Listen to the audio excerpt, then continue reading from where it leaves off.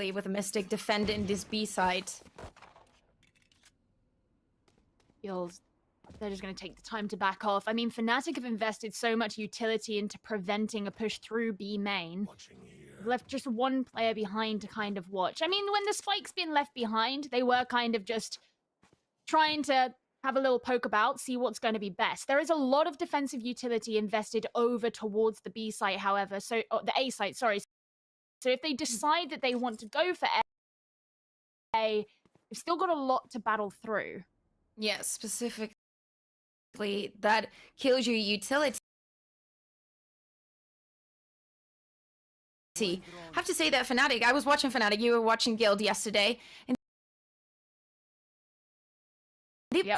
they struggle pretty much. Marcus changes mind.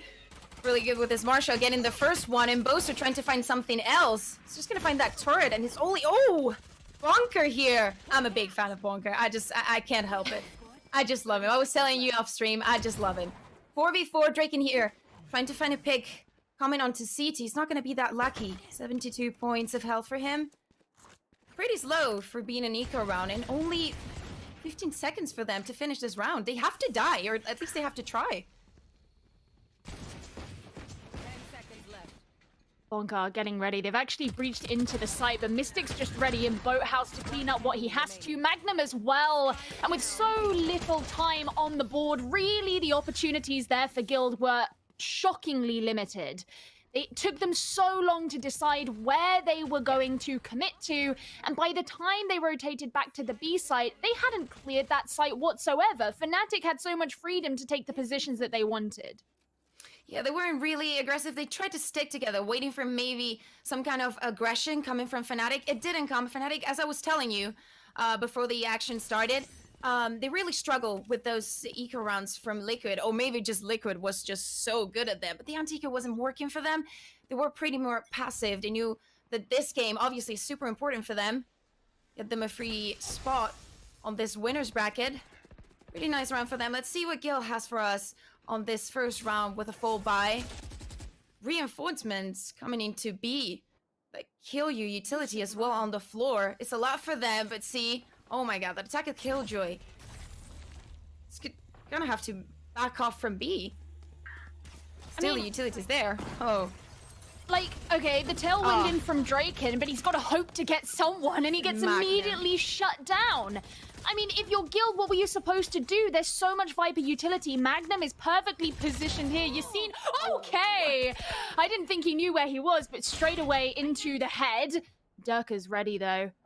Only 2 players left on the side of Guild. And again, they're just surrounded. Yeah, Bosa here. Only 1 HP left. He's trying to play for his team with his stars. The movement. See, mid taken. Oh, Boaster is in a rough position here. Syph is just waiting for the call. Is there someone waiting for me on CT? Boaster is going to fall down to Jacin still. 3v2. And again, clock's coming onto them. They don't really have much time. And FNATIC has their point to themselves. Durka here, waiting on the corner. Mystic is going to give him the info anytime soon. He's going to come. Oh, yeah. Oh. Nice kill from Safe. Yeah. At least he got that. He's got to try and get the second. There we go. Now, he can probably get the spike down. And he does get to heal up his teammate. And they can potentially provide a crossfire here as Doma looks to push onto the site. Really limited in utility.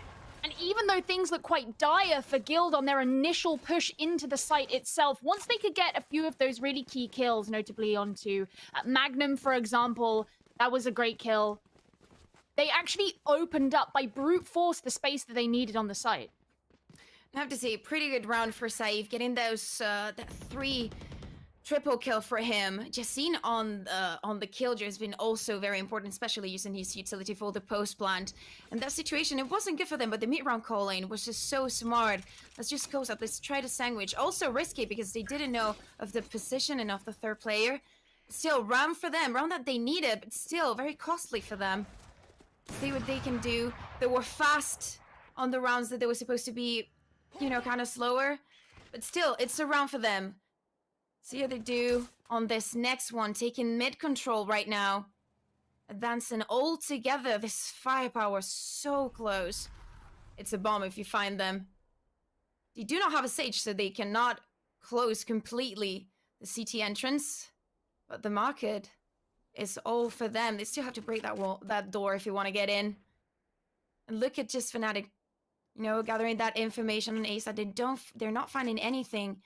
They have all that set up. Pretty passive. Didn't want to make any risky moves. They're seeing, I think they're pretty much reading what Guild is trying to do with them. I think this round it's a good start for them. I think Guild want to try and come in from this two-pronged approach. They don't want to open up the door from Fruit Market until they know they have someone present on B main. A nice opening kill from Drake and should open things up, but immediately Guild are retreating back to mid to try and rotate over to A. Another for Draken. He's actually managed to pick 2 of these players off the board for FNATIC. That should significantly weaken the defense that they have present for this rotation. Oh, and Drake is going to fight Deca here as well. The spike still has not been planted. They need to retrieve it and need to plant it. Only 8 seconds for them. The plant is going to come right in. It's only Mystic for FNATIC. And I have to say, Drake in here, still, you know, with that Omen vibe lurking on mid. They didn't have the info FNATIC. We were saying we're playing pretty passive. Only information that they gathered was on A. And they saw completely that mid part of the map. It's dreadful for them. Mystic here trying to save that operator. Back to Durkee on the next round. Let's see if he can save it. Draken is going to be looking for him. He's got his ultimate ready for when he needs it. But yeah, this is going to be a 2-2. I think one of the problems that FNATIC did in their defense there is not having the defender spawn pressure that they would have really required to prevent that push up mid. Even though they had the door closed, which would have meant that had Guild committed to an attack in through Fruit Market, they would have basically telegraphed their location, and FNATIC would have been ready to jump on that. But because Guild didn't do that, it meant that they still had all that space for free. And by the time that Draken got into position, got the 2 kills, because FNATIC hadn't been strongly defending that area of the map, they couldn't really trade on those 2 opening kills, and they certainly couldn't prevent Guild from moving down mid. I mean, even when you think about where they're putting all of their Killjoy utility, it's either all being invested into A or it's all being invested into B, but we're not seeing anything even such as an alarm bot over by mid-market. Yeah, and you can give up space on the map, but you need to have presence. We also didn't see any smoke, so that we only had, as you were saying, that door closed. This is going to be a fast execute on A. Draken is already in, creating the space for his team. Also that Wolf of Magnum here is going to use his ultimate to try to move them away. Let's see, because now they have to decide whether they run away or they go to break it. Looks like they're going to just go back and wait until it's over. Durka here pushing on to mid with this operator, looking for a more aggressive pick. Got the movement, and now they have much more control. That thing that we were saying it was lacking on last round. This is all for FNATIC. Just look at Guild. They're playing so close up together. There's 5 rounds, I feel. They're just going to all move in together. Hope that they can get the opening picks. Another one for Drake, and they got to get the spike down, especially as they know that operator wasn't too far behind them. Magnum's going to try and break in. They know there are the players down in hell too, but Leo's holding nice and strong. Spike down in one of the most uncomfortable positions if you're FNATIC as well. But if you're Durka, you can just do that. Get the shots, clear them out. It's a 3 versus 4 at this point, and if you're FNATIC, you're on the bottom hand of it. Magnum's just going to try and take the shots in, but finds himself punished for it instead. The kill feed is filling up in red as it's just Durka remaining, and once again, you want to be saving that weapon. Maybe he can get some exit frags knowing that these players are coming. There's one. That's a feels good, but he's not going to be able to win the round for his team. Yeah, 2 kills for him this round. But again, as you were saying, he needs to save this operator into the next one. We're kind of on an eco round from FNATIC after those lost rounds. In Spanish, you know, we call them pocket rounds. Because, pocket rounds? Yeah, because it's a reference, because you know you have your wallet with the You keep it in like your back pocket. No, you know how you keep change and coins in your pockets when you go out, yeah. Or you know, but you have your wallets with your notes or bills if you're American, and so you pay with what's in your pockets, but you do not use your notes. That's what you're saving for next round. So yeah, we call it pocket round. You just use wherever it's on your pockets, get those sheriffs. Durka was thanks to Mystic was with that operator. But still, That's so cute. I love it. Well, as you say, this is going to be a more frugal round for FNATIC, but Durka might be able to catch some out. We have seen... Oh, the timing, no. He tailwinded away. I mean, it's probably safer for him. But what I was going to say is, you know, we have seen them bring decent weaponry this time, but they don't have the money to buy those weapons back up if they lose this round. Yeah, exactly. He was trying to be aggressive, Durka here, but I think he was so smart because when he lost the time and he did not lose control over the situation, he used his tailwind to just get back in control. And again, we see Guild just grouping up. They're so close up together, and during the mid round, they just lose all that presence that they have on the map. At the beginning, we see FNATIC not giving up that mid control. You were talking about that kill utility, and I think they've heard you. Still, this is going to be an execute on A coming in right away. You see those strikers just coming, trying to find Guild. Bonker with the shot there. Okay, there can no more operator for you. Okay, just this was going to be clean for Guild, but Doma and Bosa do not have the same feeling. Drake can just pick it. Yeah, he just picked up the op, and he can just get straight back inside the Viper's pit. That was very cheeky from Draken as well to just get up on Heaven and pick it up. Mystic's looking down from above, trying to find what he can see. There's just Bonker on the side of Guild, and he doesn't have much information backing out. But you know, he plays against you, the turret as well. It's so stressful. He has the recon, but it's too risky. Yeah, I'm honestly entirely not surprised that Bonka didn't win that. And you should know this because you are Bonka's true fan. But not necessarily the player you look to for clutches. Yeah, I mean, it depends on the round, but he had like a tricky one there.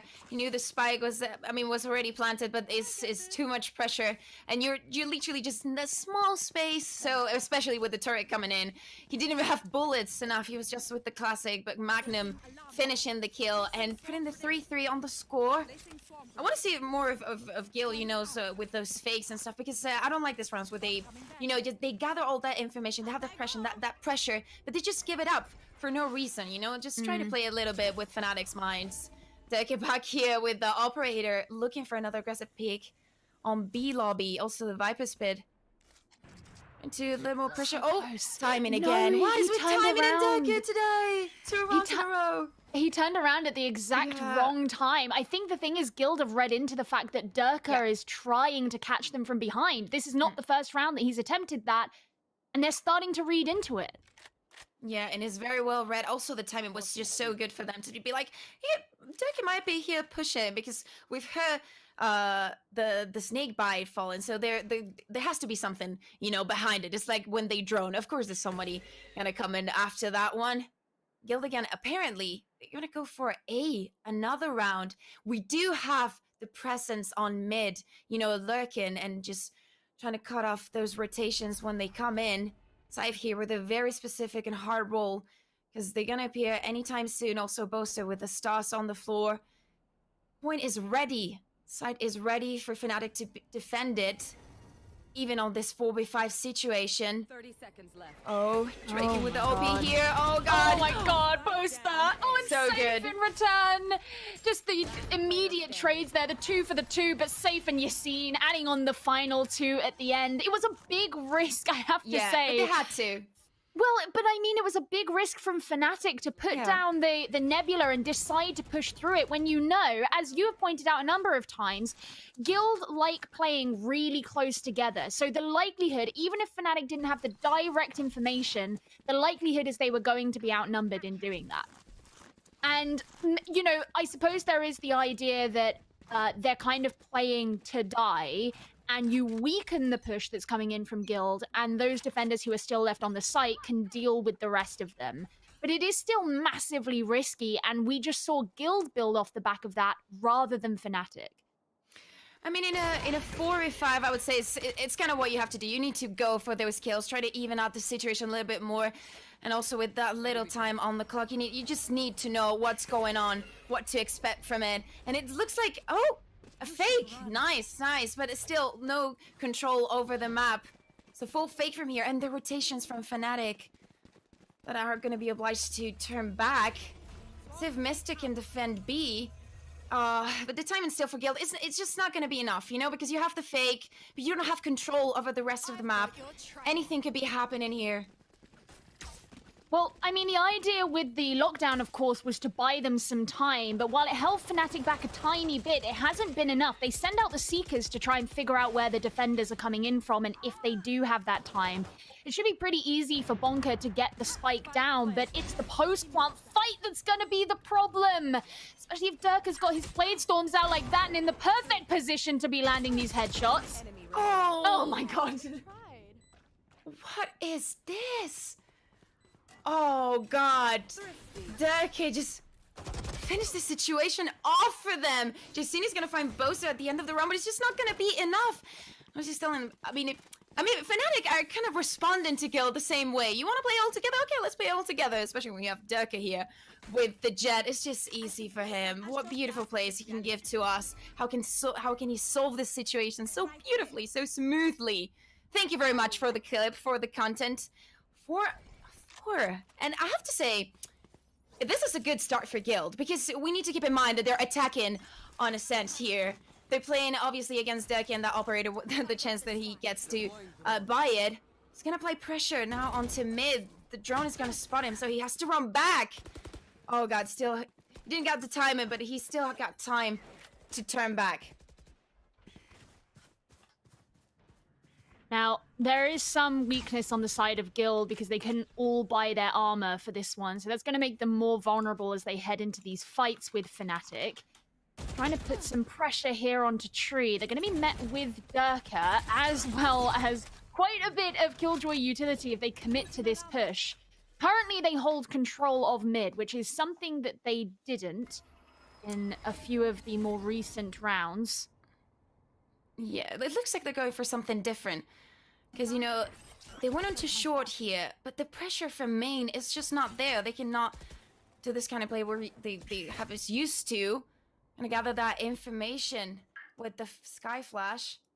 And they're going on to mid. They really do not have the interest. And look at FNATIC. Now they're just waiting for the refrags in case they need them. You know, they don't have that info on the mid pod. And yeah, it's gonna be B this time. Mystic is already with his wall. Oh, and the reinforcement from CT is on point. Oh, safe, just finding the first one. Oh, Magnum here has it all for him. Oh 1-2, Mystic with the third. Oh, and this is so hard for Guild right now, especially with Draken on that operator. He needs to be very careful, but it looks like they're gonna go for it. I mean, they played very ballsy yesterday and didn't seem to be too deterred by things such as cosmic divides, but this time it did work against them very well. It basically lined up those players who were on the B side into Magnum's line of sight.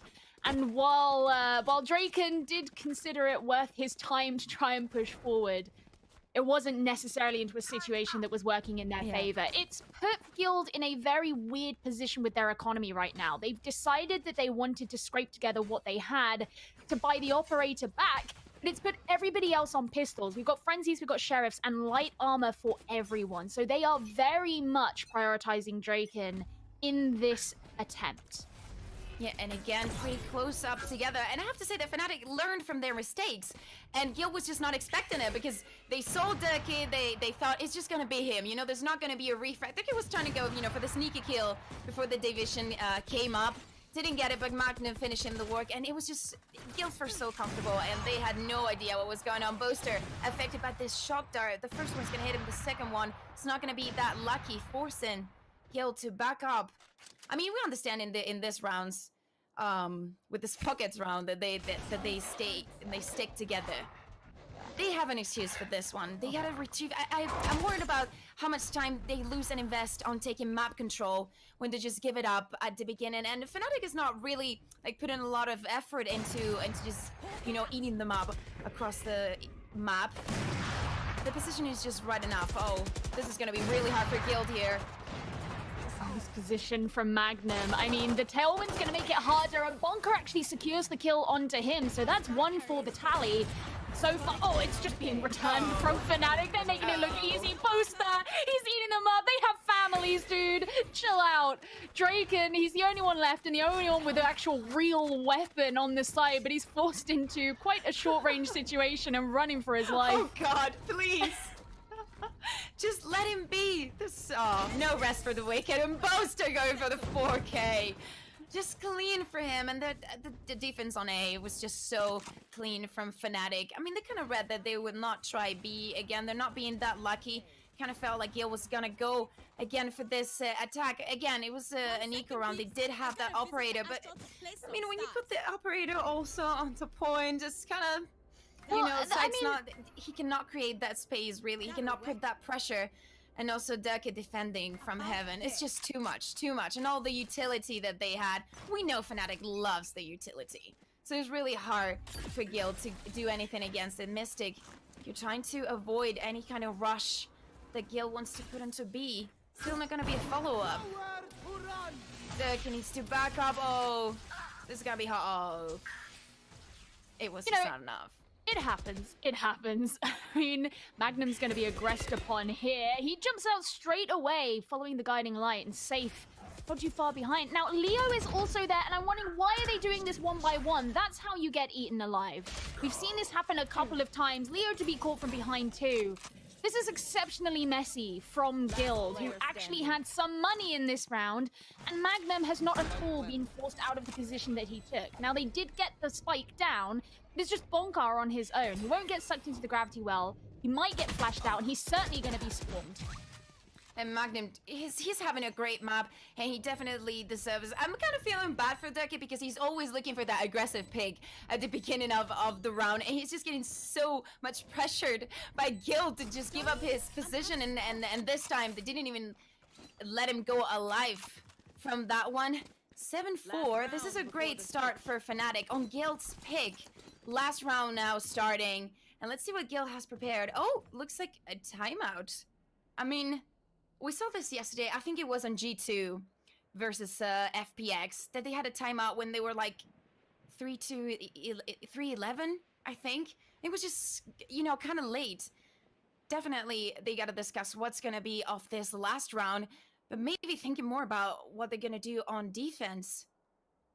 I'm surprised by this one. Well, things haven't really been going very well for them at this point. They've made a couple of strange mistakes. I mean, in that last round, the fact that they went in 1-by-1 when they knew that it was crucial for them to clear out mid and fruit market, but they didn't do it as a group or really try to coordinate very well. They haven't used their utility quite as much as they perhaps could have. We did see the guiding light come out, but I'm wanting to see a bit more of what can be done with Sova's utility, especially. You know, even when you think back to when everyone was playing with frenzies and we just had Draken on the op, you put yourself in this strange position where you all want to play together in somewhere like Tree, and you're all close range, but somehow you are hoping to save the operator in a close range. Like, it's just been some odd decision making, and FNATIC haven't shown anything to suggest that they're afraid to push up against Guild, but they're not overstepping it. They're waiting for Guild to come to them. It's Guild who are putting themselves in the positions that FNATIC are then exploiting.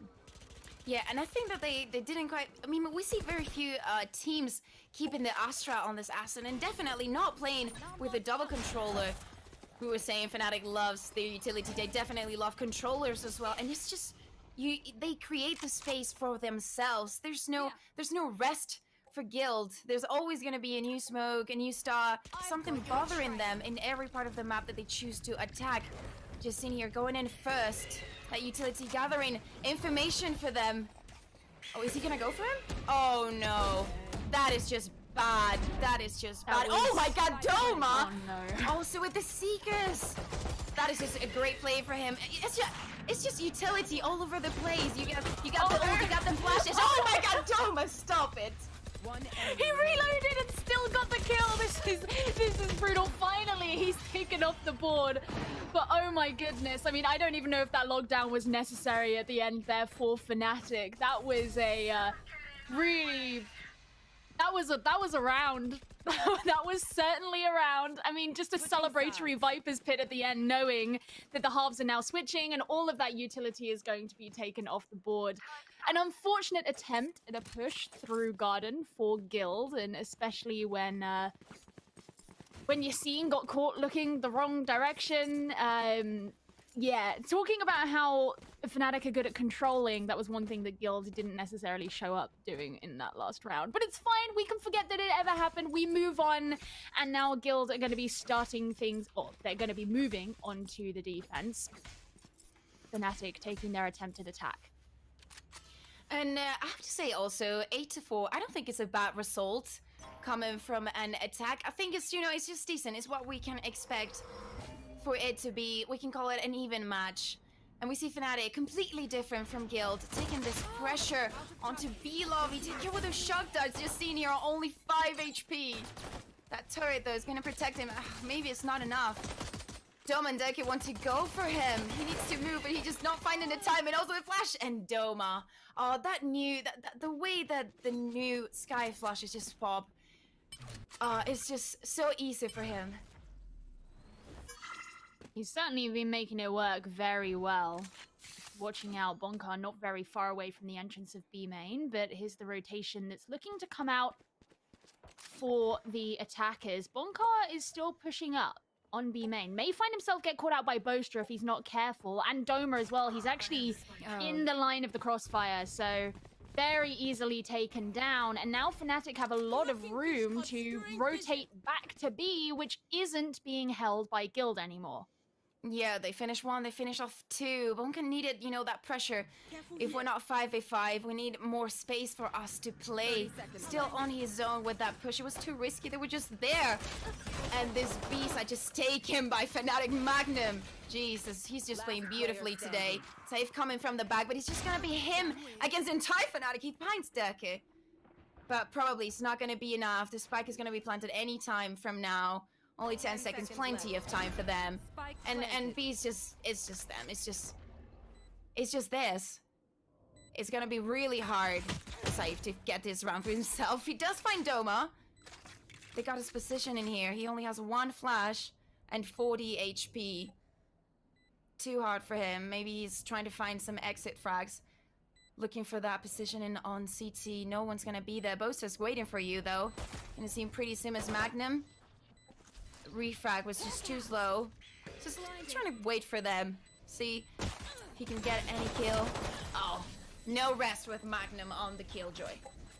I mean, what we're seeing here is a really overt example of how Guild's current Ascent composition hurts them compared to their old one. So their old composition that they like to play was Astra, Cypher, Raze, Sage, and Sober.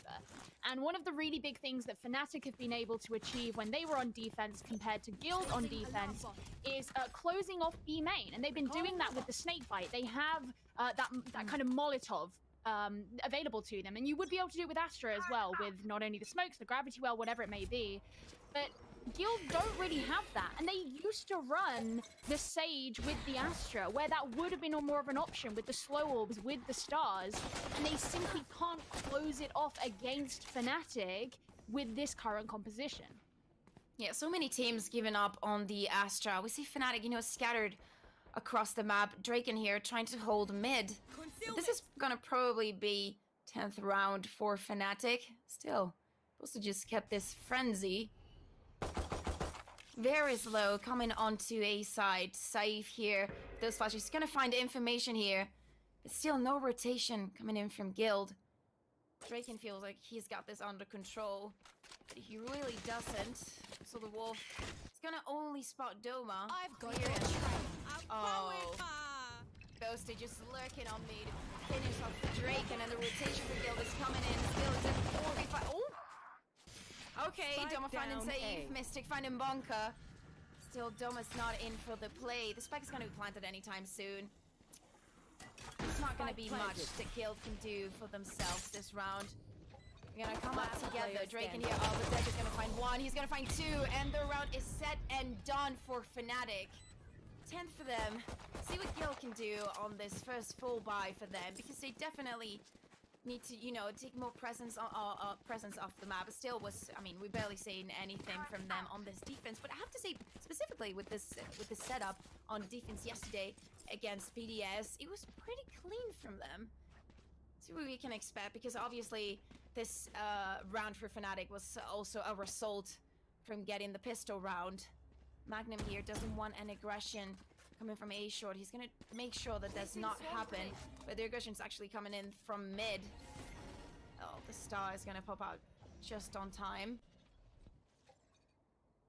See what the movement is from here. They really have control over mid, over B, but this A side, oh, that's just scary, especially with that Viper wall also from FNATIC. I mean, look at their push in against Tree. It just, even though you didn't kill anyone, you did deter the defenders.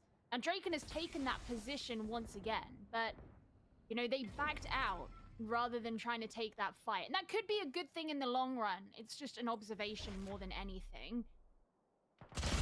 Magnum's right there. Safe backs out once again. I think they're just trying to...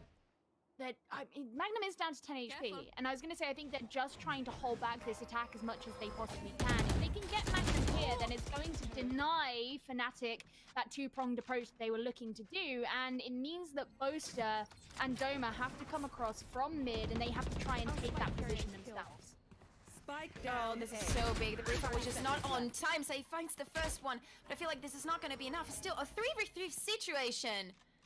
Clearing up that tree we were talking about. Take care, because someone is coming after you. Bunker here, trying to gather information, but it's not going to be possible with all this smokes and Yasin coming in for the kill. He gets the first one. He's going to find Doma. Oh, he doesn't. Deka waiting for him. That's just beautiful. And off the clock, only 5 seconds. They had to go for the plant. Oh, this is going to be hard to defend. 5 HP. Oh, Bunker! You can do it! Close it out! There we go! My boy, Finally! Bunker. Your boy. He did it. He clutched it. I always believe in bonkers. I believe in bonker supremacy. I wanted to make tissues with a bonker to Iceland. I think I'm gonna change that by 2B2. Sorry, B2B. That's bonker to Berlin. That's my dream for today. Still, that was their first round, and as we were saying, it was a full buy for them, and still they only managed to save one tier 1 rifle. So we're seeing Draken with that judge probably going in for the push into B lobby. That's what we can expect. Oh, maybe waiting on pizza here. See what they can do. Oh, Bonk is just so nice. You know, I'll play with this Spectre. Just you have the. He's just so nice. Such a team player. Exactly. He's a team player. Doesn't matter if it's with the Silva, if it's with the Breach. He's just there for you. You know. Oh my god, what was this? Durka, come on, my dude. We've already seen Bonker is the MVP of this round already. And Yasin, I suppose he wants to join in. Okay, maybe he can get 2. Maybe he can add on to the kills too. He doesn't want all of the attention to be going to Bonker. Regardless, this is a pretty strong hold here on B so far from Guild. And, I mean, Magnum, like, you're all on your own. You're being surrounded. As soon as you try and push into mid, you are going to be met by safe. Right there to cut off your head. Yeah, and the scores coming in closer.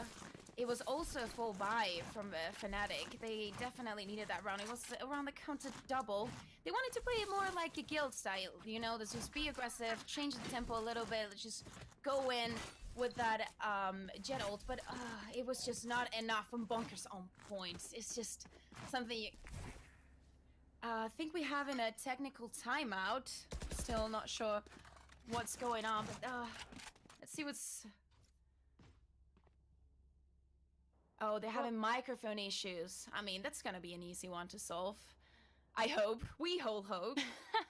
It's a good start for the defense. I was telling you, they did great against BDS. Obviously, you know because you were there. But they did have it kind of easy. It was harder for them on attack. I think that they had kind of the same result as they just had against FNATIC, but they turn around on defense. Let's see if they can keep it up. Because, I mean, I think we're going back to cameras a little bit. Let's see how long they take. But I'm liking what I'm seeing for both of this team. And the fact that this attack from FNATIC didn't work doesn't mean that it's all lost. Well, one of the things that you have to remember, of course, is that this was Guild's map choice, and so FNATIC chose what side they wanted to start on. So it's unsurprising that Guild were going to start on the side that wasn't looking quite as strong for them, and we would expect more from them on this side. Now, a couple of things that we did see from Guild in those last couple of rounds that gave me some hope and was something that they did better. Also, we're just hearing that we are ready to go back into game. We should be able to go back very shortly, so don't worry, you won't be seeing our faces for much longer.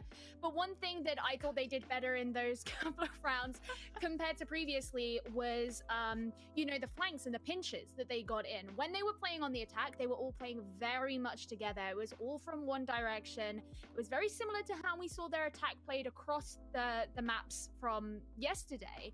But on the attack, being able to actually come around and catch out some of those members of FNATIC, that's something that FNATIC did really well when they were on the defense. And if Guild can put up those very similar styles of play, then they should be able to continue getting some good rounds against them. Yeah, we're back into the game. Draken here putting pressure onto mid. Didn't find a kill. This is gonna be not a full buy from FNATIC. Another pocket round for them, another eco. Derky here pushing. It's just not gonna be enough. Draken, it was a great movement from him. Backing up, saying, okay, I've seen two. They still have to kill utility on mid, so they got what they need. That information coming in. Bonker coming to help also on mid. They may be kind of lonely, but still not enough. Still a good place for them. That's Flash is gathering also that information onto A. Oh, and okay, Killjoy ults. Oh, countered by another Killjoy ult. Oh, it's gonna be broken. Also, the Seeker's just seems gonna find the first one. He's all the decade. Says this. Oh my God, he didn't have the bullets enough to break the knockdown. Oh, that is just unlucky for him. The play was just good, but the Spectre, you know, he's not as powerful and doesn't have that many bullets. Draken's gonna back here onto backside. Oh, that was just unlucky for him. Now the spike is that. Oh, right, okay, defense straight up. Straight up. I mean, I really like the use of the defender lockdown, because in that scenario, not only does it partially negate the attacker lockdown that came out from FNATIC in the first place, but obviously, if you want to be getting rid of a lockdown that has been placed in Fruit Market, you're an attacker who has to push. And we did see Durka try and do that. And while you obviously noted that he ran out of bullets, the other thing that was working against him was the fact that Guild brought out the Seekers to specifically find the location of any of the attackers who were going to aggress with that specifically as their goal. They knew that that was something that FNATIC were going to do, and they very well planned for it. So it was a good round there from Guild, and they're getting closer to evening things out, especially with an opening kill from Draken. Now he's got the op back in hand. I can't imagine that FNATIC are going to have a particularly easy time against it. Yeah, Draken back on the operator. An AVP on CSGO. He just feels comfortable on this jet. We're only going to see him probably playing it on this Ascent, but still, it's going to put the 5v4 for them. The Seekers coming in from FNATIC. They need some information. They need something to push up. When they're missing the Viper, they're not going to be able to use that wall on A. The Execute is coming in. They're closing that door. Looking for the plant now, coming from main. And Guild just want to play it safe, you know? They're here in the plant now. The rotation isn't going to come in. Still not buying it fully, but they want to play. Oh, God. Draken just waiting for him. Derek trying to get more space and pressure for his team. It's just not going to be enough. The shock that's falling in kind of late from Bonka. Doma here waiting to use his flash to get some pressure off for his team. Oh, but the smoke. No. Ooh. Okay, Bonker. Okay. Okay, Magnum. Oh. It was just pretty sad for Guild. I mean, they just maintained the control of Heaven and Tree. That wasn't even anything necessarily super complex there. You know, FNATIC, they pushed into A. They had to try and go against the defense that was being held against them. They used the... In fact, actually, no, I think it was Draken's tailwinds that were placed up on Heaven. But regardless, by the time that you're going into... by the time that you're going in to try and challenge those players on Heaven, there's 3 of them. You've also got players coming in from Tree. kind of hard in a post plant if you don't have control of those situations. Now, as we can see, FNATIC are taking their tactical timeout here.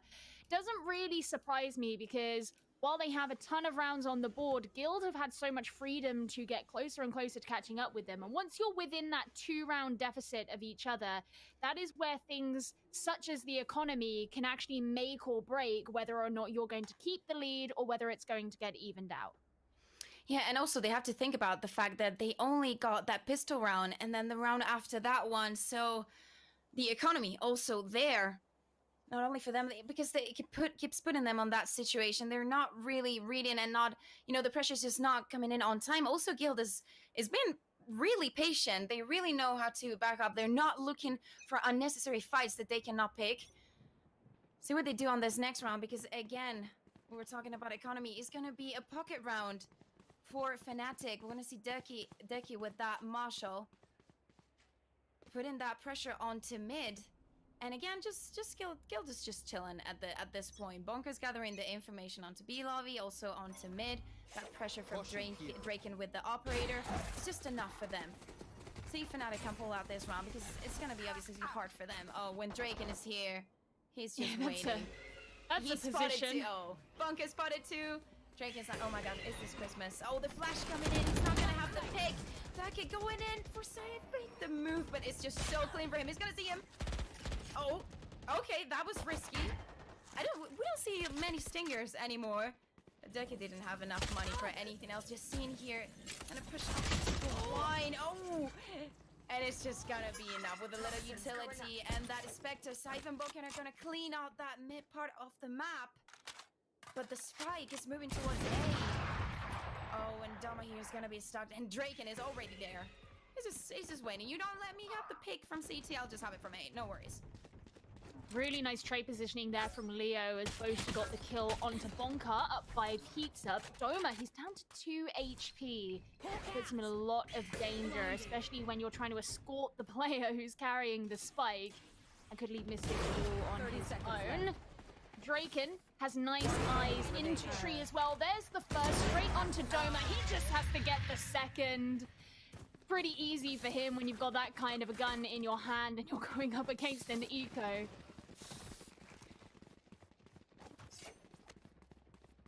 Yeah, and another round for Guild. Draken that I think has been so helpful with this operator. Of course, he's got the experience, but definitely, you know, it's not the same. The movement is not even close to the same, but he does know when to pick, when to give up his position, really timing out FNATIC right now. And we were saying, you know, it was a pocket round for FNATIC, so we didn't expect much. We're gonna go for something strong here on A. That utility covering up most of the map, leaving Guild with a little uncertainty of what's going on, but they're pushing just a little bit to see what's going on the other side of that Viper wall. It's gonna come down now. Beautifully timed. You are divided. Here, just getting a little extra health points. Cosmic Division coming in, and let's see what they can do. Yassine is getting very aggressive. Bonka with the Hunter's Fury as well. Cleans up Doma and Durka on top as well. That's meant to be your trap card. Oh no, FNATIC have set up everything to get aggressive in here, triangulate with the walls, and so far it has just fallen apart in their faces. They got Boasted down in Wine and Mystic over towards Lobby, but together, what are they going to be able to do? This archway is still being guarded so closely by those players of Guild. There's really no way for them to push in safely, especially not with that turret now being added too. Just got to try and figure out what their next move is. And there is, of course, the risk that Draken could come round and try and do a full lurk or flank to get them. This is a very precarious position. He knows they're just saving. He's trying to go and close the map a little bit more. They do not have mid control, so he cannot keep that position for long. Let's see if they find it here, just with the Sheriff on his hands. But here, FNATIC, they don't really have a choice. They were counting 10 seconds left. You know, on Durkin to create that space, but that paranoia coming from Leo was just so good, so on time. Definitely prepared for Guild to go against FNATIC. Boaster's gonna find Yassine on that aggressive play, but take care. One enemy remaining. Draken going in for the kill. Oh, Boaster's gonna manage to save this Phantom. Oh, into the next one. And what happened to the score?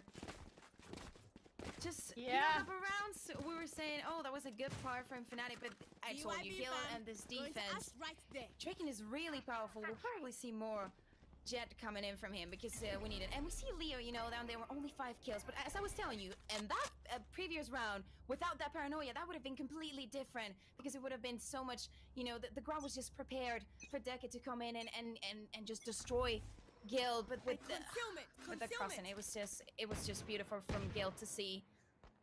See if Fnatic, only Bosta is going to be saving, as we said, this Phantom onto this round. And they just controlled the map a little bit at the beginning of the round. Pushing some pressure onto B. Draken's not gonna let them have much of it. You only know the deck is there and he's gonna be holding the operator and with great results, so you better be scared.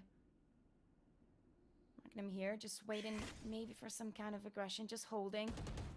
Keeping his position for the team. Bosta coming in. A Viper wall. But they clean, but Saif is gonna find Duck, and now he's on his own. And oh my god, they're coming from everywhere. Oh, Bosta, that wasn't great timing for you. Got straight away trapped out. Doma puts a kill on, but there's still only 2. Oh Make that one player left on Fnatic. That's Mystic again, left alone with the spike and caught out straight in the middle. Oh, not a very long round, and now Guild are only 1 round off of match point, and map point, I should say. This is, of course, our first map in the best of 3, but suddenly, all of that advantage that Fnatic had seems to have gone straight out of the window. They do have 2 tactical timeouts. I think it'd be time. I mean, it's not a bad map for them. Obviously, as we were saying, it was Guild's pick, so we expect them to excel at this ascent, but the defense is just so solid on every single part of the map. Just look at right now how they're putting that reinforcement onto mid. Get out of my way! And it's just beautiful to see. It is interesting as well. It's such a testament to the skill that we have here in Europe that Fnatic have been struggling a bit throughout the course of Stage 3 so far. I mean, this is still in the upper bracket, and they're still doing great, but some disappointing losses that they have faced today. Now, we've got a couple of them pushing up onto Catwalk, as well as posturing on A main still. There's the lockdown to come in, hopefully opening up some space for them, which didn't work a few rounds ago when they tried. I've got your trail. We haven't seen Killjoy take much of his utility, and again, that paranoia trying to, oh my god, just delay this a little bit. Draken is not gonna hit that first shot, but he's got his Blade Storm. He's not gonna find much, because that Viper utility is all over the point deck. He's gonna find Bonka. Saif has the positioning here from Mystic. He needs to be sure that Bosta is not coming in close in the map more and more for Fnatic. The spike's gonna be down and just in, oh my god. That is just, oh, he doesn't know the pressure he's under. He's gonna use that lockdown to try and force them to pick Mystic here. Oh, he's just gonna be lowered out to 1 HP, and he's gonna need, oh, Mystic has had this. He's gotta have it. I mean, okay. All right, kill from Magnan. Guild are trying to nullify this Viper's hit that has been brought out and give themselves a good situation in the post-plant, but Fnatic haven't seemed to let go of the control that they have had. It's just Safe on his own, down to 36 HP. Now, he could be pressured from either side. Maybe he's going to actually look for an exit frag. Can't quite land it onto Doma. But ultimately, there is no time remaining, and even though he made it to the spike, it simply was not enough. Now, it's great for Fnatic that they could even things out, prevent Guild from making it to map point, and actually keep themselves in the game. However, they had to invest a lot of utility to make that work. We saw the lockdown come out, we saw the Viper's Pit, and the Blade Storm. Every single ultimate that Fnatic had, they used. So to require that much to open up that space for you, it still says a lot. Yeah, of course it says a lot. And this is the first round that Fnatic gets on this attack despite those first 2 rounds that they managed with pistols and the aftermath. But now we have a timeout from Guild. Like, really? You lose a round and you're like, okay, what happened there? And probably they're just saying, oh my god, really? Like, they used at least 4 ultimates. Like, what are we supposed to do? That's a lot of pressure. But as you were saying, it was so costly, especially playing this double controller. You should have those, you know, easy ways of creating space coming to you, you know, just more easily. Still not coming in. Let's see what Gills. Maybe we can see something special on this round. We see the movement onto the defender side. And I mean, I have to say also, if you're playing the Viper, you're kind of like obliged to put that wall on the same spot all the time. It's not a bad wall at all. You just, you know, cannot take that advantage. The stars falling in place as well, almost on the same position. You can retrieve those, so it's not that big of a deal. You have to cover mid. Drake in here with the operator looking for another. Oh, he's just going for it. He doesn't care about the wall. He's not gonna land the first, but he's got the information, at least one of them. I don't think he's seen the second one. And this pressure onto mid. Whoa, you gotta take care because Jacine is here waiting for you. Umbot's out. Umbot's out. The nano swarm. You just have an invisible raise in this game. That's what it is. Trailblazer as well. It's going to be sent straight forward, but still, so far, no one has been taken down here in mid, even though it's still rather hotly contested. Instead, the attention is moving over towards A. In fact, it seems FNATIC just want to enter straight in. The closed door is maybe going to cause them a bit of a problem. And the dark covers as well. That's going to allow Leo to take advantage of Doma and Magnum. Here are the kills. Still nice too for Mystic, and it gives FNATIC the space they need to hopefully be able to plant down the spike, but Boaster going down in mid as well means there's no control from over there and nothing to stop these defenders from moving in. Yeah, and the timing is just gonna give up that information. Mystic is still on just 10 HP, playing close together. Oh, on both pods, they get across. Jacine is going in for the first one. He doesn't have the info on what deck he is, but he's up there. He's gonna find the first one. 1v1. He doesn't have the info, but he knows he's gonna get pushed. You know where he is. Oh, he's half it. Still has to go in for a push.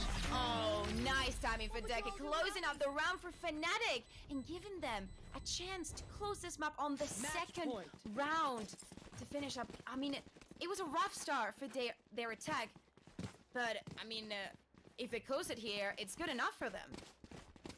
No, it could be great. Part of me is like, I just want to see overtime. I think this map deserves an overtime for what we've seen.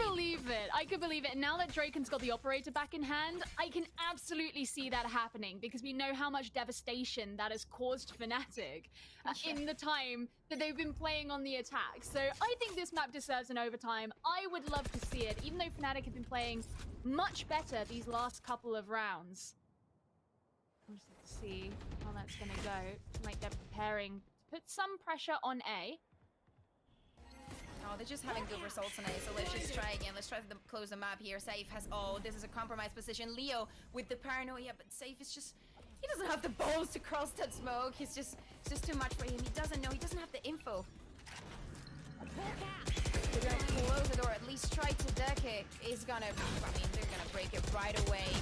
He does find the first one, but Magnus gonna finish off the save. Oh, Draken coming in with the operator. You were saying it, they needed it. Oh, but Deck is not gonna let him have enough. Leo's so low HP here, and Deck is gonna keep fighting it, and that's how you close him up. I mean, still not over, but this pressure is what we're talking about, what we expect from FNATIC. Also here with the shock dodge, it's not gonna land the first one. He's just waiting for his teammate. Come on, Justine, just help me out here a little bit. Spike's going down. Spike's planted. You can retake this point. Oh god, that is big. 2 versus 2.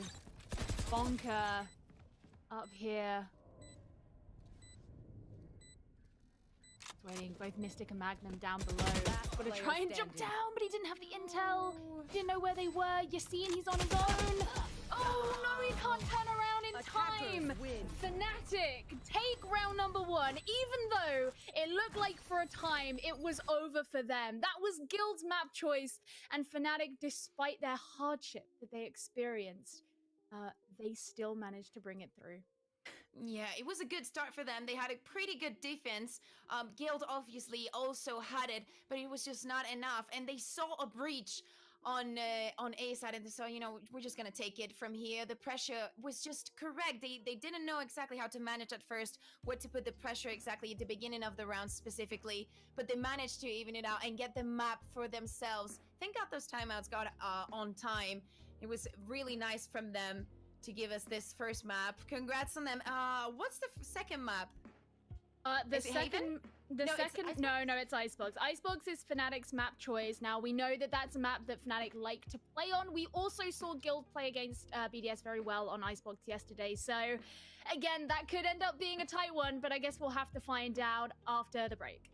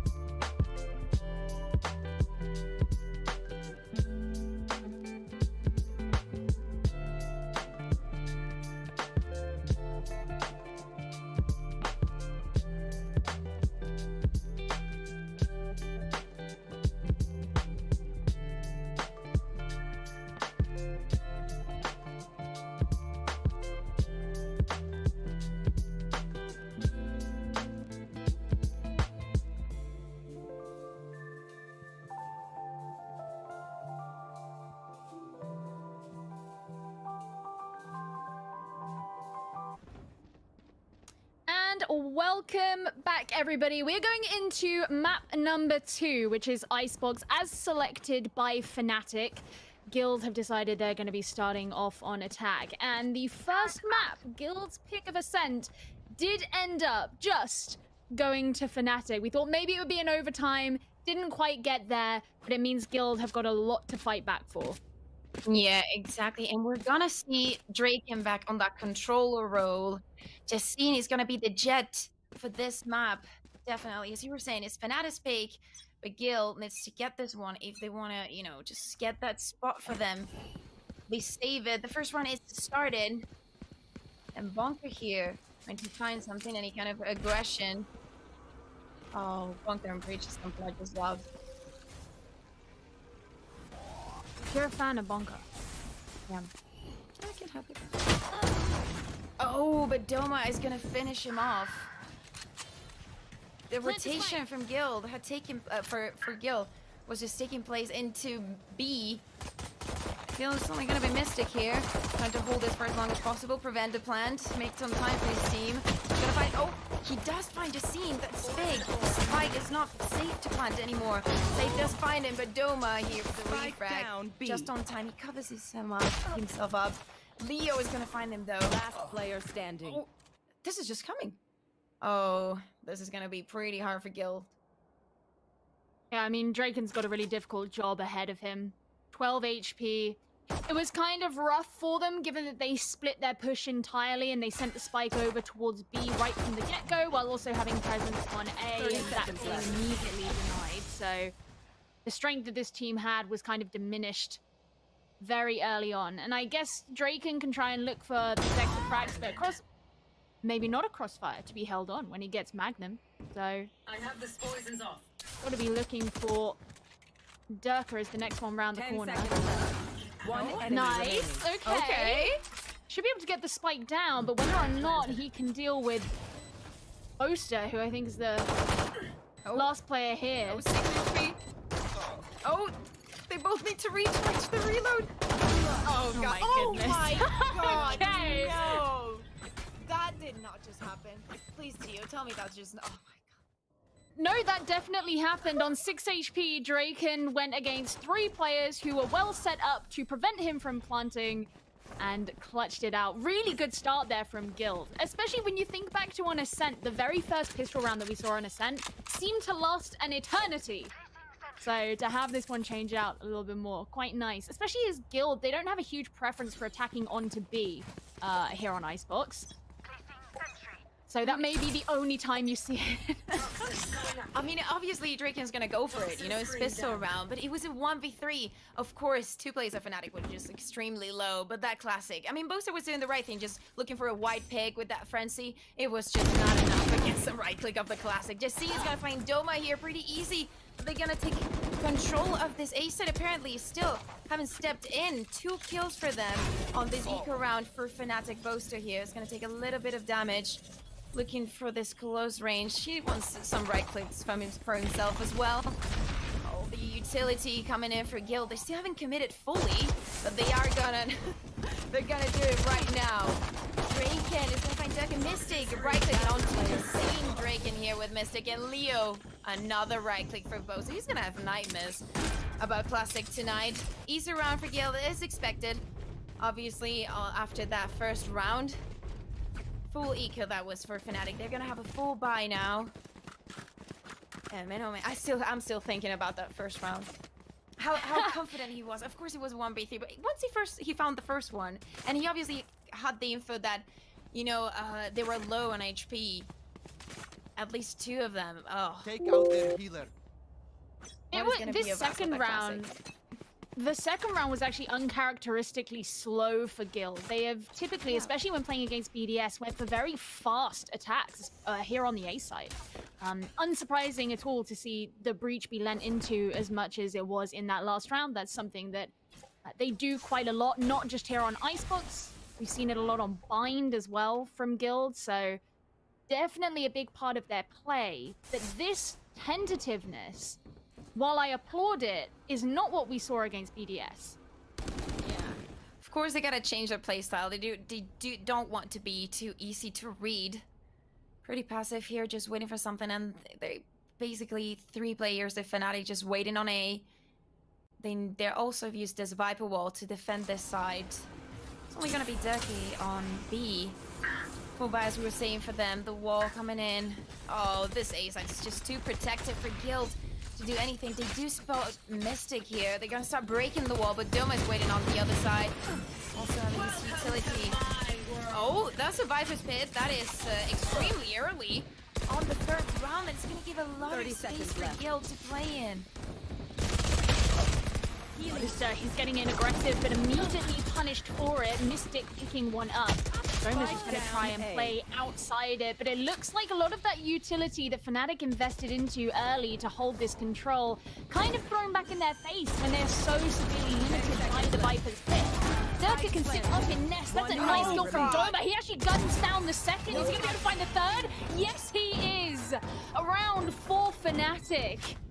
As Doma, he had the balls to shoot straight in. He's gonna get all of it. He'll be fine. They got plenty of time. Don't need to worry about that. I mean, FNATIC invested a lot in order to hold so much control. You mentioned the barrier orb. As soon as that got broken, the slow orb came out. They also had the Viper's wall too. Really, Guild needed that Viper's pit to give themselves any room, but FNATIC almost entirely negated it by pretending it wasn't there.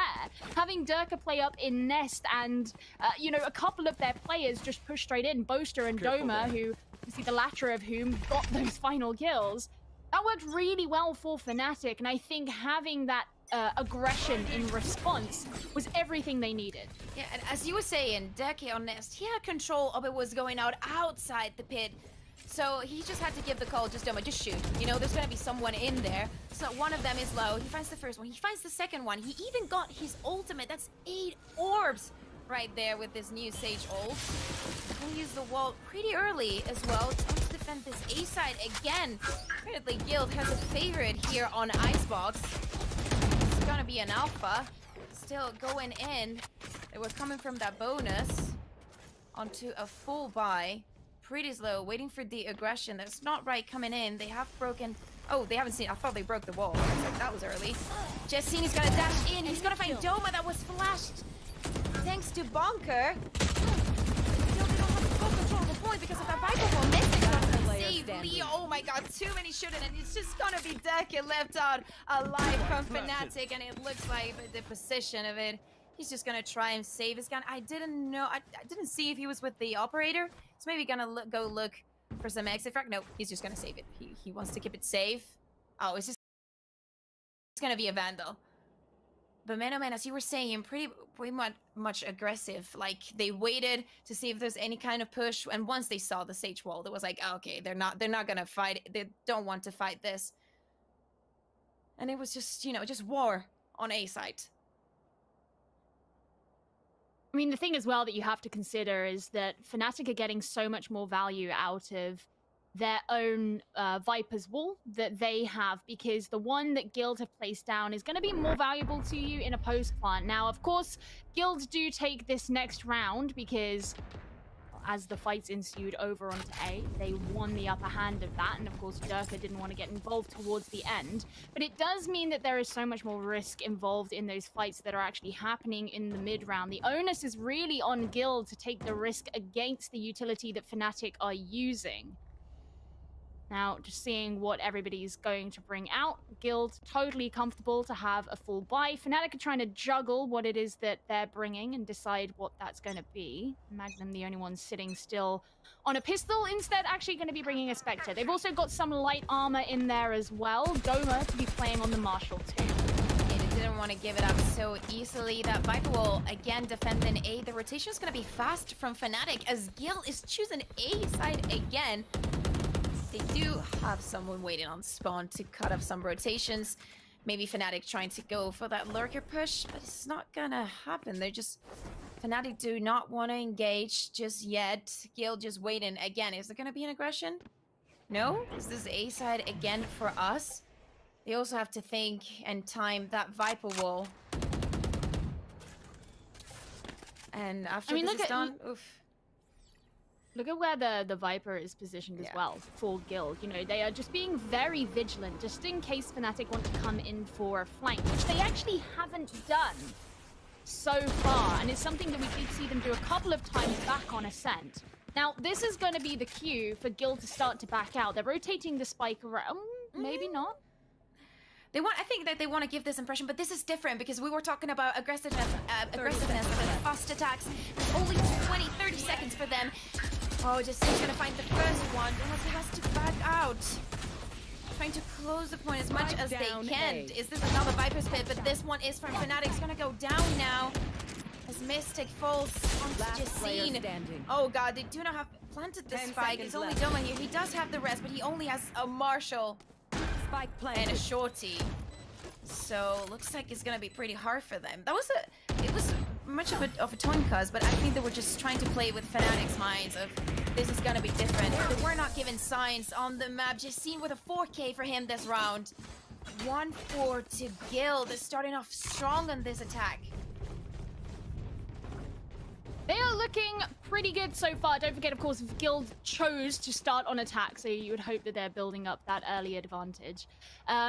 Yeah, I mean, I think that, you know, obviously Doma being left at the end there with just the Marshal certainly didn't help. And the fact that they got rid of Mystic when they did, which meant that the Viper's Pit that FNATIC were trying to use against Guild, again, didn't really control space in the way that they wanted to. And as we know from FNATIC, they're this type of team that really lean into that controller playstyle. And if that can be denied to them, then you're going to significantly stunt them. And, well, Guild aren't afraid to get aggressive. 2 nice opening kills come in from Yassine, followed up by Leo as well. See that maybe FNATIC are looking to come round from behind, but with just 2 players remaining, it's going to be pretty difficult for them. Caught a Mystic here. Just waiting on all that utility, and his wall is going to go off at any point. Mystic is on his position. Magnum pushing from behind, but he's not going to be fast enough. This could be a flawless for Guild. Oh, Drake can find the Mystic here. And there's only Magnum alive back there. He's gonna be spotted. That turret. See if Leo gets the flawless to Guild as we were seeing. And I would like to kind of a timeout for FNATIC because of course this was a pocket round. This was an eco for them. They tried that aggression on A to see if actually Guild was gonna keep going onto A. They don't even have but this round they didn't really care about the presence on mid or even close to B. So let's see what they do on this next round. I would really like to see FNATIC just maybe, you know, give the point away and try and play to a retake. Because what they're trying so far is just not working.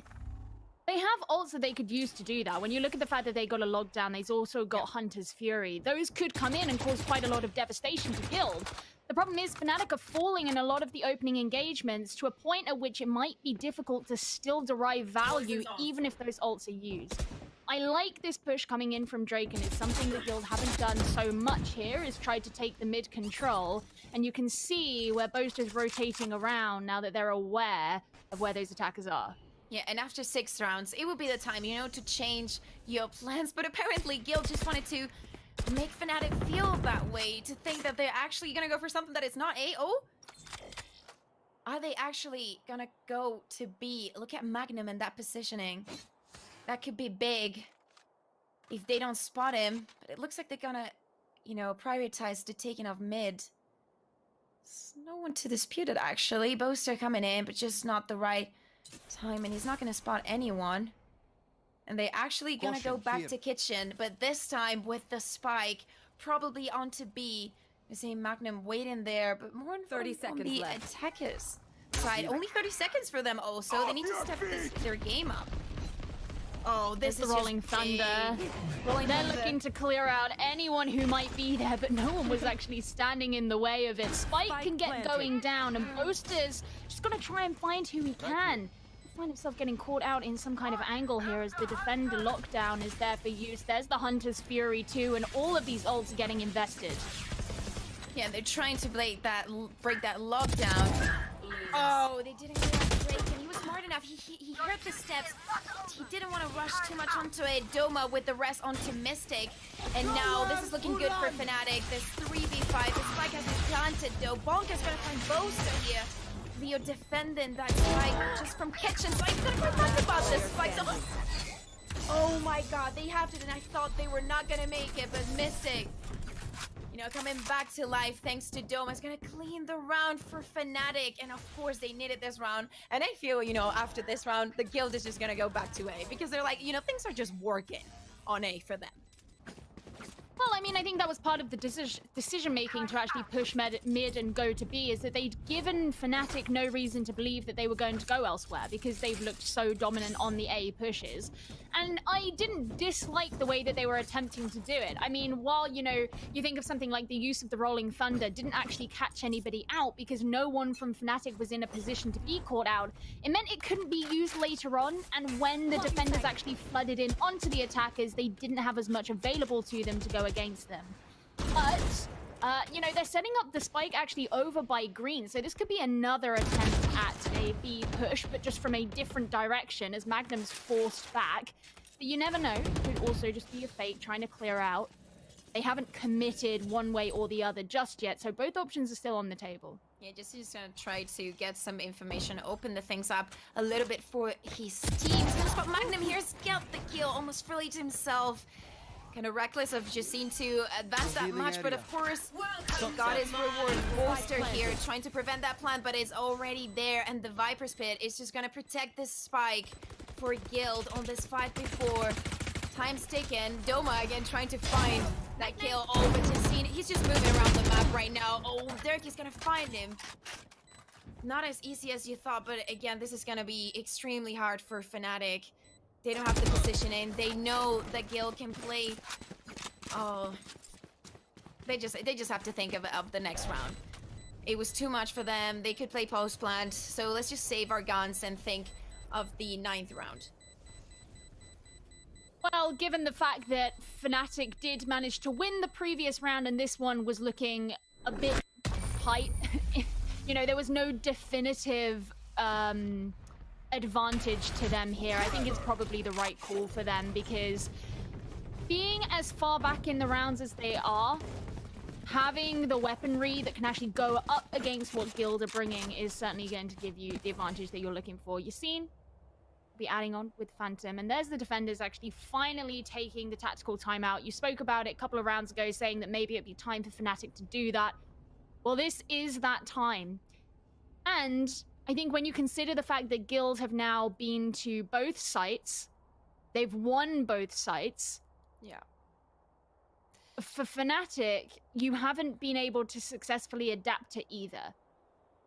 Yeah. Well, I mean, you've taken 2 rounds, so you could argue that they've been able to successfully adapt twice, but not consistently. Yeah, and we're looking for consistency here. I would like to say, I would think it would be a key factor to maybe put Ducky on that operator, you know, having some aggressive picks, looking for those plays not only on A, because you know, on A, especially when Guild pushes, sorry, it's really hard for them because they have the Viper wall to protect themselves. They're also gonna use the drone. Bunker has the flashes, so it's not technically safe to push all those rounds, but maybe getting that information on B, and also why not on A? But I just miss Ducky on the operator, because I think specifically on Icebox, having a jet operator is definitely an upgrade to your team that FNATIC is not taking advantage of. He's gonna go with his ultimate this round. Saving into green, but again, what a surprise. You're not gonna expect this, but his Guild preparing to attack on A, waiting for some aggression coming from FNATIC. There's nothing's gonna be coming, just in here. Trying to head this execute onto A. The drone, I think, is just going to spot 1 or 2 of them, but the rotation's coming in from FNATIC. They can expect this one. See what Boaster can get in here, because with those flashes, they did it to Doma. They might do it to Boaster here. Oh. Yeah. And the lockdown's going to come down. FNATIC, they do not have the means to break it just from there. Oh, maybe they do. Oh, they were expecting a different one. I'm sorry, Boaster. That was not the one this time. But the Viper's Pit is there to defend the side, and this could be big for FNATIC. Well, hopefully it'll get more value for them than the last time they used it. Doma gets the opening kill, Boaster following up. So far, looking pretty good for FNATIC. Only have 2 more players that they need to deal with on the side of Guild. No ultimates for either. Look at Ducky. 30 seconds left. Yeah, I mean, I was gonna say high ground being held by Guild means that they're very exposed. Here. Yeah. And Durka he's not revealing himself just yet, but he's got time to play with. And he does want it. They have to they have to commit. I mean, there's only 10 seconds for them. They're gonna play together, have the spike. Oh my god, they're gonna say no. Oh, Saif is gonna find the kill on him, but he doesn't. He just doesn't have the time. Oh, never. Does he have it? No, he doesn't. Oh, maybe he could have had it, but Mystic was smart enough to just run out of there. Smoke's not gonna come off. And there's another round for FNATIC. And you know that the mid round, Colin, of course they used that lockdown to get that pressure onto A. It was a good, counter strat from FNATIC to use that Viper spit. And it just created so much space for that. And I would have expected Guild to be like, okay, maybe this is not safe for us anymore. We've done this so many times. Maybe this is the one that they can counter strat us. And I would have turned around maybe and generated some more pushes around the map. But again, they're gonna go again. At least the beginning of the rounds for Guild is almost the same. They just want A control. They don't care about what happens on mid. They don't care about what happens on B. They just care about A. Well, there's the stun out. Yassine straight away shut down, though. The Blade Storm taken off the board. Now, once again, we can see Durka's making his way from behind. That worked for FNATIC last time, but maybe Magnum just gunning down his adversaries is the answer instead.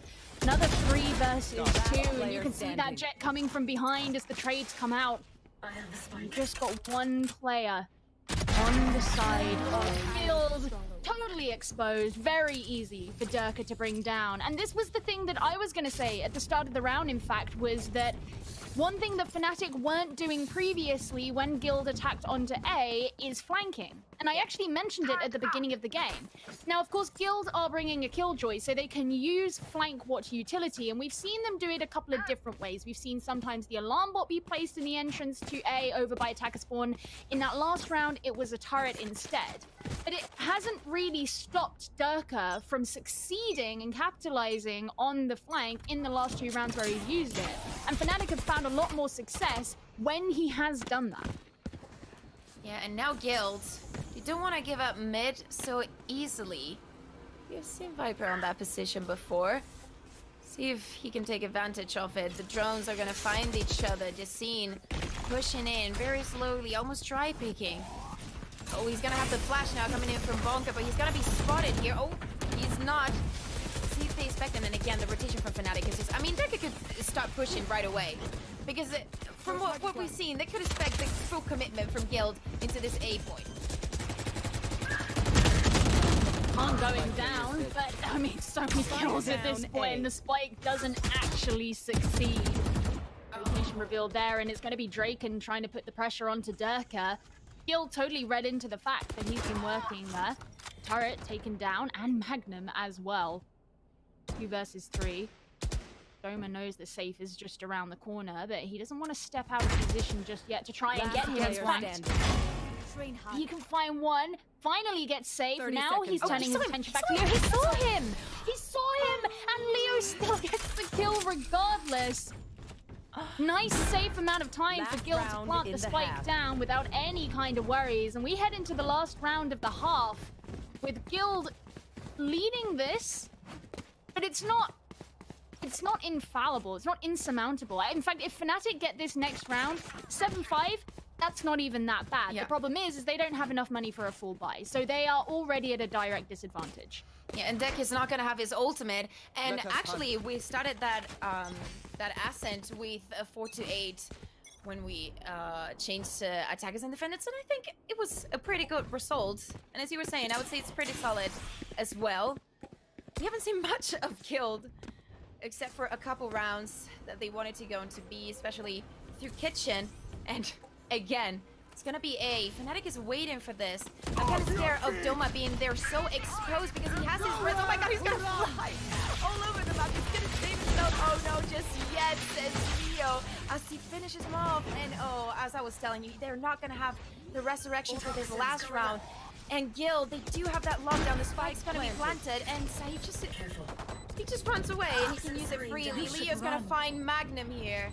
And they're just gonna run away after the use of that lockdown. Bosa's gonna try and find it, but Player Justine is gonna standing. finish him. Leo with the 3rd kill this round, and it's only gonna be Mystic. Flawless round for Guild again on A side. Ah. Guild had a really good time on their attack, but I am reluctant to lean too much into it, because if you think back to Ascent, where FNATIC finished it off with 10 rounds on their attack, was it? And then it still ended up in a 13-11 by the end. Everything can change when you get to the half. It is by no means a guarantee of anything. So, I mean, Guild having a really good time here on FNATIC's map, and they have to win this map if they're to take it to a map 3. If Guild lose here on Icebox, they will be going down into the lower bracket. They'll have to face G2, and it'll be FNATIC moving forward into the upper bracket finals. So Guild don't really have any option. Yeah. And G2 is waiting for any of those teams. I mean, I hope G2 picks Icebox, because I think they're gonna pretty much know what to do against Guild, especially with the firepower that they have. But we're still not there. FNATIC just starting their attack, and it's gonna be A again. It's gonna be A. The main character of this Icebox. Let's see if Guild can work against the same strategy. Bose is gonna find Bunker, creating the first hole onto this A side. Still Doma's trying to find the plant. Not quite there. Mystic finding Leo, and oh, the spike down is A. on Guild's possession. Gonna try and retrieve it. Save here, looking for another kill, and they're gonna run away. But take care, because mid control is not yours. It's actually for Guild, and they're gonna be waiting for you. Justine is gonna find the first one. Oh, Syph is gonna find both. Turn around. Oh. Yeah, they have to. They gave up that pressure. They did not have the presence on mid. And what do you do now? Because you're not certain of anything regarding the map. Mystic here. I mean, they can't play post bomb. They still have one venom, but the snake bite's not gonna be enough, I feel. Like, you have some diminishing hope. One enemy. You see? Okay, he just finishes off the last 2. Yeah, not a huge problem there for Guild at the end, I don't think. The fact that the FNATIC decided to rotate out without having the mid control, and either they weren't expecting mid control to be held by Guild, or they were just hoping that they would win out the gunfights. Yeah, I mean, I had some questions at the start as well, because when the spike was initially dropped, and you saw the Sage go down, part of me was just thinking, like, Doma, don't get that aggressive. Like, if you're carrying the spike, because then the onus is on the rest of the team to retrieve it, and that's not always a guarantee. Durka did pick it up pretty swiftly, but you still have to enter into the next phase of attempting to plant, and whatever else it might be, clearing out the remainder of the defenders, without that one player. And especially if it's a Sage, you know, not someone you want to be losing really early in a round. And I'm just having kind of a deja vu here. I mean, FNATIC has forced this round. They don't want to give it up easily. They're gonna try and get onto A. What is with A today? Doma's gonna find safe. And now they know that they force. And I mean, you have Guild playing against their own strat. They know what to do. They know what the weak points are. Let's see if FNATIC can take this point, because otherwise we'll I mean, on the Ascent, it was just the same. 8-4, they got the pistol and consecutive, so it was 10-4, but it was definitely not over. Justine here's gonna find Bosa, but the spike has gone down. Frog's taking, he's also gonna find Doma, but Durke is gonna end his trip for this round. Is it gonna be enough? Do they have enough to defend this? So Magno has a thought on this one, but Leo, oh my god, the timing! One enemy remaining. Clutch. Oh no. That just happened. That just happened. My man Bonk. I mean, yeah, it was a good end there for Guild. I mean, I think just FNATIC was just, they trusted too much, you know, on the flank. They were just waiting on Magnum. He got the kills, he got the timing, but, you know, there was no fake. Spike was being diffused, and it's another round that we have to give to Guild, and both teams are gonna have an orthodox buy for this round. We're gonna see a lot of Spectres, and again, A! What is going on with A today? It's an interesting one, especially. They're obviously investing their Viper's Wall over towards B, which means they've got to kind of rely on the Barrier Orb for anything similar. I suppose the Poison Orb as well, the Poison Cloud really helps with that, but you're still lacking a lot by not using the Viper's Wall. And if you're not faking, then you're never going to have that utility on your side anyway. Oh, Magnus gonna find Bonka, but he's seen. Oh, the pressure's just too much. Standing. FNATIC are going to find themselves in 3v1. Doma is going to have the chance to plant the spike, and they know where Draken is. That turret's spotting him. Doma knows that he's safe. He's just getting the right plant. They have the time. So Spike checking it for the planted. rotation. That alarm bot is going to take notice if he comes from CT. See what Draken wants to do. It was explosive, and at first it felt like Gil had it under control. The positioning for the defense on A is just slightly different from FNATIC, but still was not enough. It's a weak spot, and they didn't even need it, as you said, that Viper wall. They can just play post-plan here, because why not? Killjoy's alive, Viper's alive, and Draken here is a hard task on himself. Gonna take the Bulldog. Oh, oof. That was gonna be a whiff. But Magnum closing the round here for themselves, and they're gonna keep the Spectres because we were saying it was weird. They all looked for the close quarter, and some of them were just luckier than others. What they can bring into this next round, because Guild now is gonna have to do an eco pocket round to carry on to the next one. But we're also gonna see FNATIC with those Spectres still. Yeah, I mean, the thing with FNATIC is because that was the first round in ages that they've been able to put on the board.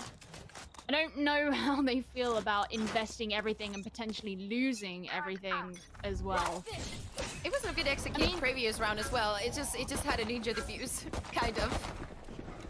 That is very true. They've left the spike behind this time as well, so there is a chance that they could back out and go somewhere else. They're not fully investing into A. And actually, if you look at this rotate that's coming out from the defenders, nice early kill for safe. Look at the rotate coming out from the defenders. They're ready to meet them at B. Yeah, and that's very interesting. They're not gonna have that Viper wall to defend themselves. Look here with the Vandal.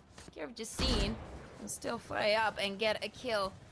With that ultimate, Leo has to back up. He's been spotted by the drone, and the pressure's coming on to B from both teams. Again, this is an eco from Gil, but still, it's not a lost run. Yassine is gonna find Boaster and Doma. Okay, he's gonna finish his life, but still, it's forward. Never mind. 2v3. The spike still can't go down. And that Sage wall is gonna prevent any pushes from CT.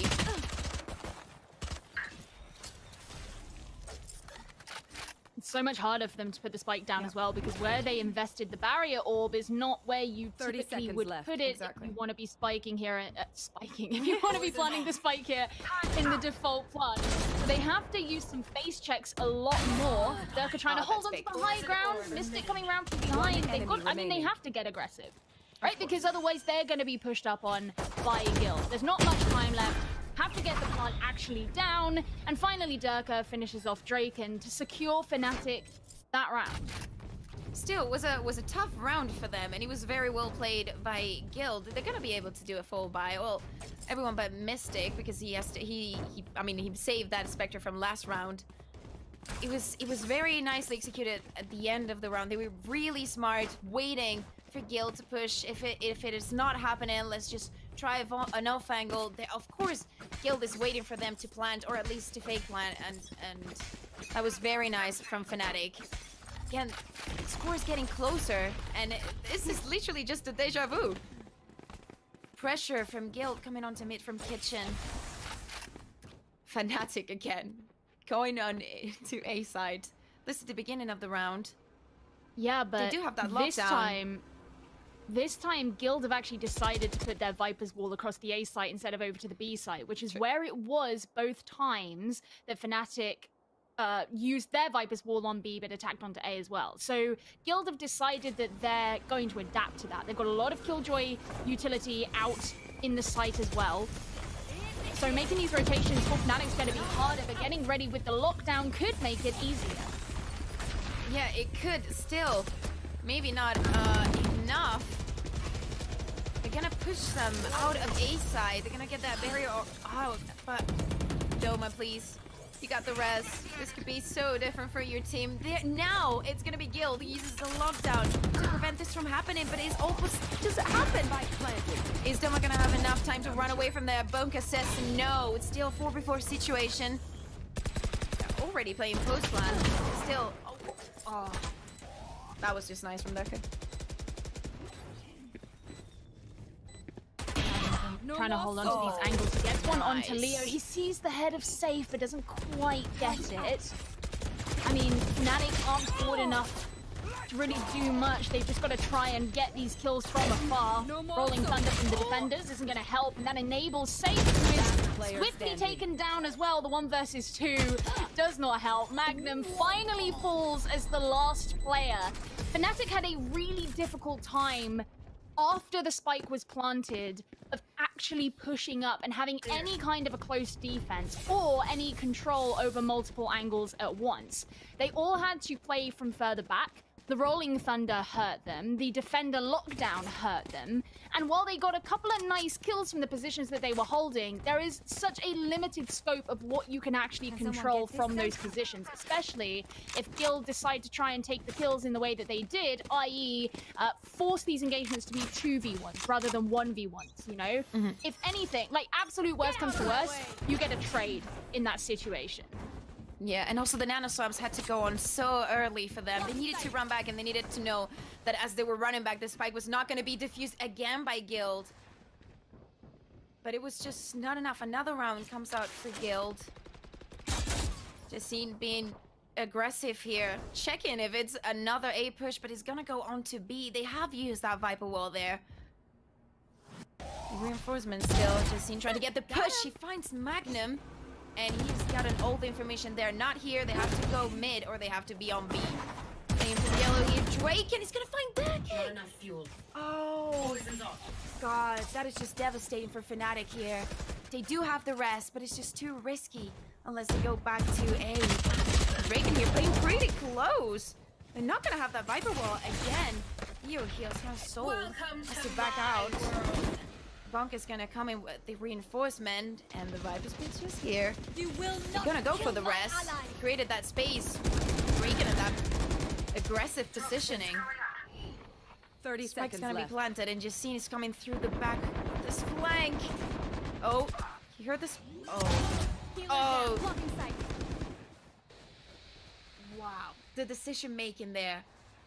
He's gonna fit Last Decker. player standing. Amazing. Justine here. What a play for him. How can someone be that smart? I'm gonna go for the first one. I have no info on the other ones. I have my teammates saying nothing about it. I'm just gonna give up this position and look for something else. Gonna force them out. If they want me, I'm just not gonna be an easy target. And wow. That was just beautiful of him. And now FNATIC has to save 6 rounds in a row to get to overtime. We saw overtime almost happening on Ascent, but how do you see it, Gio, for this icebox? Kinda cold? I don't think overtime is exceptionally likely. Even when you just look at the scoreboard, the highest number of frags that any one player on FNATIC has is 14. Compare that to the 25 of the top fragger on Guild. FNATIC is struggling. They are struggling, but Magnum finds the first one. Just seeing he's gonna end up dead. He's gonna get Magnum as well. Mystic says it's over. He's really low though. He still have that Sage. I don't know if he's used the heal already. Probably has, because otherwise we've seen Mystic health go up. And on this 3v3, look at Guild putting that pressure onto Mead. What are you gonna do now? FNATIC, come out. Don't hide from us. So I've just gotten the first pick here. Bosa trying to find him. He's gonna use his recon. Oh no, he's a shock dart to get him off position. And distracted, but it's not gonna be enough. He doesn't land the shot. Revealing Not area. enough. Recon now. He does not expect Leo to be there. Oh, this is gonna be so hard for FNATIC. And they do not expect Bonka to be still there, maybe. One enemy remaining. Oh my god. Spike down A. I mean, yeah, Hunter's Fury finishing things Defenders off. win. That is Leo. So we go to a map number 3. Guild found that map a lot easier. Actually, funny enough, against Fnatic when this was Fnatic's map and Ascent was Guild's map, and they managed to switch. So we will be going to Haven as our final map. But it just seemed, especially on the defense there, Guild maintained so much control against everything that Fnatic were trying to do. They were holding those angles. You know, Fnatic investing some of their utility off-site, which meant they had less later on when they actually attempted fights and things like that. So, not the best scoreline. No, definitely. And they were trying to do a little bit of what Guild did on their attack, but Guild, they just master it. They know the weak points of that attack. And I was really missing Ducky on the operator. I think it was just necessary for them. I actually wanted to see a third map, so good for Guild. Let's just go into that Haven because I think it's gonna be explosive. We're gonna take a small break and we'll be right back.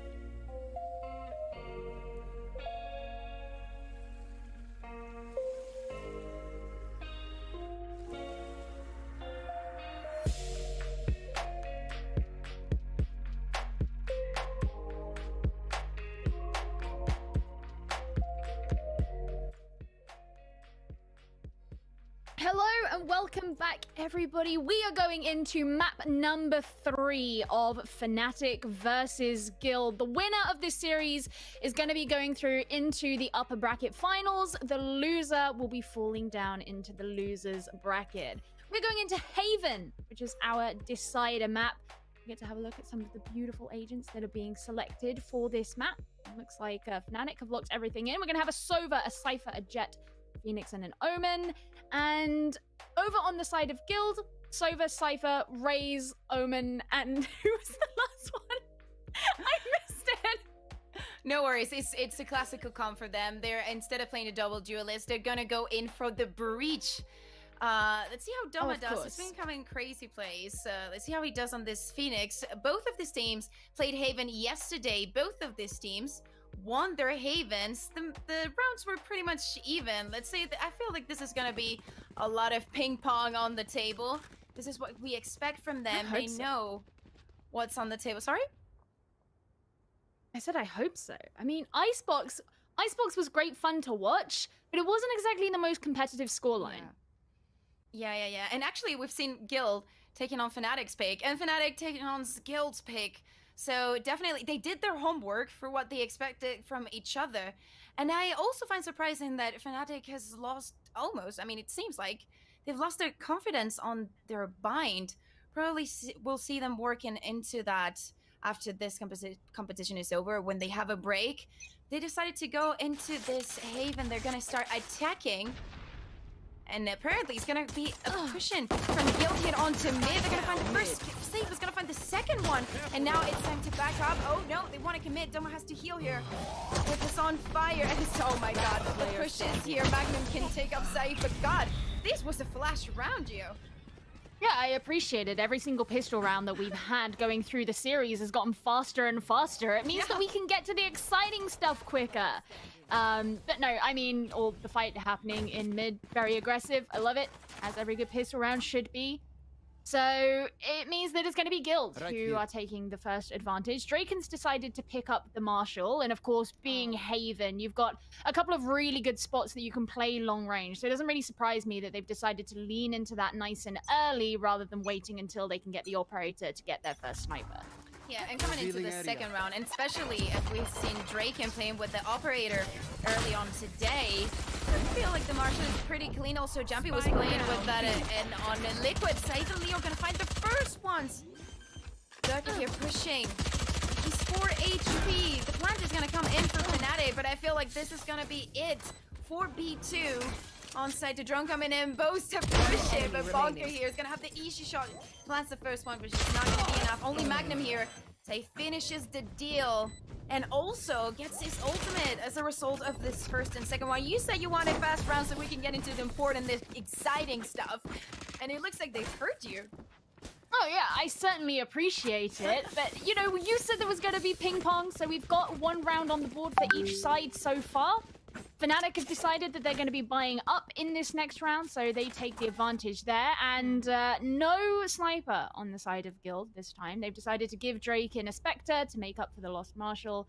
And Yassine's actually going to be bringing a Ghost. Also, bear in mind that there's a couple of pieces of light armor. So Guild are coming in with the disadvantage here. See how that compares, as FNATIC had a pretty good round on that last. Bonker taking up a little bit of information. Let's see if they push.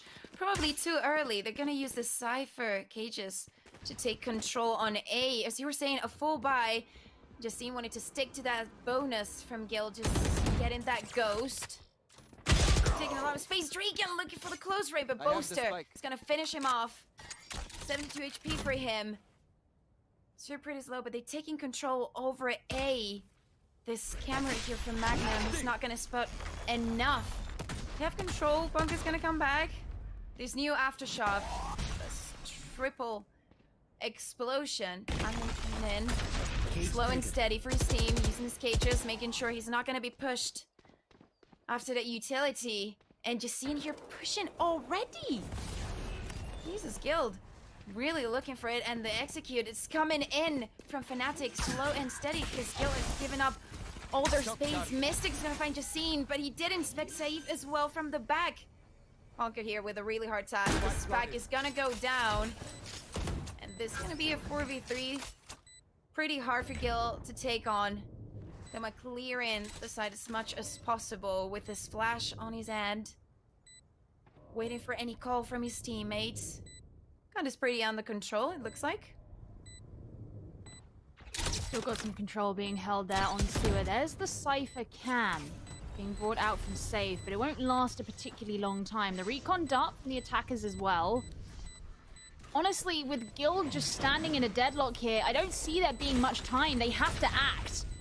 Safe moving in, gets stunned straight out. Bonkar's trying to take shots up from heaven as well, but you can hear that time ticking down. With Leo getting a kill, I don't think it's going to be enough.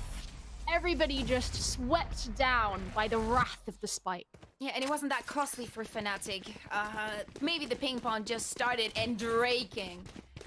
4th round, and there's the operator. Because why would you give it to Justine with the race when you have, as I was telling you, FNATIC yesterday confronted a Liquid with Jumpy on Omen, but playing that operator, and especially as you were saying on this Haven map, there's pretty good angles that you can hold just with the Omen, just using those TPs to run away. Feels actually pretty safe as long as you don't get pushed. Let's see what FNATIC can do against it, because they only have those Phoenix flashes. Only one paranoia from Omen. Just waiting to see if there's any push from C-Long. It's not gonna happen, and they've taken control the early parts of A. And here comes the push from Guild through C. Even with this operator, Drake is just not scared. It's just not scared. No, not at all. I mean, if he decides to push forward, then he's going to have to deal with those trap wires eventually. This is a very similar push to what FNATIC did last time, but they're going to get gunned down at the start. Safe putting a second one on the board. The Cage is keeping him safe for now, and totally helping him land the kills on. He can't quite make the 4th, but Spike had to be collected, and Bonkar is ready to act in return. The aftershock. I find anyone. Yeah. Oh, he's gonna miss it. He's given up his position, and to Boaster here right now, he could actually just look for that Drake and Pig because he 30 knows seconds left. that he has nothing to do left of this round. Justine is gonna run away, so maybe he's gonna try. And as I was saying, for Draken out of the map and taking that operator from Guild. So I just see if it's waiting in the corner, but it's not gonna be in window. Expect him here, and finally Draken gets the kill, and Saif on A. That was just beautiful, the usage of his abilities. That Cable, those cages, just giving himself full protection and just playing around them. I mean, if they go in, you have that sound check, so pretty well played for them. And that's the double, you know, it's just so strong on both sides of the map. You got C, you got A. On C, you got the operator. It's actually, Draken's gonna chain that. I mean, apparently, just the same as Icebox, FNATIC are gonna prefer this A site. Draken's gonna try and slow that from happening. Justine's gonna also be aggressive on C. They want the map control all to themselves. He does spot Mystic, but he's gonna give up that position. It's too risky for him. And again, the execute is coming on to A. Guild getting more zealous with the way they set their defense up. Safe again. Spike down A. Redoing One the enemy acts of remaining. what we saw in the last round. Collecting 3 kills significantly weakens FNATIC, as you see Magnum having to run away. Finally gets tagged out by the Owl drone and should be able to be met by Safe here. Just a good old-fashioned 1 versus 1. Magnum does win it out, but he is no force to stand up to the operator of Draken. FNATIC have shown that they have no real issue with pushing straight onto the site, but in the last 2 rounds, they've been very much punished for it, which is something that they weren't so much just prior to that. Yeah, and we saw them also with some Expectors, and they're not gonna have enough money to buy this round either. This is just bad. Dirk is gonna buy the Marshall, but 5 rounds in, and not Dirk and not Doma, the double duelist have found a single kill. This is a rough start from them. Draken holding on to C, but Dirk finds Justine with that Marshall. It's enough on A-Long, but is he safe enough to push and retrieve that? Only 65 HP. It's like they want A control again. Very split on the map. Those cables from Safe are not going to be on A this time. Going to be on Garage and at the entrance of C. So let's see how they move, because it looks like it's going to be A again. Dekia says there's a weapon on the floor. So just go get that rifle. I'll protect you. He attacks, he protects. Smokes falls in. They retrieve the rifle. But still, 50 seconds on the clock. Not sure of what to expect. Guild, as they're one man down, they're not looking for the push here. Doma's got his ult, but I feel like it's too risky with just a sheriff. Maybe he's gonna wait for the rifle. Exactly, he has a phantom on his hand. So, okay, let's get this one. Joke's over! You're dead! There you go, sending in the 30 run it seconds back left. as the initiator into the B site, but they could find that these players from Guild are ready for it. The opening kill from Drake and Safe is no longer available, but actually FNATIC are fighting back. They are ready on these corners, and they're just going to be taking the rotate through Garage over to C, which right now is wide open 10 for seconds them. left. They should really have no issues getting the spike down here, as these last Spike two planted. players of Guild have got to figure out and reconcile what way it is that they're going to take in. Check all the corners while they're at it. Yeah, and it was an amazing mid-round call. I want to just retrieve the weapon. Let's just go with Doma's ult. And Durka following him. He managed to get a rifle. Still fell, but the damage was done. Spike's been planted. Leo here trying to push for C-Long. Does have his weapon, and on this long range, he finds Doma. You're shooting through the smoke. Not finding anyone. And going to take enemy care. remaining. They do find Boaster and Mystic here. The task is almost impossible, but there's no time. There is no time. The attack was correct, but this is gonna be the second one for FNATIC. And Leo dies to that explosion. They took up too much time. They were too careful, and sometimes you just gotta be reckless. They didn't know how many rifles they had. They didn't know about their positioning. But I didn't expect them to run out of time. They were just on B. Oh man.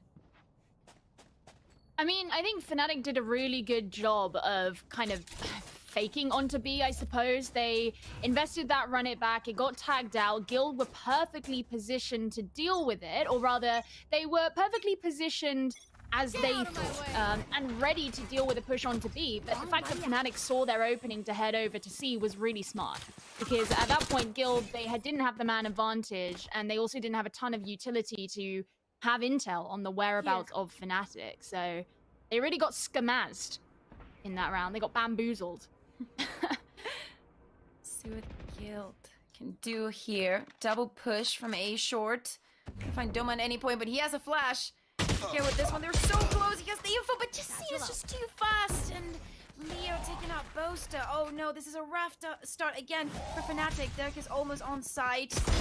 The Stormer finds the first one. No, there's a second one. Oh, but he misses. Does land one of them, but it's just a body shot. Just with this frenzy. Oh my god! That's Leo, that's That was a painful one. That was a painful one. And FNATIC are going to be backing out now, potentially looking to make a rotate. But there is only the one player guarding the A site right now. I expect that they'll want to reunite with Magnum at some point. 30 seconds Especially now, left. that's a really good shutdown onto Draken. It opens up this space that FNATIC need to rotate. Yeah, let's see what Save can do here. Finds the first one. Oh, Durkee is so low, but he's gonna finish him off.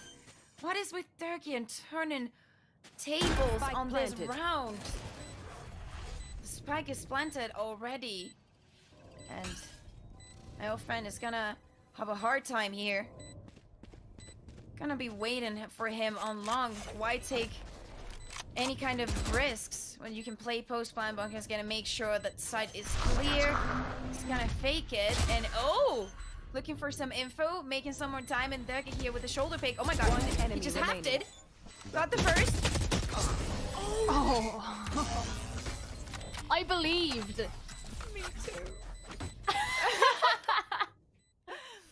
I honestly thought that Bonkar might be able to do that, and that would have been really Yeah. impressive to see that, but it didn't quite deal in enough damage as much as he had to at the end.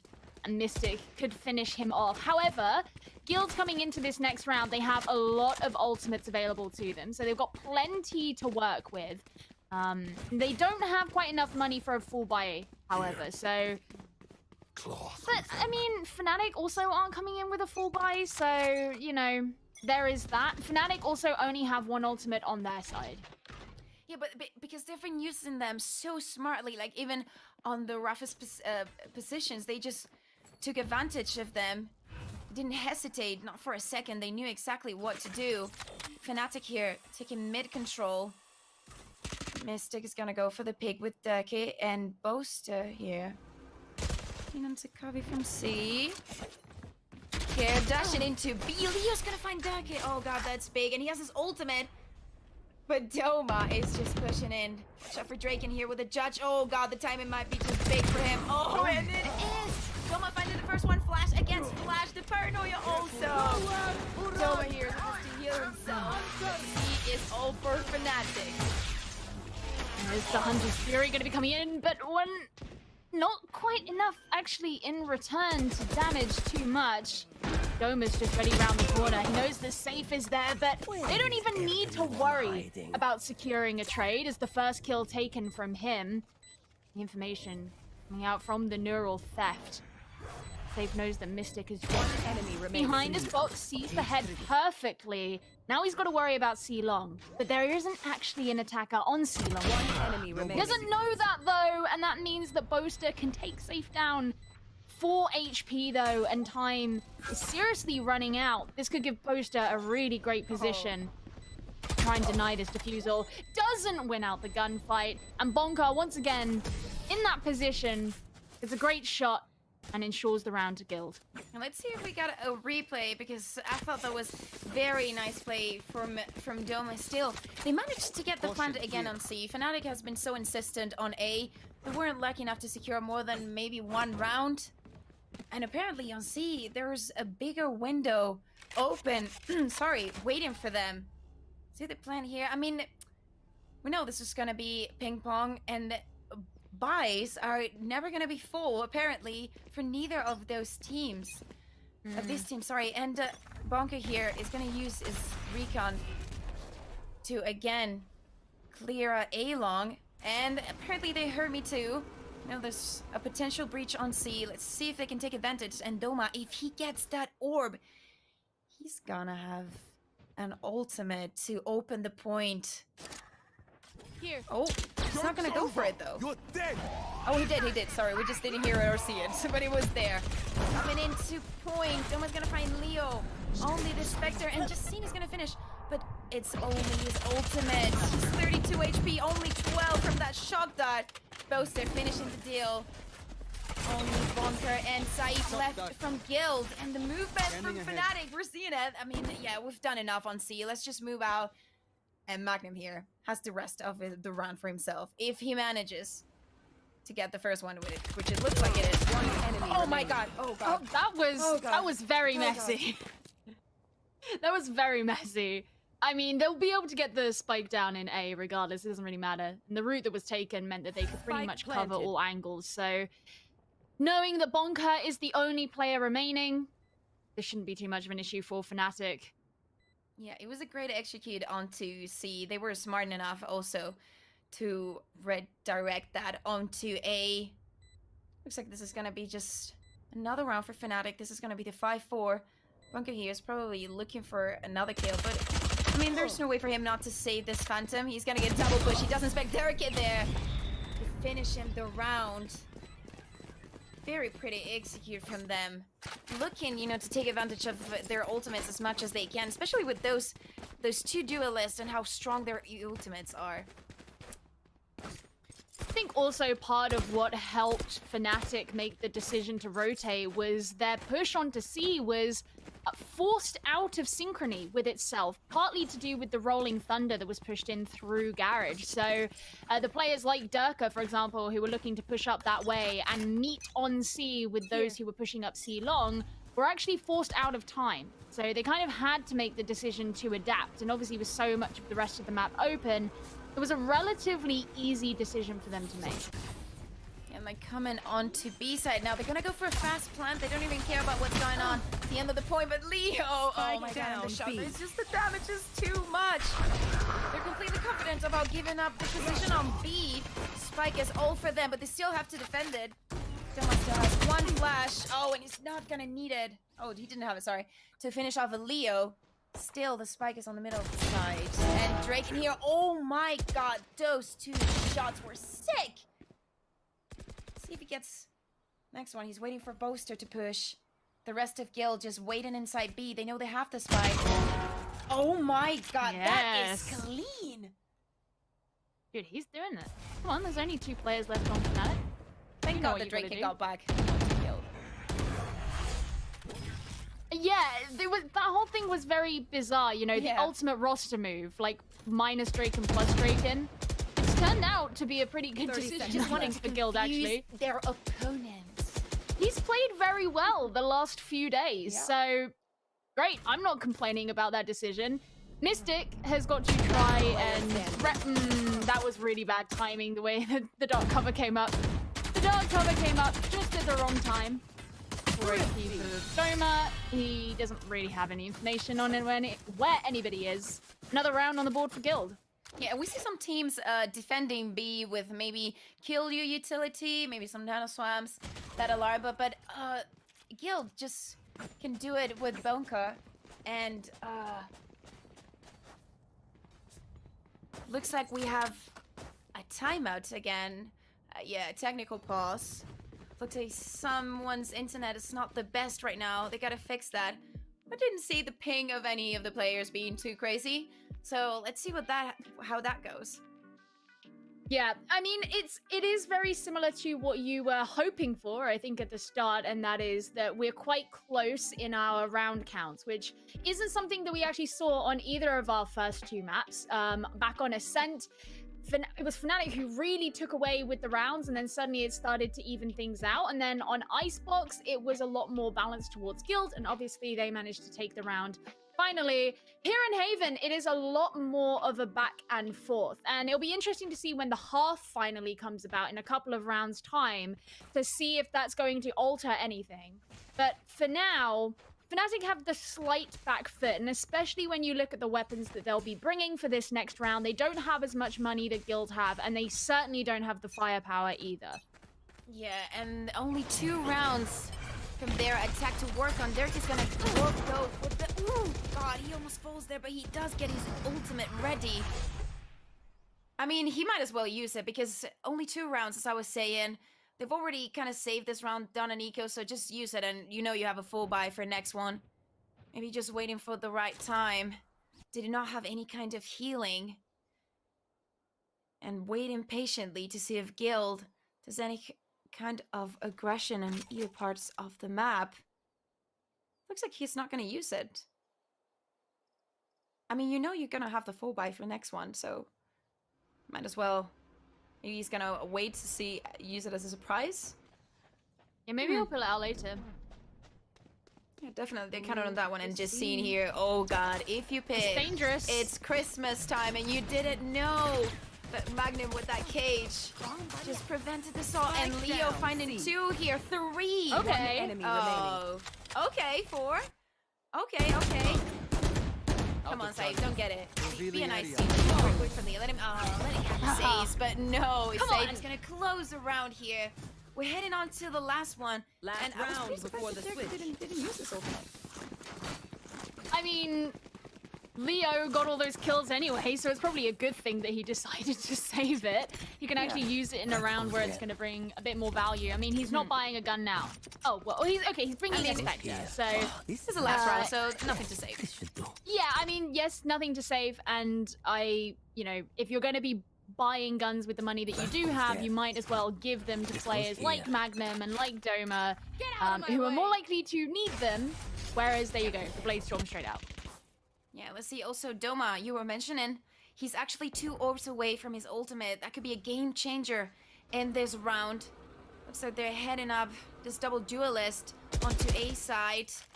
Bonka's gonna spot only one of them. See what he can do against it. And just the rest of FNATIC taking control of the map just slowly, just preventing any kind of pushes.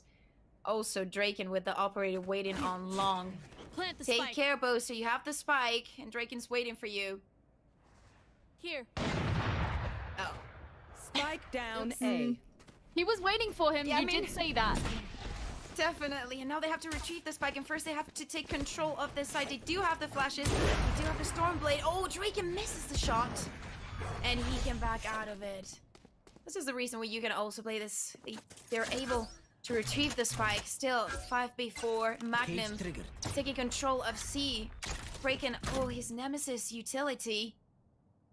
That camera giving him the information, and the spike is gonna come 30 seconds left. right from long.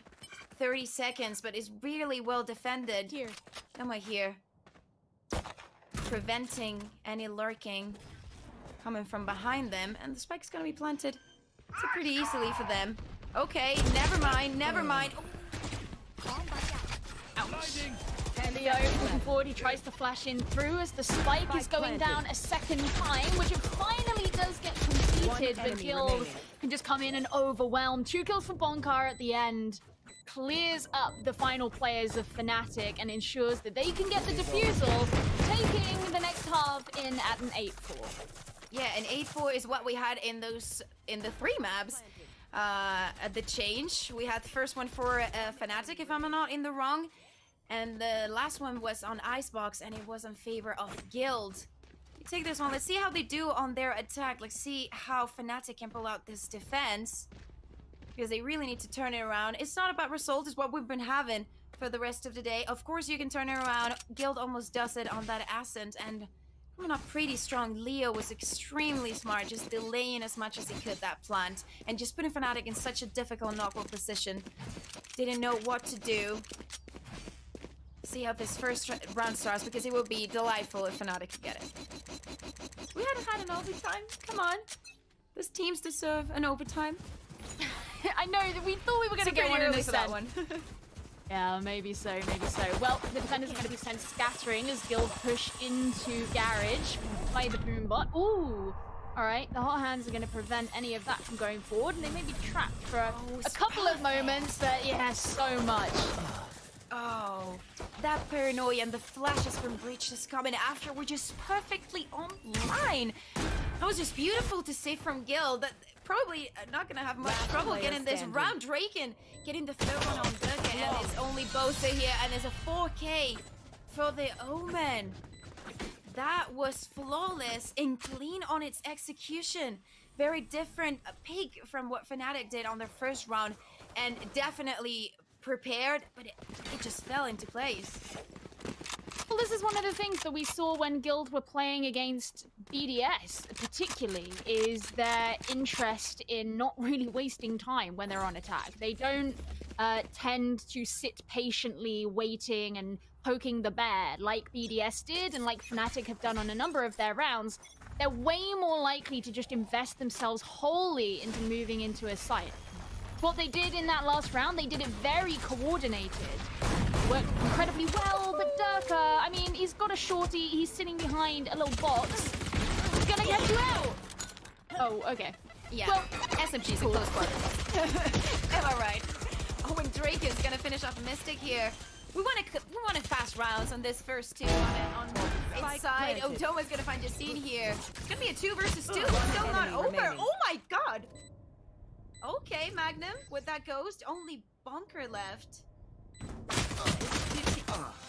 Oh my god, Magnum with the ghost. It was just enough. We were asking for fast rounds, but definitely FNATIC has something else in mind. It was fast, but it was just for them. This is different from what we've been seeing. Definitely a round that is very well received by FNATIC. We're seeing here on the replay, Durka getting that first kill, but Yassine just landing out those 2 for Guild. Wow. A great round for Magnum. Well, I mean, if you think about the fact that, especially after Durka got that opening kill with the shorty, Guild were kind of put in this really strange position where the players pushing up through sewer couldn't really rely on the players pushing up through A long in the same way. They didn't use their flashes to quite the same level of magnificence that they did in the first round of the half. So it was just a bit messier from Guild. Now, they've sent a message to C, but they're not actually going to be pushing it. Yeah, At least we're not seeing- from the long direction. Yeah, and it's Guild just playing like Guild, you know? Let's all go together. It's a lot of what we were seeing on Ascent. Oh, they're spreading out a little bit, waiting for the pushes here. Watch out, Durka. Don't push too much. Magnum waiting with the Phantom. There. It's a great start from them. Blocking sight. Look at the positioning. They've almost given up C. Here. Saif here pushing. He did spot Durke. And the rotation from Guild is coming, on and off onto A. Still don't know what to expect from them. Only 40 seconds to execute. The flash is gonna flash. Spike down mid. That is just great. Leo does manage to find 2. But it's still not gonna be enough. 30 seconds. They can read the web. Oh, Mystic is not gonna let it easy for you. Leo's gonna manage to get the plant. But maybe it's not gonna be enough with 3 members of FNATIC still alive. Took a wait in on C long. Gonna see a recon from Boaster. And then on side anytime soon. You're just waiting on him. Oh, but Boaster just closes the deal. And this is gonna be another round for FNATIC. I guess we were expecting a little bit from that Guild buy. I think part of the issue there, especially when Guild were actually looking to push onto C, is you send 3 people in through Garage, you lead with a flash, which is obviously a good thing, but actually the open, like right here, right, they just for a split second look the wrong way. And then they all come in one by one. Yeah, it's a catwalk. So it lets Magnum get the opening kill. Yassine can't lead as a duelist. And you rely on Leo, he gets those last couple of kills, which is great, but the actual defensive strategy has been picked apart. Yeah, didn't have the ability to double pick. Looks like Guild is gonna head on to A for their players. Trying to cross. What did you see in that position? And he's gonna spot Duck. He's not gonna land the shot though. Neither of them are. Duck takes a little bit of damage. Spike is walking out of A. Still pretty slow for Guild. Did use that drone to gather information on short, but still haven't made any kind of decision. Being very close up together, taking this mid control. And FNATIC is waiting around to see what Gil has prepared for this round.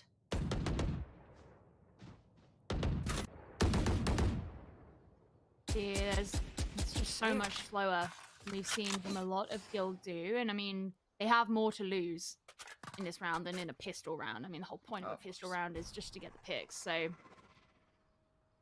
trying to get an idea of where these players of FNATIC may be. They're just kind of floating about. You see that movement through B towards C. There's only one defender actually at A, and they cut off the A link and move 30 in. seconds left. They move in. Justin is trying to find a kill here, but Mystic is going to be able to run away. It's going to be Doma who finishes him off. The spike has been planted, but Bonker here is completely... Oh, he's sold out. This is going to find it every time. No, it's going to be Doma again. Leo defending the spike with Durka here. Oh, only with a frenzy. He's revealed his position. Waiting for Leo to peek as well. He's going to find the kill as well. He's got his ultimate. This is big for them. Pushes straight through. They're looking to use this as an opening, and there's the flash as well. Leo, he gets the kill onto Doma, but enemy going remains. down. Oh, God. It's just on him. There's the second one. Can he make the third? Not quite. Mystic can get on with the defusal, and FNATIC get a 7th round here on Haven. It was costly, but man, oh man. Oh, that was close. It was almost an ace from Leo. He did manage to get the 4K, but it just wasn't enough. Classic against classic. That's a real classical. And the score even out. And we have to say that Gil did manage to get that pistol round beginning of their attack. That was clean and very well prepared and executed. But they haven't managed to land any other round of their attack. So that's kind of concerning. They're gonna head it into a pocket round. Cover going out. Looks like they're gonna take control of Garage and C-Long. Faster. Just hopefully Eustace. Just seeing this fine Magnum here, who was waiting on the same position as before. Doma here using the flash and 3 combat. He's gonna find one. Oh no. It was going so well, or I mean, was it? Safe, he's got to try and push up into window. The Aldrin's going to immediately see where he is, so that completely compromises his position with Mystic trying to gun him down through the window, through the wall, I should say. Through the window. I won't finish the rest of that off. Well enough. The spike has been planted and Draken is defending it along Sponka. This shot that's gonna do a lot of damage onto him. One enemy remaining. Inside the point. Boaster has managed to find Boaster. And yet again. Can he make it? Can Mystic close it? There's not enough time. He does find a kill, but he's gonna die either way. This is gonna be the 10th for Guild. And it was actually a pocket round, as we were saying, for them. They did manage to find that opening on Garage. Magnum waiting on the same spot, and they were not gonna make the same mistake twice. 3 ultimates for them. FNATIC is gonna be able to get a full buy, or almost all of them. Boaster's kind of compromised there. Doesn't have all the money that he wants. Still can get a buy. Not as decent as teammates. Especially with the new economy, and you have to calculate not only the new cost of the abilities, but also that 50 that it just hurts me sometimes. It just makes it everything harder. So much maths. Who put maths in my video games? Well, I mean, of course, like when you're limited for how much you can buy, you obviously want to have the weapons on people or the guns on people like Magnum and Durka. Boast is not necessarily going to be the priority there. Now they send in the Boombob, and Magnum gets a nice shot in through the dark covers. The rest of Guild start to move in, get the spike down pretty swiftly, and it's immediately into this post plant. Yeah, and Deck is coming out from behind. He does find a cable there. He's gonna just jump. Then they don't hear that. And Bose is gonna come in with the Hunter's Fury to see if he can find something. It was enough. One enemy remaining. For Doma and Magnet to find some. Deck coming in from behind, and Mystic just finished him off the deal. They decided, you know, to go for more of a safe round here. They knew that the execute was imminent on C, so let's just back out. Let's just play it as a retake, and that is the 8th round for FNATIC. Alright.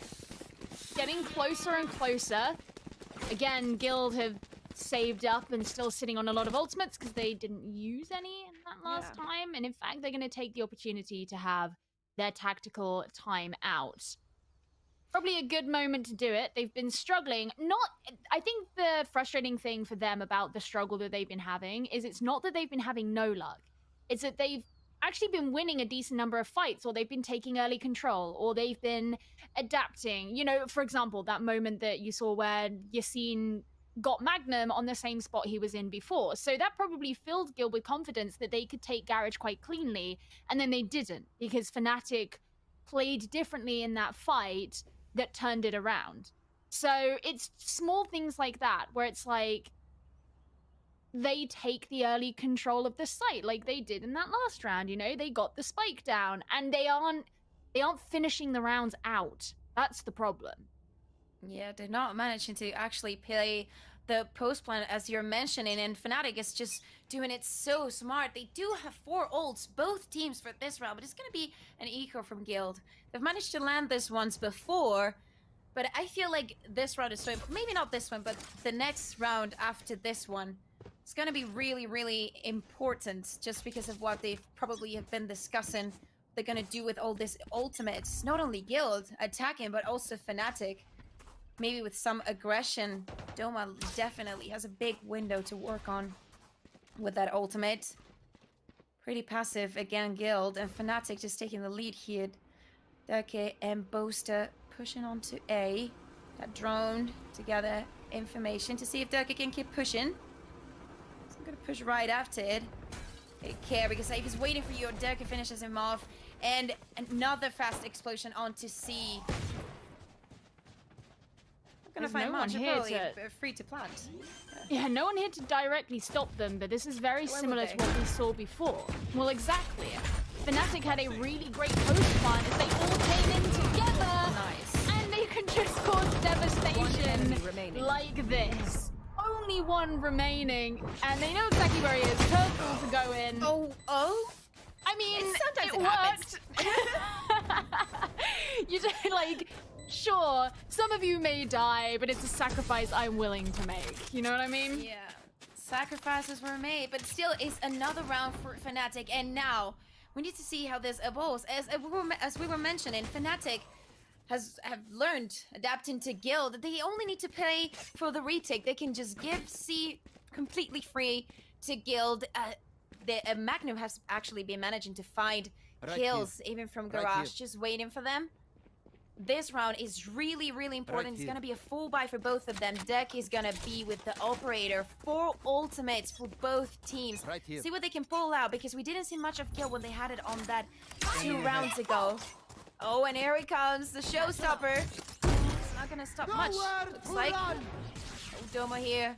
Oh, he's only gonna hurt himself, and it's not gonna get any better. Oh, Yassine. It was a bit overzealous. Leo's trying to send in a flash because they know of the presence that's up through into the defender spawn. And they know what devastation FNATIC have caused from that area as well. Trying to send out the dark covers to cut them off, but eventually that threat is going to be looming. Yeah, I didn't like that Rolling Thunder. They know they're struggling with the post-bomb, so why would you use it to plant? Because they're gonna let you plant. They can hear Fandenbonka. Raken and Saif are gonna keep this point safe. Player standing. That's what they think. Bosta here with the first one. He doesn't manage to land the second one. And I was scared because of what I just said. They're not having any trouble planting the spike. It's what comes after. And I was just kind of worried about that, but they chose their fights. They won their duels, and it's another round for Guild. 2 rounds away from getting this series. And FNATIC will be 2 rounds away from facing G2 again. Man, oh man. Yeah, that would be pretty scary, because don't forget, of course, that series that FNATIC played against G2 wasn't the best for FNATIC. It was an 0-2. They lost on Vine, they lost on Haven, although the Haven game was in overtime. Be a big risk if they have to face them once more. Yeah, and especially knowing how much of a strong Icebox G2 has and what we just witnessed. Mystic is going to be forced out of his position again. They're down, but they're not going to be able to follow up. Saeed, the door is going to find them. And oh my god, Leo. These doors. Leo, the young gunner of Guild, has been receiving a hefty amount of praise lately. Now, does Magnum know that... Oh, What? no! Cancel it! I mean, he cannot cancel What? it now, but oh god, he turned around. He could have had a free kill and he didn't even know. Eventually, Leo gets it, but wow.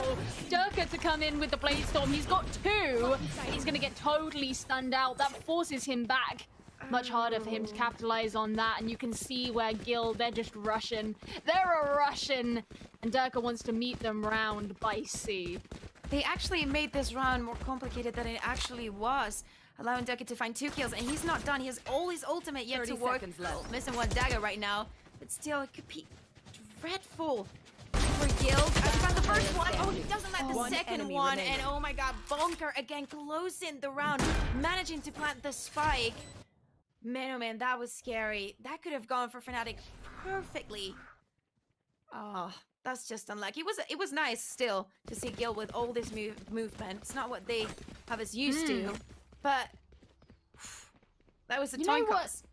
What's kind of crazy, so yesterday in Guild series against Need a drop. BDS, for a lot of the series, it looked like BDS was Thanks. going to win, and then Guild pulled it out in the last map. It could be a similar thing here. You know, not that FNATIC looked overly... Well, no, they've been looking pretty good this whole way. It's just, here on Haven, yes, you would absolutely give the edge to Guild. That's why they're in the lead. But the point is FNATIC being FNATIC, you wouldn't necessarily expect them to be nearly falling into the lower bracket. Boaster, first death. We're on match point here for Guild, and they're getting the opening kill in their way. Yeah, we've been hearing a lot of players saying that this qualifier has been something else, and the main event was going to be no different. The level is so high. Drake is gonna find Doma. Oh god, Spike this planted. is looking bad. Magnum does manage to get Careful. Jacine out of the equation. Cage trigger. Still, it's a 4v3, and they really need this round. I mean, they need every round. Magnum! Kill on Saeed. Oh god, this is not over. Last player It just keeps getting worse and worse. Durka tries to fight Attackers back, win. but it is fruitless. by the end, FNATIC find themselves falling into the lower bracket, and they will be having a rematch against G2 just after this game, which is a bit scary if you are FNATIC or a FNATIC fan. But Guild played really well there on Haven. They did have to take their tactical timeout at some point when they realized their attacks were starting to struggle, but ultimately they brought it through, and they will be going forward into the upper bracket finals. Yeah, they had a great defense, especially with Drake and use on that operator. I feel like it was a lot of pressure on both sides of the map. And I mean, with also Leo, with that pressure on to B, without being on side, that was too good for them. They struggle on their attack, but they managed to pull it out. We give the series to them, and now we have to send FNATIC to rest for a little bit, because it's a huge titan that they're gonna come across in a few minutes. Yeah, I am very intrigued about the game. It's going to be a good one to see, and obviously FNATIC looking for a bit of a different result from what they had in the qualifiers against G2, who are looking to come back and dominate here in EU. But we will have to wait for that game. It's going to be the next one up after this break.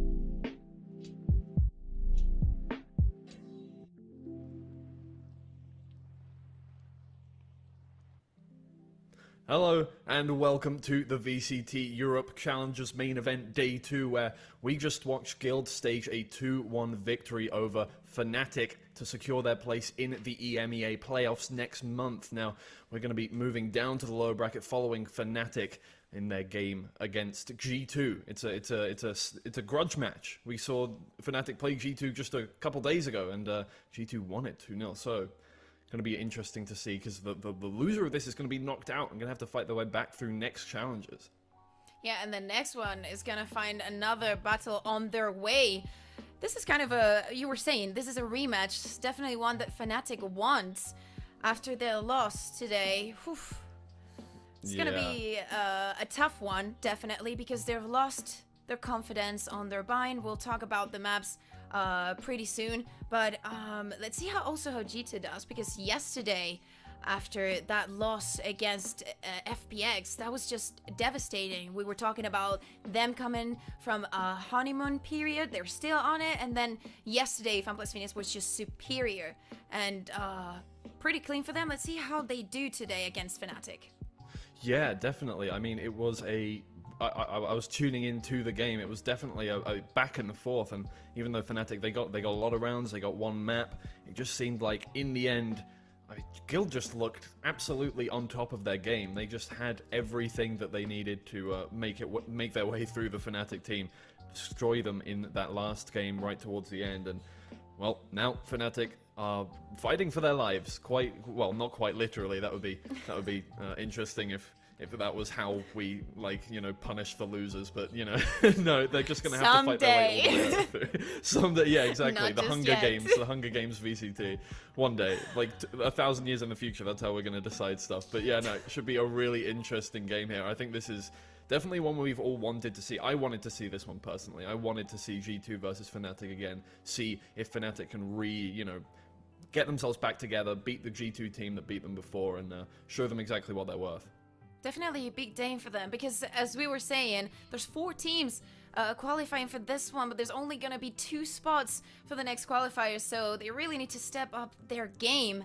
We're going to go through the maps. We're going to start with kind of the obvious. G2 has banned Split, and FNATIC, to our surprise, has banned Breeze.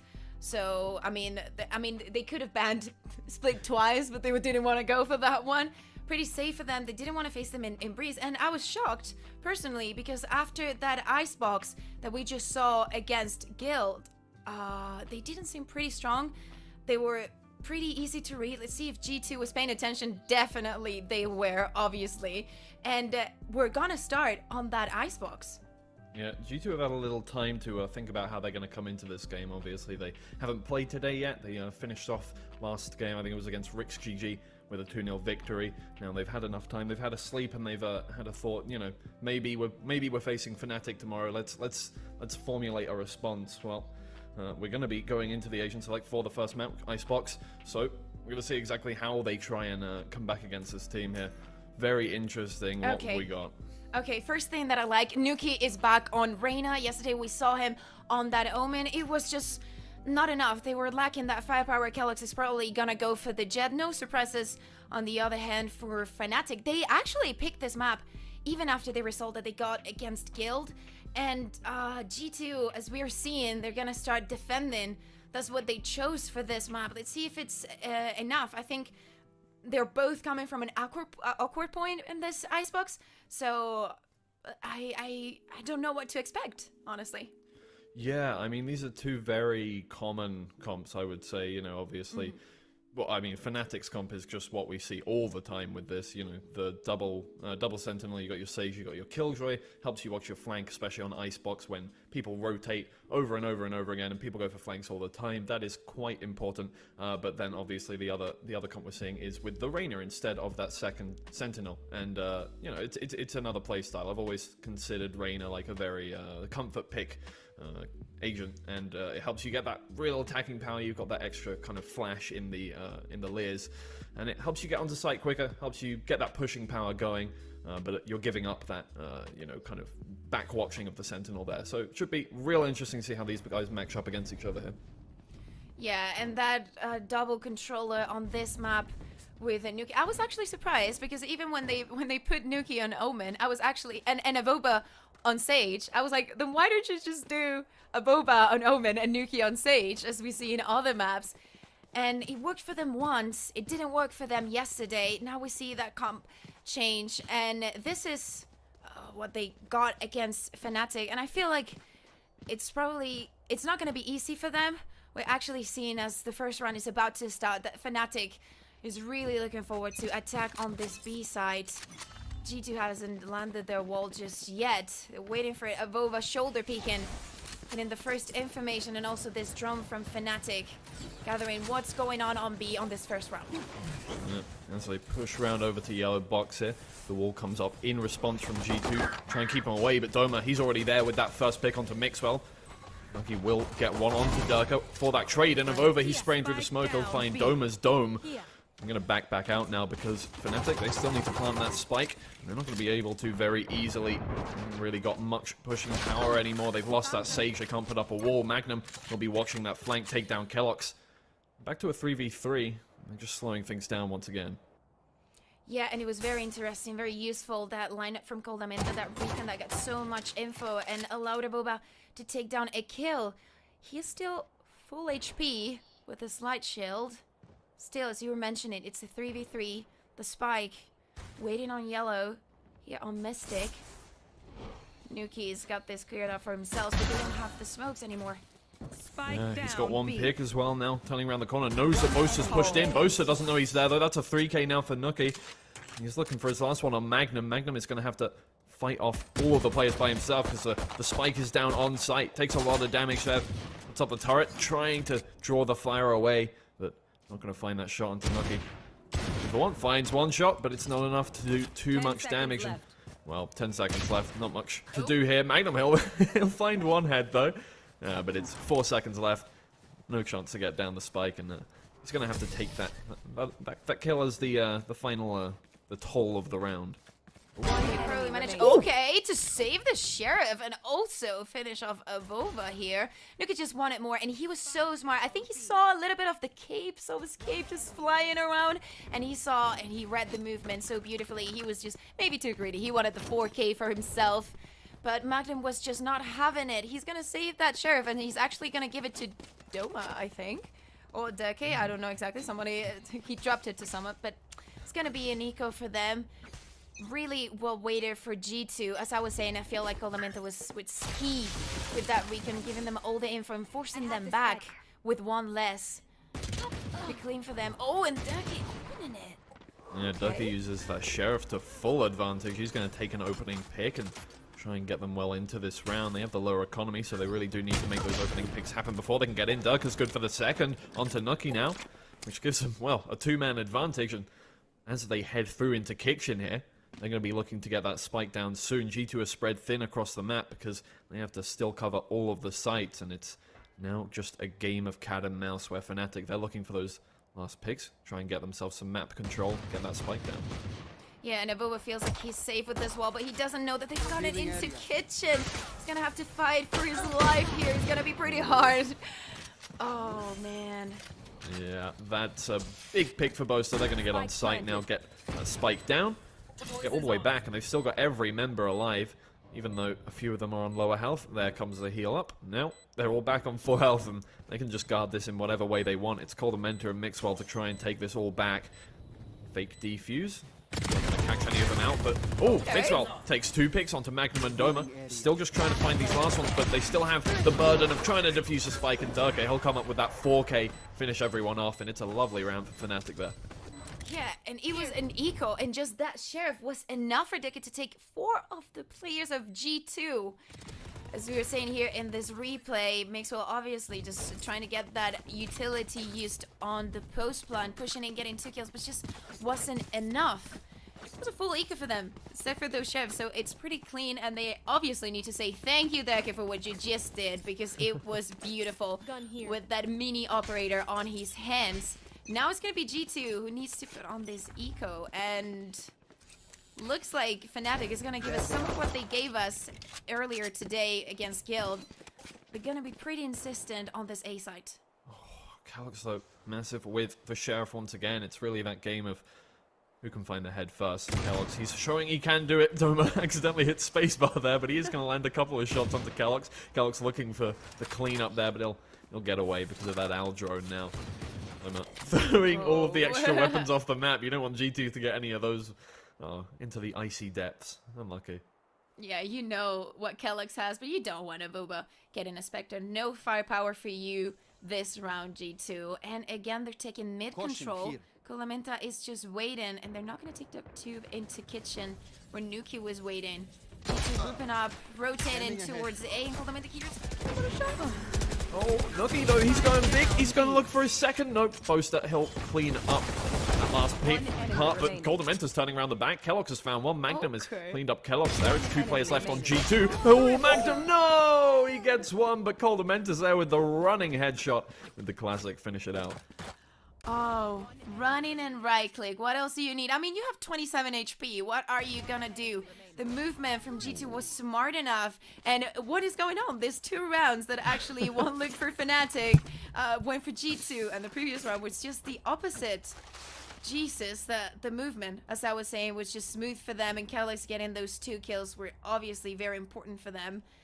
Didn't care quite. That mid control, we were not seeing it so prominent against Gale. There's something that did definitely change it, because they don't want to sound and feel the same as they were earlier. They cannot allow them on themselves.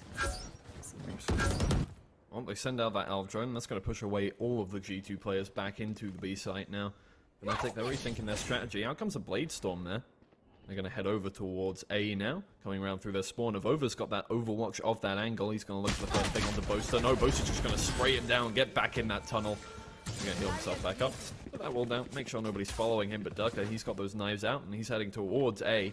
It's just Nuki here, trying to defend that angle, making sure nobody's getting through, but what else can you do? Well, out comes the Empress. He's going to try and do all of the first work himself. He takes that first pick onto Durkee. He's not going to find anything with the knives. Look, he's turning back around the corner looking for a second. Nope, he's going to head back out. Out comes the lockdown. That's going to push away the G2 players. The spike will go down. Oh, whoa, and Keller's there. He's having some trouble, but the round is still not over. The spike has gone down, though, on A. We're going to see a lot of A during this match. Get ready, Tree. Yeah, look, he's trying to make more happen with that Empress. As many picks as possible before the time runs out. Now Boaster, he's holding this angle. Mixwell found Doma in the meantime, but Boaster will spray down Avova. He's trying to spray down the rest of the team. He'll find another one through the smoke onto Mixwell. Nuki takes down Magnum, but Mystic with the snakebite has already taken down Kelox.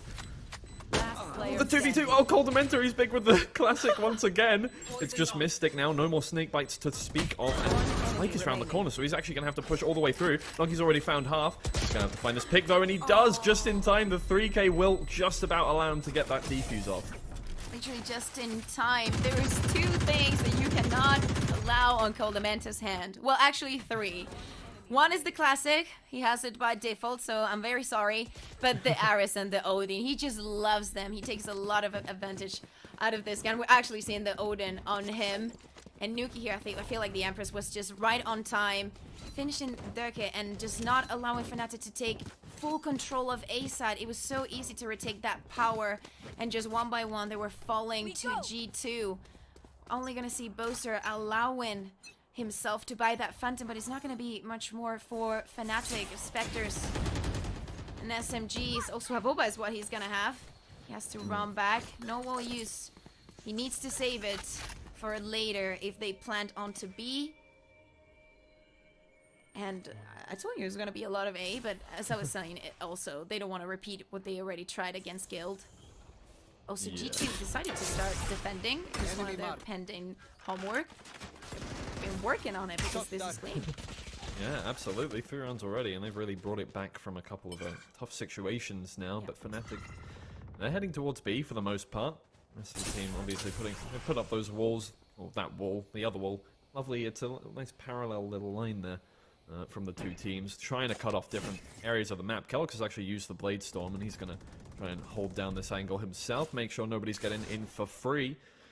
But the FNATIC team, they're taking it slow once again. 2 players over towards A. They've used the AL drone over there to try and find out if anybody's on site, which there isn't. They might actually use that info to their advantage and head back over there, but the rest of the G2 team there... Oh, they've heard that AL drone. They're heading over there, but the rest of the FNATIC team, they're going to take B for free. Yeah, and this is a consistent fake. We're seeing the rotation, and Nuki here is going to find Magnum anytime soon. He's going to finish him off. But still, I mean, G2, they're moving already into mid because they're like, oh, there's nothing happening. Oh my god, it's being planted, and it's definitely not on A. Planted. Yeah.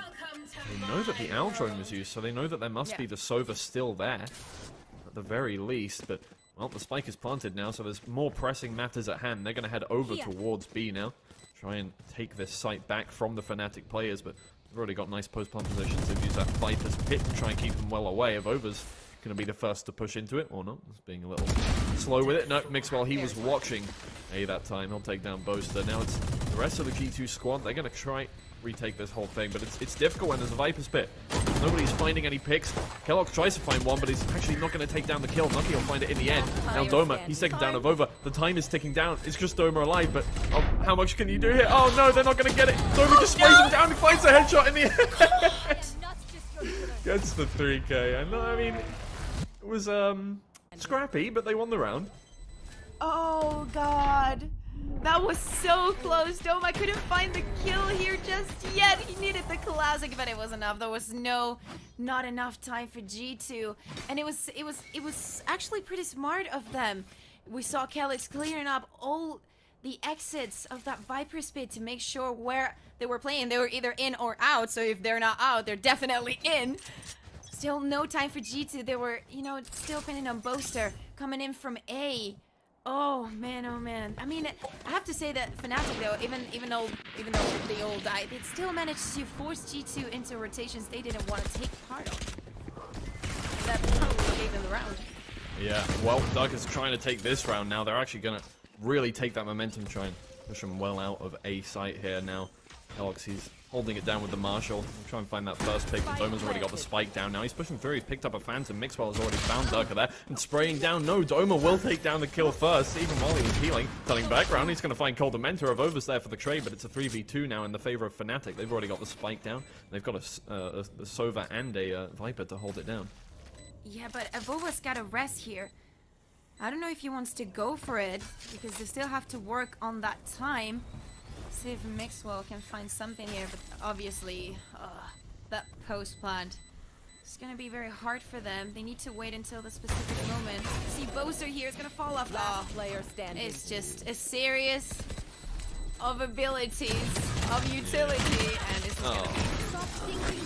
Yeah, not much you could do on the side of G2 there. They had to push out that whole location, and well, FNATIC, they had it covered that whole time. So they're going to take that third round, and G2 are using a timeout now. Yeah, and one of the things that I said yesterday about G2 against FanPlus is with the timeout, the tactical pause was just coming in too late. This one is early, but I think it's spot on, because what happened on this past 2 rounds, it cannot be repeated. They need the time, because obviously they can see that FNATIC has this composition to play post-plant, and they need to make sure that they have pushed deep enough for that not to happen. They didn't have the time. Aboba did have the res, and they could have taken that a 3v3. They have retrieved some of the rifles, but time was just not on their favor. And obviously, it's something that they need to talk about. How are they going to push them up? How are they going to have the presence all over it for FNATIC not to feel comfortable enough to just go and play post-plant? I was telling you we were going to see a lot of A. That was not the case, but still, this is the reason why you don't want FNATIC just planting on A almost freely. Where are we on the map right now? Taking a ride on the, Huh. It's a server room. We're just Oh, lovely. we're just luggage. That's what we are. Yeah. Wee. It's Hippo just happy. Mel flexing Yeah, look at her. her Jeez. observer skills. Oh, Amazing. isn't Well- she great? Absolutely. Well, round's about to start now as FNATIC.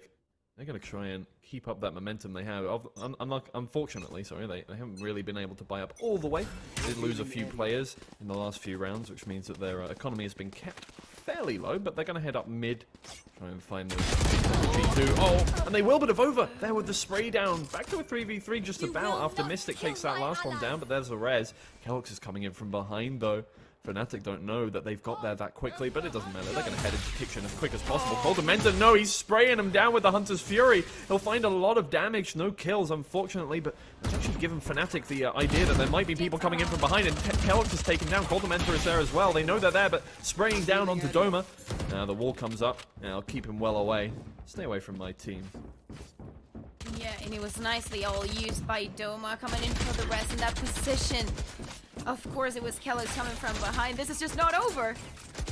Not at all. Durka's got through onto site now. Mixwell trying to keep himself alive by using all this, but the Hunter's Fury will keep him in the corner. Boaster will take him down immediately, and he's waiting for Coldamenta to get all the way around. They haven't actually figured out that he got through onto site yet, but it doesn't really matter. It's 3v1. Coldamenta's going to have to go massive on this. He wants to clutch it up. He will take down the first one onto Mystic, but down onto 11 HP. He's going to have to find those heads if he wants to clutch out this round. We'll see him turn around the corner looking for this, but Spike is in such a great place for Durka to defend, and will finish him off from behind in the end. Boaster was just hungry for that kill. He said, you know, I'm just going to clear mid for you. I'm just going to do it in a different way. He didn't actually use all the 3 charges of that Hunter's Fury. We just saw G2 trying to be more aggressive. Abuba and Nuki, they just didn't expect to find FNATIC so close up to that tube. He was even out, but Kellox with that push, he was just trying to give some support to his team, but he was just too late and definitely did not spec Doma on the other side of the Viper wall. Another rough position for G2. They can pull out on this round because it looks like it's gonna be a stack on B, and Awoba, oh yes, run. You better run. Yeah, G2 has stacked up those sheriffs, looking for as many headshots as possible on this one, so we'll see how many. We'll keep count, but yeah, they're really going to have to find it well before FNATIC can get all the way through. Out comes the recon dance. Not going to find anybody because of the wall.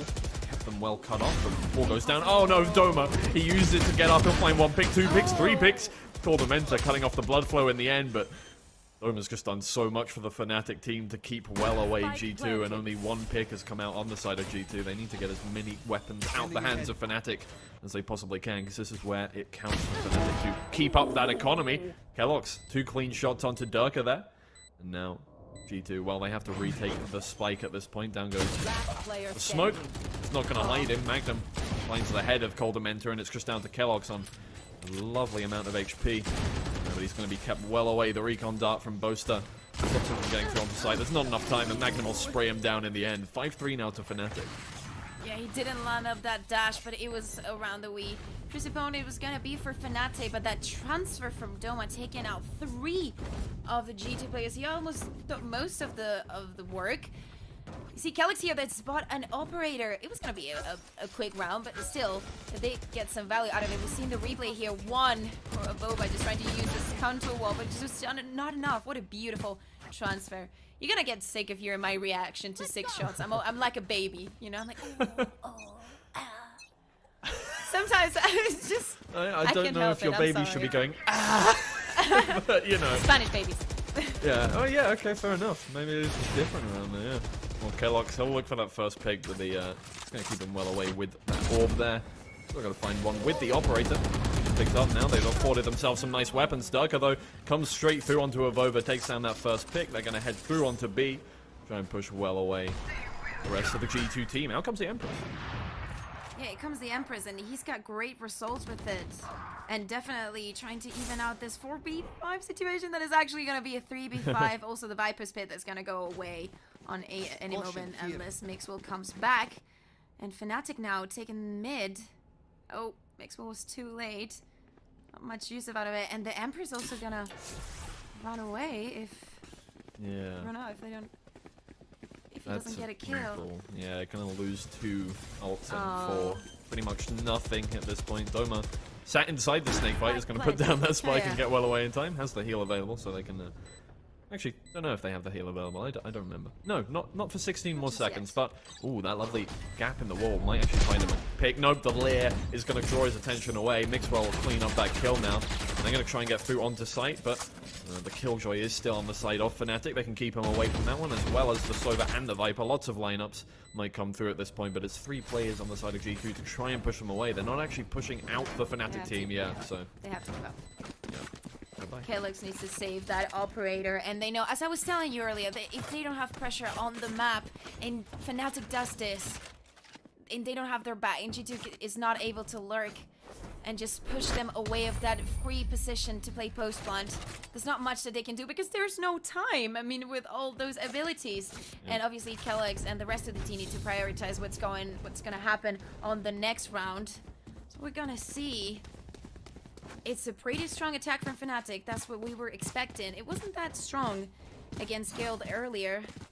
Maybe some people have underestimated Guild. Oh, Skin. A big fan of Guild. Hey, you can check my Twitter. I posted a tweet like a week ago saying that Guild would win against FNATIC. You can check it and read it and weep because. He asked me yesterday, and I said Gil was gonna take it serious. Well, we're just both very smart people then. Just are. Yeah, Especially just like FNATIC here, taking Kitchen. Coldament is gonna find them at any point. This drone is gonna give a lot of information. At least 2 of the players of FNATIC were spotted. Oh, yeah. The recon bolt will hit Durka as well, but Boaster, he's going for the first headshot onto Kellogg's, not taking much damage as well. He's going to back all the way out now. Doma, he's holding down mid. He might actually find his first pick, but not before Mixwell can take down Durka. And another one onto Doma. What's happening? A Vova takes down Magnum as well, and it's just Boaster at this point. He's detained one player, but it's too late. 1v4. Picks up the operator, gonna have to try and defend his location at this point. Oh no, he's gonna keep it away from the G2 side. Oh no, not a good location. Oh, and he's been caught out. Yeah, it's not really looking good for him. We can already count the 4th on G2's score. How did the Mixwell situation happen? Because we know Mixwell loves mid on Icebox, so it's something that you need to deny, especially on G2's attack. But how Doma did not see that, because he literally just shot his teammate on Kitchen, so on that window. So that wall was unexpected, and definitely Mixwell finishing the job off was too good for G2. They needed this round, obviously, to get a little bit more they need some air to breathe, and probably this round is going to be a game changer for them. Both Viper walls located already on the map. So Coldament is going to take some information here on to mid. Coldament's lineups are just something out of this world. Absolutely. I do love seeing all the lineups that people come up with at this level of the game, you know. Coldament goes for all lineups. Omen, Sage, does everything. He's really invested into studying them. Oh no, Boaster! Oh, neither of them die. Never mind. Alex will get away. He'll be caught out there, but there's not much you can do for Boaster there. He doesn't know where the players are. And oh no, Durka won't land the knives. Nucky will take that one down. And it's down to a 4v5 now. In the favor of G2. G2 trying to hang on to this half, try and make it back to 6-6. And if FNATIC lose this round, which Doma is trying to prevent with that res, it's going to be difficult for them to buy up into the next one. But Mystic, he's taking down Coldaminter. That's a big opening. And out comes the Viper's Pit to try and get the spike for free now. The rest of the team is going to have to come all the way through spawn. Doma trading some shots with a Vova. Neither of them hit them. It's just warning shots. Yeah, oh, there it is. Oh, but Magnum, he's coming in from mid. No way of overtimes around in time. Boaster's there with the trade, but oh, the Hunter's Fury from Coldaminter. No, he's stuck in there. Boaster will finish him off. The copy is taken down, and down goes the spike as well. Back to a 4v3. FNATIC trying to win this one. There's Boaster with his 3rd onto Mixwell. Trying to look for that 5k. Not sure if it's an ace because of the res, but Hellox trying to prevent this. No. Just sneak around. Ships passing in the ocean. Can't quite push into the Viper's Pit. You might want to save this weapon up for the next round. Yeah. He doesn't have to use the next round because he's got his ultimate. But he definitely, any other player from G2, is going to be able to enjoy this Vandal. He manages to save it. He does find the kill onto Boaster. Nice shot there. So it's not going to be enough. And this is going to be the 7th round for FNATIC. Playing pretty clean, I have to say. I mean, that's great. It still is going to be the round for FNATIC. Yeah, in the end, by an inch or a mile, they won the round. All good. Doma sitting up there. Ooh, no! Doma! Ah, lucky old. Get his last kill on that one. But yeah, again, FNATIC won the round at the very least.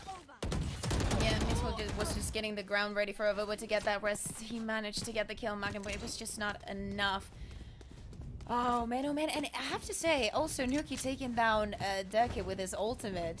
I feel like both the times that Deke has had it is been Nuki who has put him out of his misery. Still not being enough, and we're heading onto this last round of G2's defense. Goes with the operator, pretty aggressive here. That really, he really wanted to hit that one at that point. When you aggress up that far and you don't land that shot, that's a difficult situation. Now they know that operator is in use, but he's got the Blade Storm as well. A lovely arsenal of weapons, and he's going to use them to full effect, spray him down onto Magnum, and nobody from FNATIC knew he was there, so... Oh, he's looking for a second onto Mystic. No, not quite going to get it. Just one knife left. Well, he's going to back up, but that's a brilliant opening pick for them. Yeah, definitely. Given some comfort, and 40 seconds of this round. Now they're moving on to taking mid control. Again, Calyx with this operator, making sure he's useful from beginning to end of this round. Oh, that is just great. Ouch. Calyx will take down Mystic there. Keep the FNATIC team well away. Keep them fearful of the G2 side. Obviously, I feel like they're already relatively fearful. They lost the series 2-0 to them, but, I mean, doing their best to come back into this one, but G2 telling them, no, you're not going to do that too easily. Oh, there goes Boaster onto Calyx. Calyx turning around the corner with the knives out. Yeah, well, now, FNATIC, they're going to get the plant down, and oh, Durka will take down Nucky as well, take it back to a 3v3. Boaster using the Hunter's Fury to try and zone away the rest of the G2 side. Doesn't know quite where they are, so he's going to just try and keep him out of the A site.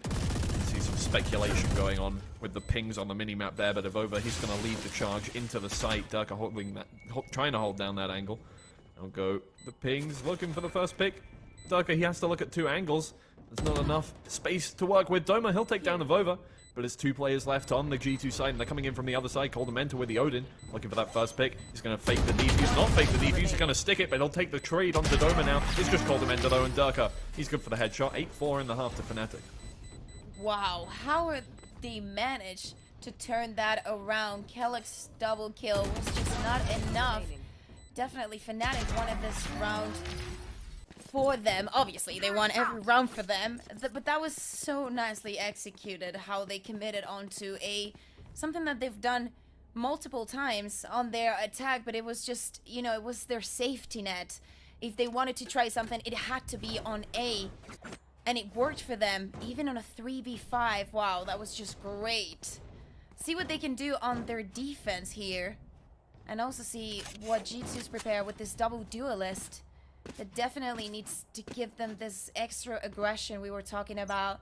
Nuki and Calyx being this cute couple for today. Aww, they're on their honeymoon in Icebox. Well, I mean, I would pick another destination if I was I'm really not sure I'd want to go for a honeymoon. No, this is for some people. Some people like the cold. I'd like to go to Breeze, but Yeah, FNATIC Breeze, banned yeah. it. Oh, maybe it was a hidden message there. Yeah, maybe they just, they're banning that honeymoon location. Well, Avova's going to put up the wall, try and get that spike down and go. Oh no! Caught in the snake bite. Oh, unlucky. Well, that's actually a really good pick for FNATIC. Not only does it open it up for them, it gets the spike stopped from going down, and that means the wall is pretty much unavailable at this point. Magnum, he's trying to come through, take a pick onto Coldamenta, but the shots will land either side of him like a magician's knife trick. No, Calyx will finish off that kill onto Magnum. Mystic onto Mixwell. Durka's coming in from behind. I think Nucky knows this. Oh, and so does Calyx with the headshot, but spike is down. Out goes the wall in return. But, oh no, Mystic can't hold it down, and Coldamenta will finish it off. Just on that small reach, that's all the view that he had. And actually, FNATIC was playing it correctly here. They knew that obviously they had to deny the plan, but also they needed to push from the back if they want to prevent that post plan to take place. Pretty smart for them, still not enough, and we're gonna give this round to G2. Calyx here, that wasn't having the best map of his life, but definitely with the start on their attack, it's looking pretty good for them. Full Spectres, and onto a nice attack on A. On the other hand, we're gonna see pretty much of a half a stack of FNATIC onto B. So you're looking for that push, also pushing into mid. Not gonna find much here, G2 on A, waiting for them. Goes the Aljo, try and figure out where they are, but again, it's they don't know. Pepe laugh. No, they're going to get onto site for free. Kellox is clearing every corner, just making sure nobody is lurking around the corners. But FNATIC, they've started coming in behind. Ultimate doesn't know Magnum's there. Magnum will find the kill onto him as well, which opens up the round for FNATIC. Now, the spike does go down on the side of G2. Noki's going to take some full damage there. Unfortunate. 15 off of the health count. But FNATIC, they've started coming in. They picked up one weapon. Mixwell's trying to spray him down. Takes down Magnum, the lowest health player on the team. Bosa's going to come through immediately with the classic, though, trying to find that first pick onto Mixwell. Kellox and Nuki, they'll take down Doma and Durka. Mixwell takes down Mystic, and unlucky Boaster. It's all you by yourself. Oh, that headshot onto Mixwell. Brilliant, but Nuki, he'll finish it out in style. Absolutely in style. Dipping in. Just sliding. Let me get this kill. Definitely very fun to watch. It's a round that we expected to go for G2, but they still lost 2 of those Spectres. They're gonna keep it. I mean, I don't expect them to do a full buy here. They're gonna keep it this bonus as what it is, a bonus. Round that we expected for them, and it would be so big for G2 to get this next round. Seeing FNATIC kind of awaiting what's gonna happen probably on A. Looking again for those close quarters to just be long is just so long and tedious for a Spectre. You're trying to get the orb. Yeah, they got it. Lovely. That's a nice addition. I don't remember how many he's on. I didn't quite look at it as they turned around. Oh, Kellox, he's stuck in between a Lear and a wall there. He's looking for anything. What's going on? Well, how many abilities are going to be used over here? That's so much utility expended just to try and keep away the G2 team now, but, well, I mean, they've got the wall down, and they'll get that spike down if over. He'll plant that. And I think they're going to have to come all the way through again. Magnum, he'll find Kellox. Boaster onto Nuki now. It's a 3v5. Oh, 3v4. Never mind. Coldamenta finds Boaster and holding down this angle. No, Magnum is quicker with the headshot. Doma takes down Mixwell. Magnum, he'll get his third. I'll take the round now for FNATIC. 9-6. Yeah, G2 managed to get the plan, but this is something that FNATIC is just an expert at. They were also closing the map on their backs. They just didn't have the opportunity after the plan to just get away from the point. Magnum today he's been having a great day. He always has. He's a great player. We know that. But even with that loss against Guild, he was shining. He was just bright on some of the plays. He was consistent. That is definitely something that you want on a player. And now this is a round that counts actually as double, because if G2 loses this one, they're probably gonna go into an eco again. Still, Kellox appears with that operator. He's gonna go for an aggressive pick here. Let's see if he can find something. He's looking. No, nobody's peeking though. I think they know probably that Kellox was saving up that last round. Managed to afford that operator, and yeah, nobody from FNATIC's playing too high up. They're not going to get caught out by that just yet. Kellox taking his time, peeking every corner though, making sure you can try and find a pick. No, well, they're heading towards A anyway. Coldamenta, he's going to move up tunnel over towards Kitchen here, but Kellox, he has found his first pick onto Boaster there. Unfortunately, we didn't see it, but it's an opening for them. They can't quite get into sight yet. They haven't cleared every angle, but it's a very good first pick for them now. FNATIC, they're just going to have to try and keep it all back with the 2 members remaining on site. Using the full potential of that Viper wall, denying most of Kellox's vision. He does manage to pull the first one, and G2, after 1 minute has already passed, they're moving on to B, and Coldamenta here, only with the Spectre, is going to find Doma pretty soon. Eventually. Doma almost got that weapon out, I thought for a second.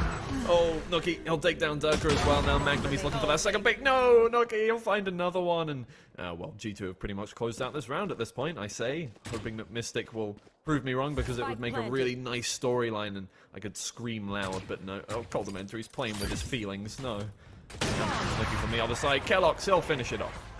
Yeah, I mean, I think that Coldamenta just wanted the Vandal, and he was like, hey, teammates, do you mind, like, getting this for me or helping me out with this one? But it was crucial, that first kill from Coldamenta, and this is why you want Nikki on Reyna. You need to give Nuki this kind of freedom. He is not the kind of player that of course he's a team player, obviously, otherwise he wouldn't be on G2. But you don't need him to be as free as a Jet, but you need him to be free and like explore the map and know that he is completely free to look for those duels, because look at the firepower he's got. You get the first one, obviously you can suck the life out of a dead body and get the next one, and he's just so steady on his shots. It's definitely, I think there's more value on that one. And here we're seeing a tactical pause, a timeout from FNATIC after this round. I told you that it was a round that counted double, but it was also because, you know, it's the first rounds with the full buy for both the teams. They kind of describe a lot of what you're going to see for the rest of the map. And of course, it's not over. G2 are down 2 rounds, but still the difference is not that big. So maybe need to think about what they're going to do and how they're going to use those ultimates. Yeah.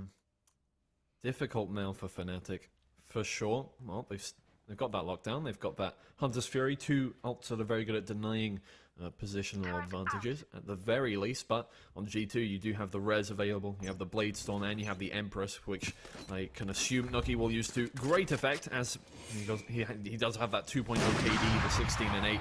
keloqz is looking for his first pick. Durka, he's coming all the way through, and he'll take a nice angle. Oops, made a little bit of noise. I think they know he's there, unfortunately, and they're going to close in on his position. No, they don't know he's there. No, Mixwell! Oh, no, he doesn't know Avova will trade out the kill in accordance, but yeah, they do have the res available, so they don't lose a weapon, but a nice kill for... Oh, ouch!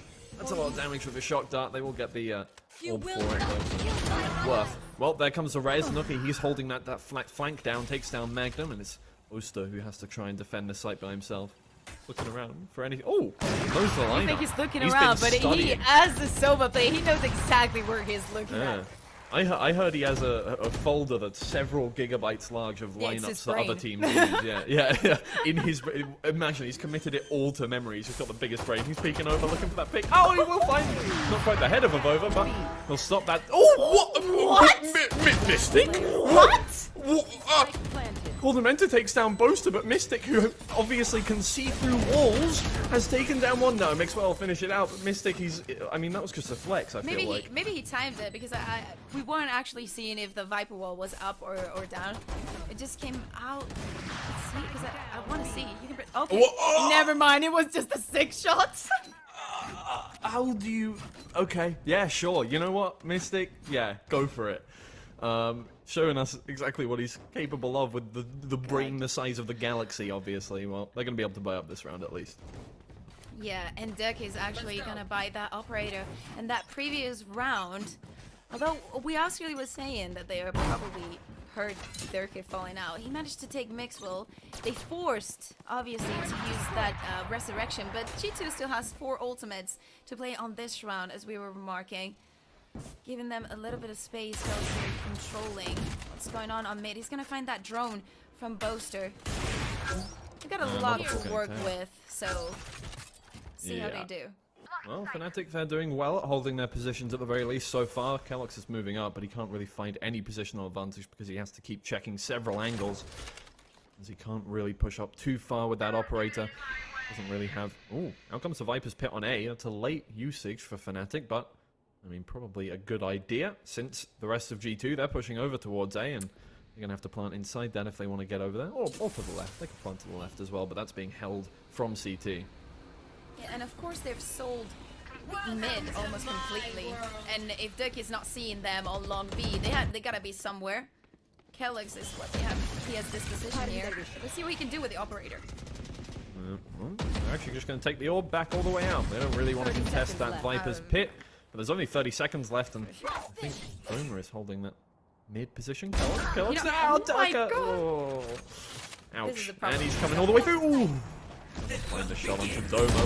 He's actually in an awkward position now, but yeah, Domo will take that one out, and there's not much time left at this point. They have to start planting right now. Oh no, Mystic wasn't looking the right way. He did take one pick down before Nucky killed him, but Menta will take down Domo as well, and now it's just Boaster in an awkward situation.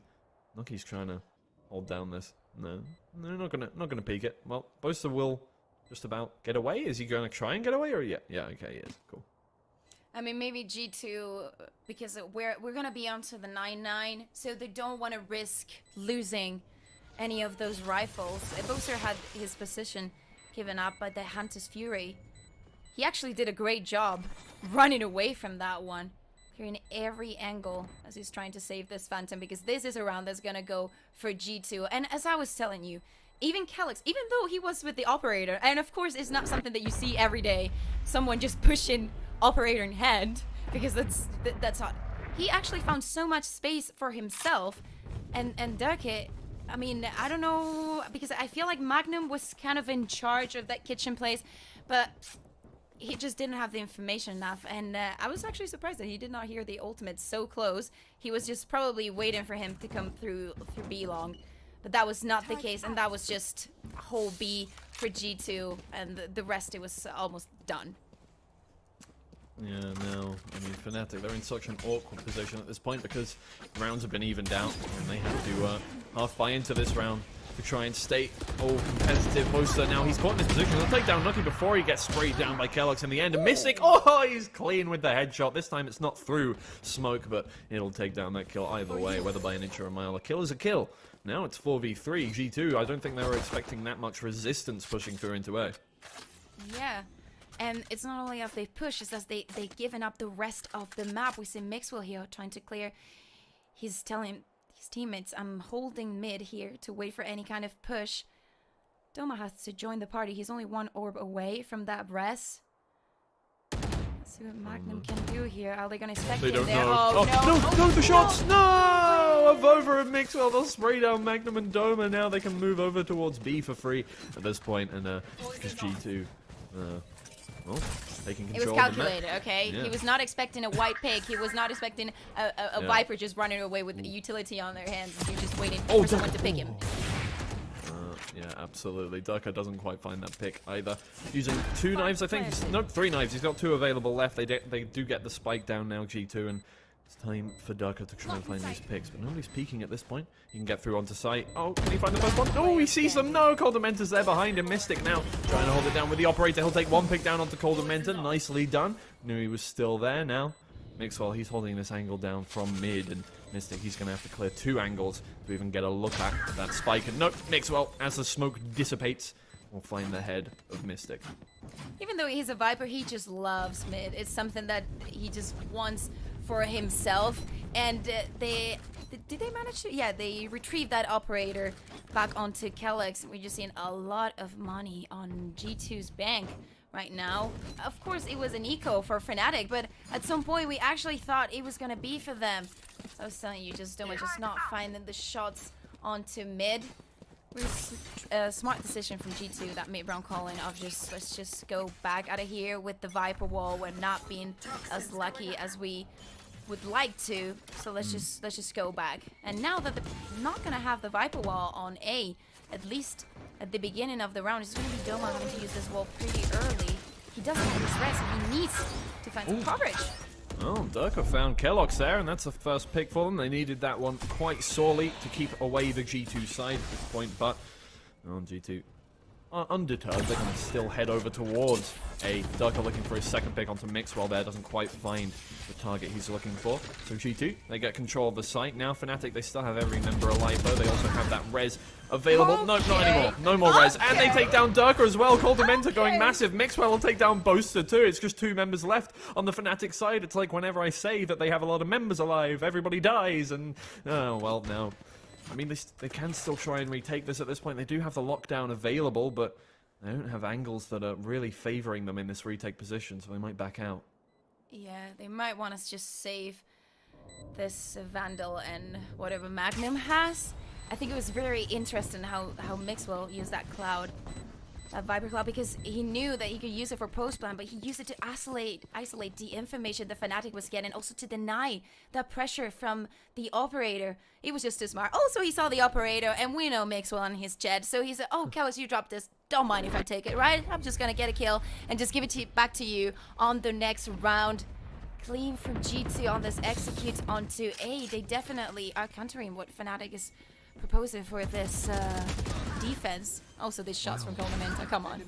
Yeah, I think the spray down, he actually did see a pixel of the feet of Doma to spray him down through that corner of that smoke, and then the second one onto Durkee really just sealed the deal now. They can buy up into this round, FNATIC, but You're 2 rounds down at this point. Everything's on the line, and well, if you lose this one, it's not really going to be looking so great for you in the last round of the game. They have 3 Spectres, full armor on 2 of those, and then 1 rifle and an operator. So Durka's going to have to go massive if he wants to keep away the G2 team. No, he's going to be tagged up by that dart. Ooh, going to have to duck away before Kellox takes his head off.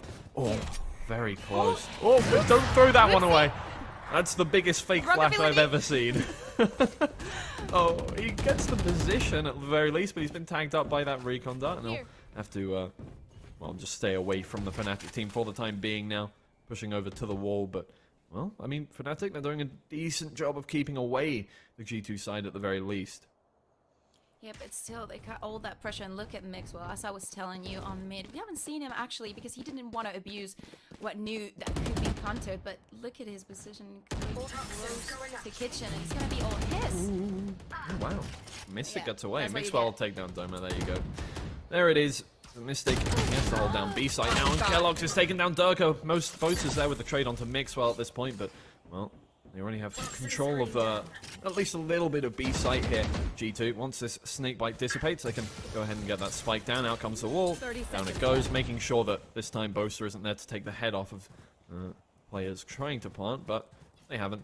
Boaster, this time, he's behind. And Nookie has to keep checking that Mystic coming through for a pick. Sees the walls down, and he's going to get the kill there. Boaster, he'll take his first onto Nookie. 57 HP left, pushes around, doesn't quite find the kill onto Coldamenta, but let's open things up a little bit for Mystic at the very least. If he finds these headshots, he can win this round, but he's going to have to clear every corner to get towards the spike. A few shots spray through the wall and take him down to 81 HP. He's looking for Kellox here, but Kellox is playing cat and mouse with him, not quite peeking every corner. He'll find the head of him in the end, but, well, time is ticking down. You have to push all the way through here, Mystic, and he's looking for a pick onto Yellow Box here. No, nobody's peeking. They're just waiting. They're just waiting as it ticks down. Tick, tick, tick. Oh, he finds a headshot, but it's through the wall. It's not enough damage to take the kill, and he's going to have to run away and save that weapon for the last round of the half, quite possibly.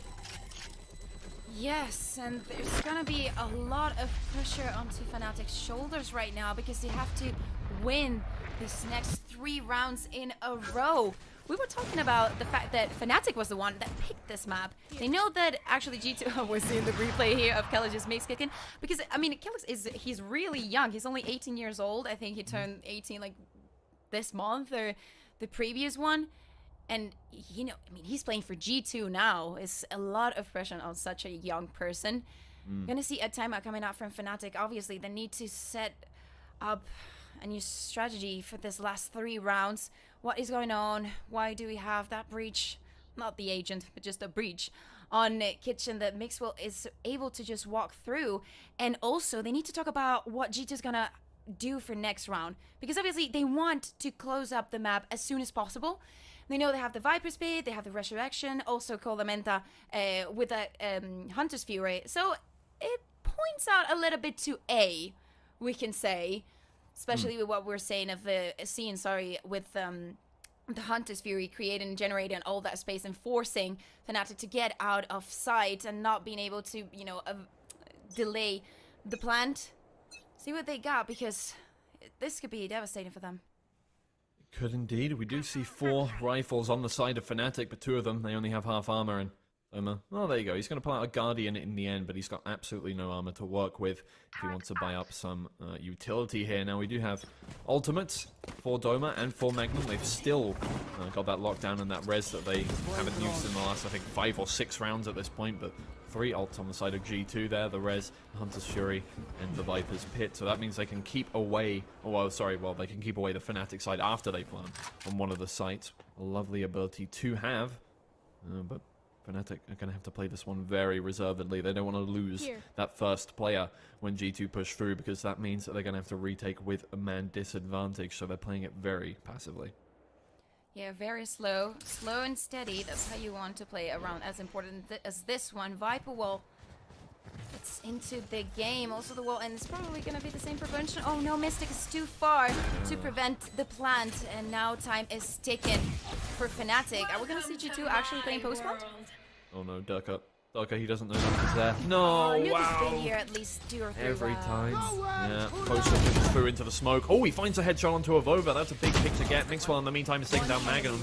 Kellogg's one, and then it's the Okay. Hunter's Fury taking down Doma. Comes off massive, it's just Mystic. He takes down one. He's looking for the second. That takes down the Viper's Pit at this point, but he doesn't have a lot of time left. It's a repeat of last situation. He was alive. Last, and he's looking for another one. Kellogg's nope. He'll finish it out. G2 take the first map on Icebox against FNATIC. Yeah, and it was a beautiful win from them. The defense were pretty even, but this attack with the double duelist, this is the reason. I was telling you during the match, this is the reason why you want Nuki on a duelist, and especially if it's Reyna here and is backed up by the rest of it's just a great team. Obviously, individually, they've proven it. And GG's to them. They got the first one, FNATIC's pick. FNATIC now in a tough position. They've gone from, fighting Sentinels for the title of the best in the world, and now to this. Yeah, this is definitely a tough situation at this point. If they have to fight their way back through challenges too, and they're going to have to come through open qualifiers. This time they don't get a spot in close qualifiers straight away if they drop out of here. So, difficult situation now at this point, and it was their map pick, which is another... I mean, we do see it They a lot weren't solid that a team will today. take, It was risky. It was risky. Yeah, absolutely. Well, I mean, Noki playing the basically just the Killjoy, the Sentinel herself, just sitting at the back as the turret waiting for flankers that time, and worked out for them very well. G2 take the first map, and I'm just going to go to a quick break before we get into the second map. So don't go anywhere. This is incredibly exciting.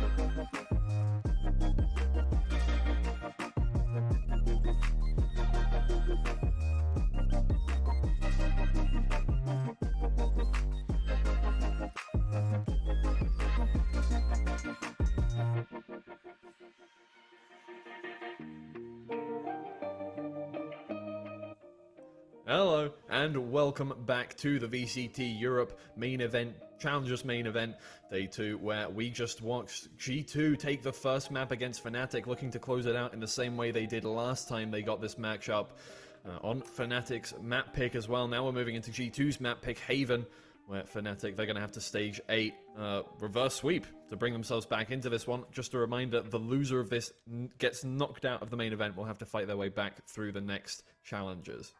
Yeah, and it's a lot of work, especially when you've come this way. I mean, FNATIC was invited, obviously, because of their results, but G2 has fought all the way up to here. So it would be pretty... I mean, it would be pretty sad for both of the teams to just abandon the competition so early. Come on, we want them both qualify.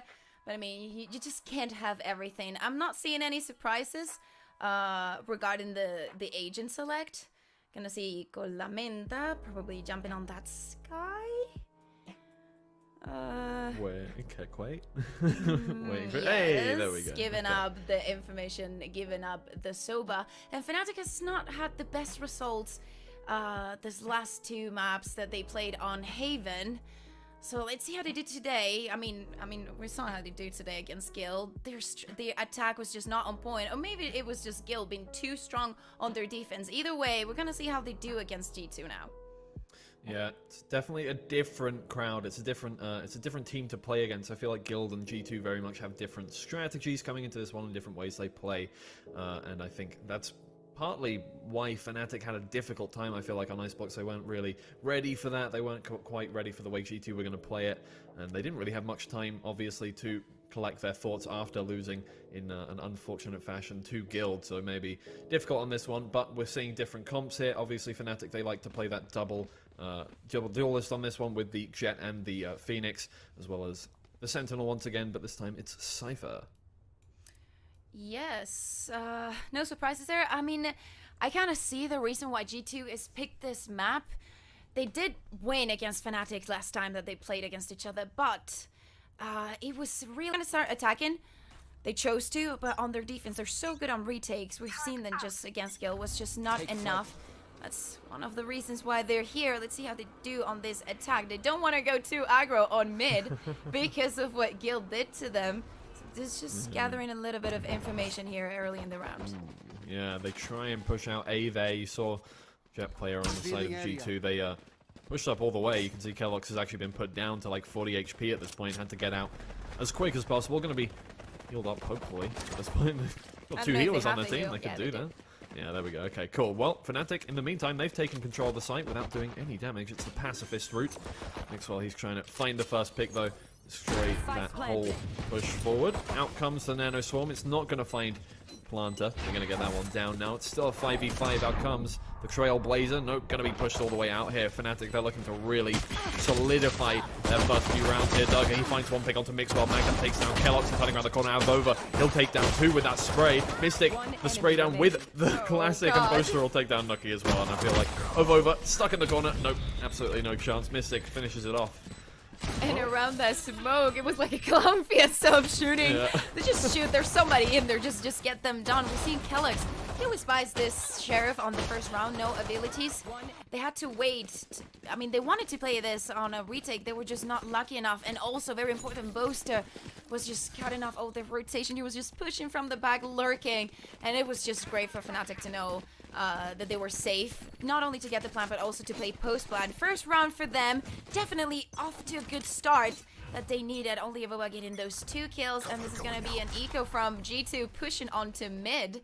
Doing a little bit of what we said Gil did on that first round of them. Nice cam though. We'll find them out from Magnum. Oh, but Magnum, he's going to be taken down by Kellogg's immediately. Great with the Sheriff. Finds that first headshot. Now they can back up. They found that first pick. They can start to play their defaults once again. FNATIC, the onus is on them to push into the site. Trying to get that run it back as quick as possible. Takes the orb for that one. Now they're pushing around into both A and C, looking for positional advantages, but you know, you got to retake everything back from G2. They don't know if they're still in mid. They don't know where they are. They've got to actually, well, retake the whole map for themselves. They're stuck in their spawn. Yeah. They still haven't decided. Derka has short on A, but it's just not enough. And Kellogg's here just whipping that shot. You can't have everything, Kellogg's. You managed to get the first one. They do get the info there. Still not much. Derka, he was so passive, waiting for his steam booster, cleaning out Condamenta on mid. Trying to retake this momentum now. They push all the way forward and onto site. Derka, he'll spray down Nuki through the smoke. And Mixwell, he's having to run away, but he runs right into the barrel of Boaster. And, well, there goes the plan. Oh, no. They're going to wait a second. They're going to, give the old points there. Yeah. Novova, he's by himself, looking for that opening pick. No, Mystic, he's going to keep him away from long. Let's try short now. No? Waiting. He's just looking for an exit frag at this point, trying to take some weapons out of the hand of FNATIC, but FNATIC, pushing him down here. Avova, he's stuck in this corner, and I think they know that he's around here. Out comes the curveball, it's going to flash. Oh, Avova, he's massive with the first one, but Derka, he'll trade it out in accordance. It was actually Doma just looking for another orb, and we were seeing him in. It's very important what you were saying at the beginning of the round. Kellogg's managed to get this kill, but FNATIC here are really trying to get that run it back as soon as possible. It's definitely a game changer for them on their attack. Coldamenta here with the Odin. What is with Coldin? The Coldamenta Odin. That's what he's gonna get for their first buy, and we knew there was gonna be an easy round for FNATIC. They have a couple losses, but it was still good enough for them. They're gonna play through Spectres here. They had to buy up 2 of them. Not gonna have a full buy next one if they lose this bonus round. Again, just an easy round for them. Let's see what they manage to pull on this one. God, Coldamenta, he's holding it down. No, he gets sprayed down to 9 HP at this point, and oh, Doma will finish it out. The Odin is not even going to do a single point of damage. Didn't even get the opportunity to fire at the FNATIC team. Now FNATIC, they're taking that momentum. They're pushing all the way forward onto site. They've actually got that first position. Nucky, he'll take down Derka here, but Mixwell, he's spraying around the corner. No, he'll find the blind shot onto Doma. Mystic finds Mixwell for the trade now, but Gal's just trading him down. No, he'll get that one. Nucky finding Magnum, but turning around the corner. Mystic's found his third onto Nucky, and it's actually 2v1 now for FNATIC. They've taken this into their own hands, and it's just Avova trying to spray down Boaster. No chance. Wow, 3 rounds for FNATIC. And it's amazing how they managed to pull out this bonus for them. Also, Coldamenta there on long A didn't really, as you were saying, have a chance. He tried to escape, but they used it off that flash. But FNATIC, obviously, they wanted to get close up to him, looking for that close quarter. And that close quarter is actually what gave him all control of A. You know, when Mixwell was picking, he managed to get the first one. Nuki managed to get the second one, but it was just not enough. When there's Spectre bullets all over the place. This is big for FNATIC. This is a great start from them. They retrieve the Tier 1 rifles, and they're going to face another Ika from G2. Indeed. Well, they're pushing up mid once again. Kellogg's And they're looking going for to have that to run first it back pick. for next one. That's just big. Ooh. Probably. Absolutely. Probably. I mean, we'll see. we'll see. Don't count your chickens before they've hatched. So, Magnum holding down. He knows that Kellogg's loves to push up there when he's got a Sheriff in the hands. Scout destroyed. Well, Scout destroyed. Doing my job for me. Mystic will spray down Coldamenta though. He was just waiting for that. Magnum is going to push out while they're looking the other way. The spray down, he'll find one, but Avova cleans up that kill. Actually, take him down to a 3v3. This is turning out to be quite a profitable round for G2 as the spike gets planted. No, it's going to be traded out. Get that run it back in the hands of Doma. Gets through there now. 3v3 once again, but FNATIC, they can take up these post-plant positions. Yeah, and we were saying that he's got it for next round, but it still's not over, so let's see what they can pull out for the rest of the round. Oh, here it is. Here's the run it back, and he'll find that immediate headshot onto Nucky, turning around the corner, looking for Avova. He won't find it. Avova will take it down, but that's a lot of damage, down to 60 HP now. 2 players left on the G2 side. Mixwell jumps down, but Derka finish him off.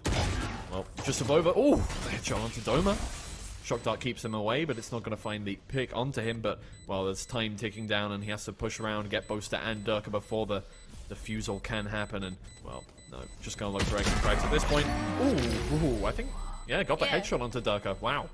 It's just Durka. not enough when you don't have a Vandal in your hands. And actually, it was not a bad round from G2. Obviously, FNATIC here at the start, very smart. They know that they're probably going to push up, as you were saying. They know that Kellogg's just likes to push up. It cost them 2 of their players and given them those rifles. But as I was saying, Doma was waiting for that run it back. They've been harvesting it throughout the map. And it was decisive to get that, you know, that man advantage later on the round. They're not gonna have it for this one, but they're gonna harvest it again. They do have 3 ultimates, and Kellogg's with the operator here on long A. This is decisive. Well, good flash down. Oh no, Durka, he'll be taken down immediately by Kellogg's there with the knife out, unfortunately. Mystic, he's teleported. No, oh, but Mixwell will come around from behind, take that kill down, and it's 3 players left on the side of FNATIC. Kellogg's is holding down. Oh, Sua's there. No, Boaster, like the Matrix, ducks underneath them.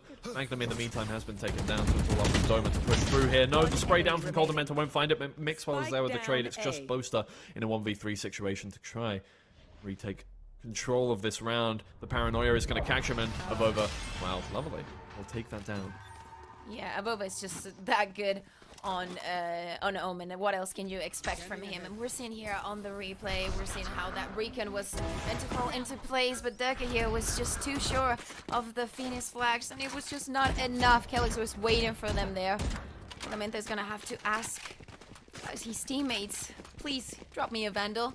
Still, FNATIC, of course, are gonna be able to buy on this round, even in things up. The first round for G2 took a long for them to get it, but it's obviously there. Kellogg's changing his position for this one. Get out of my way! See what they can pull out. Get out of my way, says Durka. It doesn't find anything on long. He was actually finding, you know, some revenge. Vendetta. Well, we are already well out of his way, so obviously the call out from the ult did a lot of work. Keep you scared, running away into A. Maybe not. Well, Durka, he's searching for them though. He's going to come all the way through. Turret finds him out. Try and spray that one down. Only taking 5 HP for his trouble, so he can push all the way through now, but he has to wait for the rest of his team to make positional advantages over towards long. Just make sure nobody is going to come in round behind him and take him out from behind. So, as they come through onto A here, G2, they're going to have to, well, probably go for a retake on this one, it looks like. Yeah, Mixwell holding at Heaven. He's gonna give up his position. He's not too sure. He'd rather just wait for his team. Those Seekers from Coldamenta coming in, getting as much info as they can, and also the lockdown is gonna go out down any point from now. Maybe first and closer to use his Frontal Spirit. Yeah. Oh, it comes. Oh, Nuki will find the first pick onto Magnum though. Duck is in the corner and he's stuck there, but the smoke will give him some space to come out. No Coldamenta. He's taking down Doma. Kellogg's onto Mystic. Nuki onto Durka now, and it's just Boaster by himself. Has lineups available? No, probably not. And he's just going to have to fight his way through. Takes down Avova. That's the first one, but halfway through the defusal, and he's going to have to run away in the end. Yeah, and again, G2, they wanted to play this for retake, kind of what we wanted to see and what they wanted to see on the first round, but just couldn't happen. They also used this lockdown just because maybe if you don't force them out of the point, you're gonna force them to use that Hunter's Fury, as I was saying, before it actually happened, but you actually force Boaster to give up his position and just to focus on breaking that down to to protect his team, and he's obviously gonna go for that one. It's the second for them. Kellogg's is gonna try his luck again here on C-Long. This is a big one for FNATIC because if they don't get it, they're gonna be onto an eco here using the wall pretty early. Yeah, look at the way G2 pushed up C-Long as well here. They're just waiting for that. Luckily, the trap wire is there to stop them from getting through without being caught out, but he's just trying to... Well, oh, he heard it. Yeah, heard the metal. Well, that goes that trap wire, and it's actually just going to kind of give FNATIC something to think about at this point. They need to make sure nobody's flanking them, so they're actually very slowly pushing around mid here, looking for an entrance into garage. No, the Trailblazer is going to try and find them, but stuck on the wall. Didn't make it through, maybe it wasn't unfortunately. Who knows? Maybe, yeah, who knows. Yeah, I like looking at walls as well. Now, old Doma, I thought he was going to go for that push onto B there, but doesn't look like it. Here comes a Hawk. Try and find anything. It's just a standoff on every part of the map here. Durka, he's pushed up. Sua's there. The rest of the team over towards mid, stuck in spawn. I mean, they're taking their sweet time, and there's 40 seconds left in the round, so they're going to have to make something happen, but they're pushing through here. Kellogg's, he can't quite find the shot on the shoulder peak from Doma. Doma's going to make his way through and actually try and find a pick it. Oh, the curveball will get away, Kellogg's, but no picks on either side. Coldamentary's coming in from behind though. Magnum doesn't know. He's moving into Garage. Oh, Doma, he might be the savior of him here. As Magnum, he pushes all the way through, just in time at this point, and honestly, what is going on? They're moving towards A now. Magnum, he'll find that, and here comes the neural theft as well. That's a massive pick, and they're actually going to be able to afford themselves a plant here if they can get it down on A. They will just about. Trades come out as Coldamenta takes down both of Durka. He's taken down Mixwell as well. Now Nookie, he's trying to push his way in to the A site, but the post-plant positions have already been taken up. That's a brilliant headshot onto Durka, though. It's going to give him just a little bit of pushing power now, but it's a 3v3. Doma, he's trying to hold back the players coming in from behind. Puts the hot hands down, but Magnum, he's already found Nookie. Coldamenta, he's pushing around on long. The camera will find him. He's going to have to pull out that dart before he can make anything happen forwards. The paranoia doesn't catch anybody. Magnum takes down Coldamenta, and it's just a Vova now. Oh yeah, no, just going to be sprayed down. The 4K from Magnum. Yeah, Beautiful and it's a round that FNATIC. we have to definitely say thank you to Magnum because of that movement. Taking Kellogg's out of that operator and just being so passive, waiting for G2 to use most of their abilities. Actually, Nuki, when he got onto that retake, he had no utility left. So that was just terrible for them. And now we're heading off to a timeout coming from G2. They've only managed to pull those 2 rounds. Still not looking terrible for them, but I like when this timeouts just fall into place and they make sense, you know, because obviously they're there for you to use them, for you to talk about what's going on and what are you going to do about it if there's any specific thing that you need to take care about. And I would say it's Doma with those flashes, putting a lot of pressure, and the fact, you know, that Magnum just walked out of Garage like that, just pushing and getting a lot of space and also using his ultimate, revealing everybody else from G2. Yeah, a lot to talk about here for G2, but I mean, they've been holding on to every round. They've made it difficult for FNATIC at the very least, even though they do have that 3-round advantage at this point, and the economy has been pushed down back to its, you know, original state. So, I mean, as you can see here, G2, they are buying up for the last time. If they don't win this round, it's going to be very difficult in the next 2 to get through those. But, I mean, Durka, oh, there we go. The generosity of his teammates will allow him to get up into this round. They've got 4 Phantoms and a Vandal at this point. Yeah, that's great for them. And Doma is only 2 orbs away from his ultimate. Probably gonna go for that one. Kellex here to find something out of A-Long. But let's hope Mixwell is well aware of what could be happening on short. Yeah.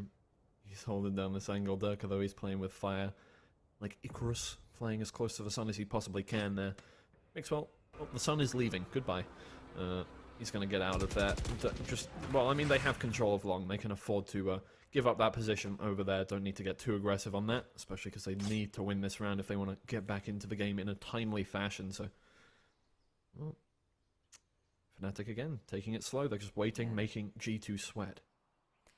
They already used up one of the Sky flashes. Of course, that one recharges, but the G2 also had to use that wall on double doors to prevent Magnum from doing it again. We're seeing him at the door just waiting for the wall to go down, and he's like, oh, this is my place. It's not like you're going to take it from me.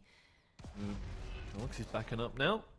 Knows the FNATIC players are in that general area, but they're actually backing up. They're going to head over towards, it looks like B or no, through Garage to C, I would assume. But the G2 players, they're congregating over across the map, trying to make sure they patch up those areas. No, they're heading towards B now. Boaster, he's going to use this recon dart to try and find out anybody in the back of sight. Ooh, not quite going to tag out Nookie here. So, they don't know he's there. Lucky turns around the corner, he's not ready for it. But no, the spray down, he doesn't find anything. No, he's been blinded anyway. Coldamenta, he comes through with the Odin. He sprays everything down, but Doma, he's there with the trade. Mixwell takes down Mystic in the meantime, and he's turning back around the corner. No, Mixwell, he's good for his second, and the rest has come out onto Coldamenta as well. So they got that Odin back in their hands. Boaster, he's spraying down, but he won't find Mixwell. And Magnum, he can't just do enough to finish off that round. G2 will take it. Yeah, and it's the 3rd one for them. And we see FNATIC taking up so much time to, as I was saying, just try and get G2 to use their abilities. But G2 was just so smart on their position and that pressure, obviously, that was from Kellex. And he didn't find no opponent on too long. They didn't also commit into A. They were just slow tracing. They were trying to play kind of the way FANPlus does. You know, that now that they know that FANPlus is the kryptonite of G2, or it was yesterday, still they weren't too lucky about it. Doma does have his ultimate. That could be a game changer. Looks like they're gonna try again and get into A. They were trying this a lot against Guild with good results. Exactly, Calx. He's taken a different position this time. He's looking through Garden. Oh, the recon dart. That'll find him, though, and he's going to have to back well out before the FNATIC players push him down. Out comes a run it back from Donor. He's going to get all the way through, and, well, Kellogg's not going to give up that position. Oh, and the wall comes out just in time to save their lives, but Doma, he'll take down Nucky just as the wall breaks. Insane, the spray actually catches his head. That's so unfortunate. Kellogg's now... molding. Yeah, that would that's the kind of thing that happens in solo queue, and you're like, well, I'm not playing this game anymore. I'm uninstalling now. Goodbye. You had me for a while, but I can't do this anymore. I'm sorry. I've got to leave. The relationship between me and Valorant solo queue ending. I think everybody has the same relationship. Yeah, it's love-hate, and the love is not from me to the game. The love is... Actually, no, the love is from me to the game. The game hates me. That's the problem. Well, Kellogg's, he's coming through for a flank, but the trap player is there to stop him from getting too far now. They're going to head over to C, though, try and get the spike down, but they don't know that there are players there. Up in wood, Mixwell, he'll take down 2. The sprays from him have been massive, and Avova keeps down Doma as well. Bosa, he'll take down Mixwell in the end, but it's a 2v3 now. I mean, Avova's on very low HP, but if he can find the headshot, there it is. Take down Bosa. Mystics coming through from B now. He has his ult available if he wants to use it. Try and clutch up this round, and he knows one player is on low HP at this point. He can use his teleport just to fake him out. Don't know where he's going. Now, turning around the corner. Oh! He finds Avova, but Kellogg's is right behind him for the trade. Yeah, Avova just trying to clear the point to actually see if it was a fake TP or if it was indeed a real one. Very well defended from G2 here. The rotations were just on point. Avova requesting that backup, please. Still manages, even with 5 HP, to find the kill. And this slow-paced attack is not working for FNATIC. I feel like they're doing much better when they're just explosive and just making great use of that double duelist. They're gonna head off onto a pocket round against G2. There's only 3 rounds left of their attack. They chose to start attacking on this Haven. This is G2's pick. Oh. And that is G2's pick to begin off the round. Okay, he'll take down Doma, and they're holding down Long as well. Kellogg's will take down Durka. Trade's going out everywhere now, and well, only 3 sheriffs left in the hands of FNATIC. They're going to have to push all the way through if they want to make any chance of winning this round. They've left a spike at spawn though, so Booster. Oh, Nucky will take him down as well now. Magnum, he's searching for a kill. Nucky will get his 3rd though, and Kellogg's will finish it out. It's the full house, and it's flawless for G2. Flawless and very smart from Mixwell. He looked at the angle for a second and he said, okay, they're not here, and he pinged it in the map. He's gonna appear there. Complete perfect timing from him. And now we're seeing the timeout coming from FNATIC. They head off to a great start with those 4 rounds in a row. But what has happened, and what has G2 learned from them in such short notice, that they need this timeout to see, okay, 2 rounds left. Let's make the most out of it. See what they can do. Where are the breaches? And also G2's, I think, is like being misleading to them because they're changing the setup so much. Of course, you're gonna have Kellogg's moving around the map with the operator, but I think the only constant player has been a Boba on C. The rest we just saw Mixwell onto B. We're seeing Colamenta just helping Kellogg's on A. It's just gonna be hard for them to take up this 2 rounds. But of course, they're FNATIC. Of course, they can do this. See, I would like to see a little bit more from Doma. He was great against Gil. I feel like he's not finding his pace on this one. Oh, yeah. We see the pings onto Garage. Yeah, there it is. Congrats to Mel, by the way, for winning the gold medal in the Olympics for the slalom there. Through 3 players' legs, absolutely beautiful. Well, and now they need to head FNATIC over towards somewhere that they feel like they can get that entrance in. You can see those pings. They're going for that mid-split. Maybe try and cut off B. Maybe try and give them something to think about over towards Garage as well. And the change in the setup just came as Avova holding double doors and Garage. Looks as you were mentioning, those pings on the map, they're gonna try and take mid control. Just play from there. One of the things that they couldn't face about Guild was actually Leo and that breach onto B was just so hard to plant the spike, but it looks like it's gonna be Garage. Oh, this catwalk situation. Ooh. Let's hope it's not too much for them. Yeah, they're going to catch out of over, but they decide in the end that they don't really want to go for that. I mean, they knew that the safe was there as well because of the slow field, so now they push over towards B, and they're actually going to make their way all the way over towards A before getting the spike down, try and clear out areas, make sure nobody's going to come through. Not quite finding the pick. Coldamentus there with the jump. If they get too close, they're going to be done. So Coldamentus can use the judge. Yeah. No, not going to happen. Oh, but Coldamentus pushes forward. No, the spray down with the jump. He takes down 2 before Bosa can cut off the blood flow. That's so unfortunate. And they haven't got the spike down yet either, because the lockdown, it pushes Boaster away, so he's going to have to wait. Oh, Magnum, he's actually been hit by it as well. No, Boaster gets taken down, and Magnum's over towards A, holding his hands out, waiting. And Mystic, well, matters are in his hands now. He takes down Nucky, but he's down on low HP at this point. They know where Magnum is. The spray down isn't going to find the first pick. He'll find Avova, though, and gets away just in time. Now it's a 2v2. Magnum's brought it back into their own hands. The spike is what the spike. Okay, the spike was activated. 10 seconds left. Imagine you can plant the spike anywhere. Out. Oh no! Oh, the knives will take down Magnum here, and Mystic, it's all up to you on 11 HP. Pushes into his smoke. No, Mixwell.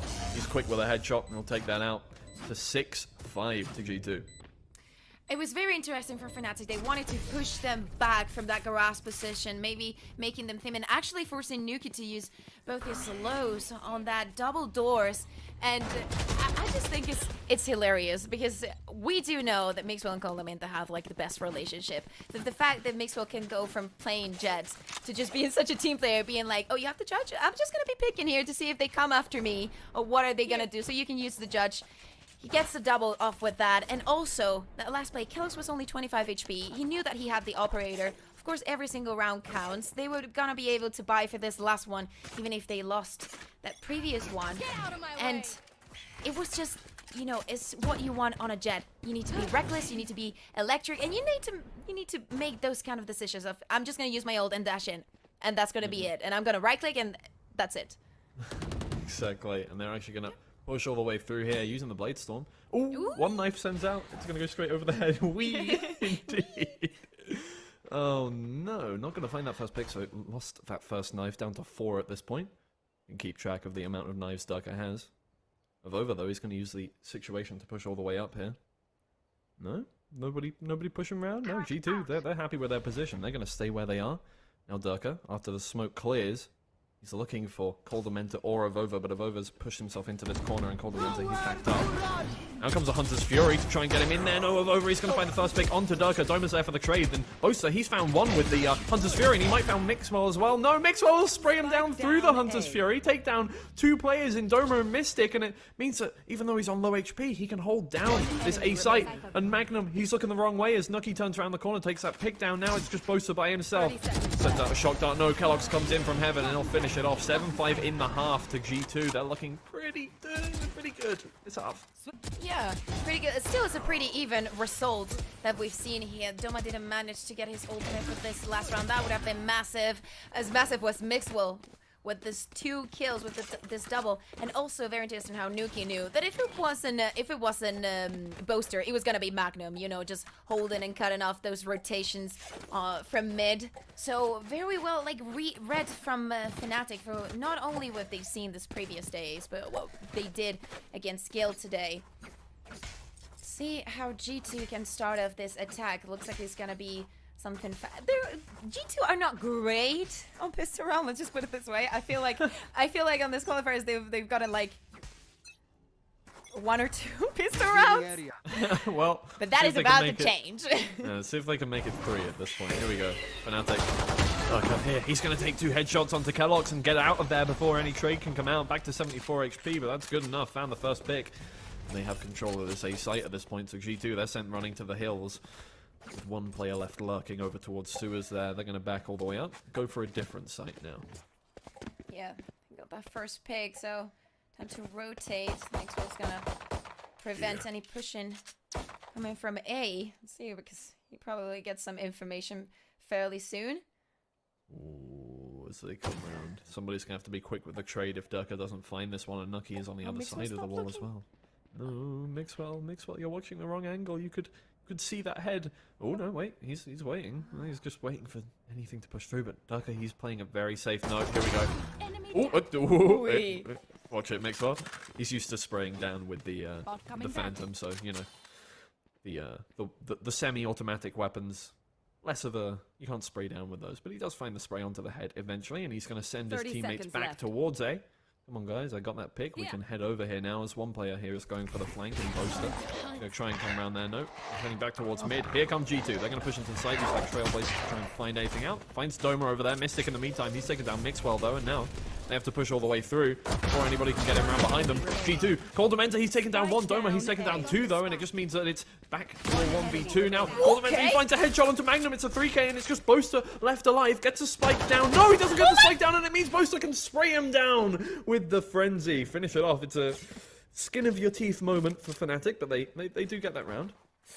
Almost G2 taking the pistol. We were saying it's not going to be enough. They're here finding the first pick. That's very big for FNATIC, and also Mystic's movement when he knew that they were coming into sight.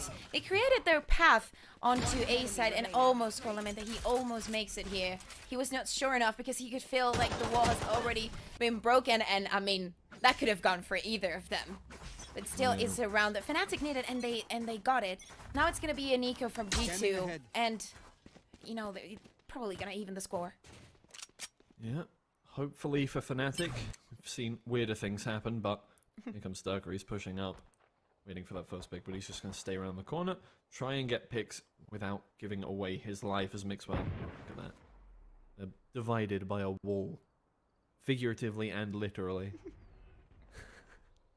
Love story. Oh, here comes Mixwell. No, Sturker will find the head. There we go. Come back up now. Found that first pick. Once again, they've opened up that round nicely, and it just means that they can play these safe defaults, although that's not safe from Magnum. He's staying around the corner. He's going to try and spray him down. Misses the first one, but Doma's there to pick up the pieces. Takes down Coldamenta. He's going to turn around, get Kellogg's now, and it's just Nookie pushing through into C. They don't know that they're just yet, but they're going to find out pretty quickly. Out comes the Cage to try and just keep them away from the rest of the team. Magnum's going to push through and actually find the first pick onto Nookie. No plant. Oh no, sorry, the plant did come out, but Doma, he'll spray down Avova. Get the round. All players left alive. Lovely.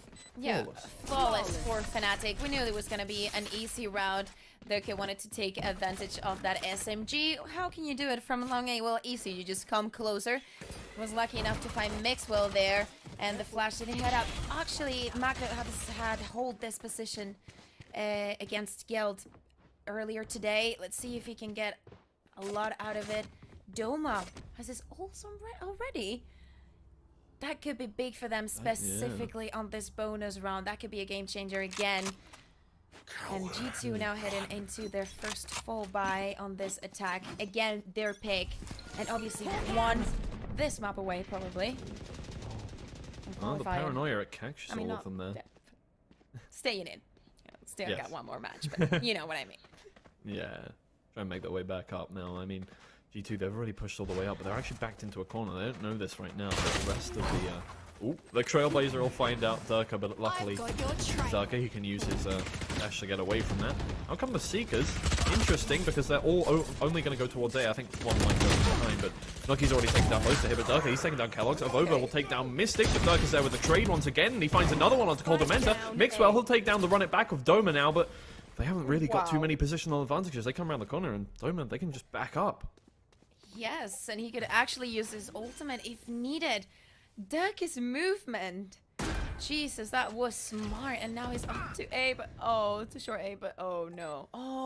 That's the enemy remaining. That is just so big. Nicely done, and now it's just Durka alive. He'll need the ace to finish off this round. The turret's found him out. He's getting sprayed down by it. He'll destroy it in the end, but well, I mean, they have the spike down at this point, and Durka, he's going to have to fight his way all the way through to get sight of it. He won't take down the first one. Mixwell, he's there with the 3.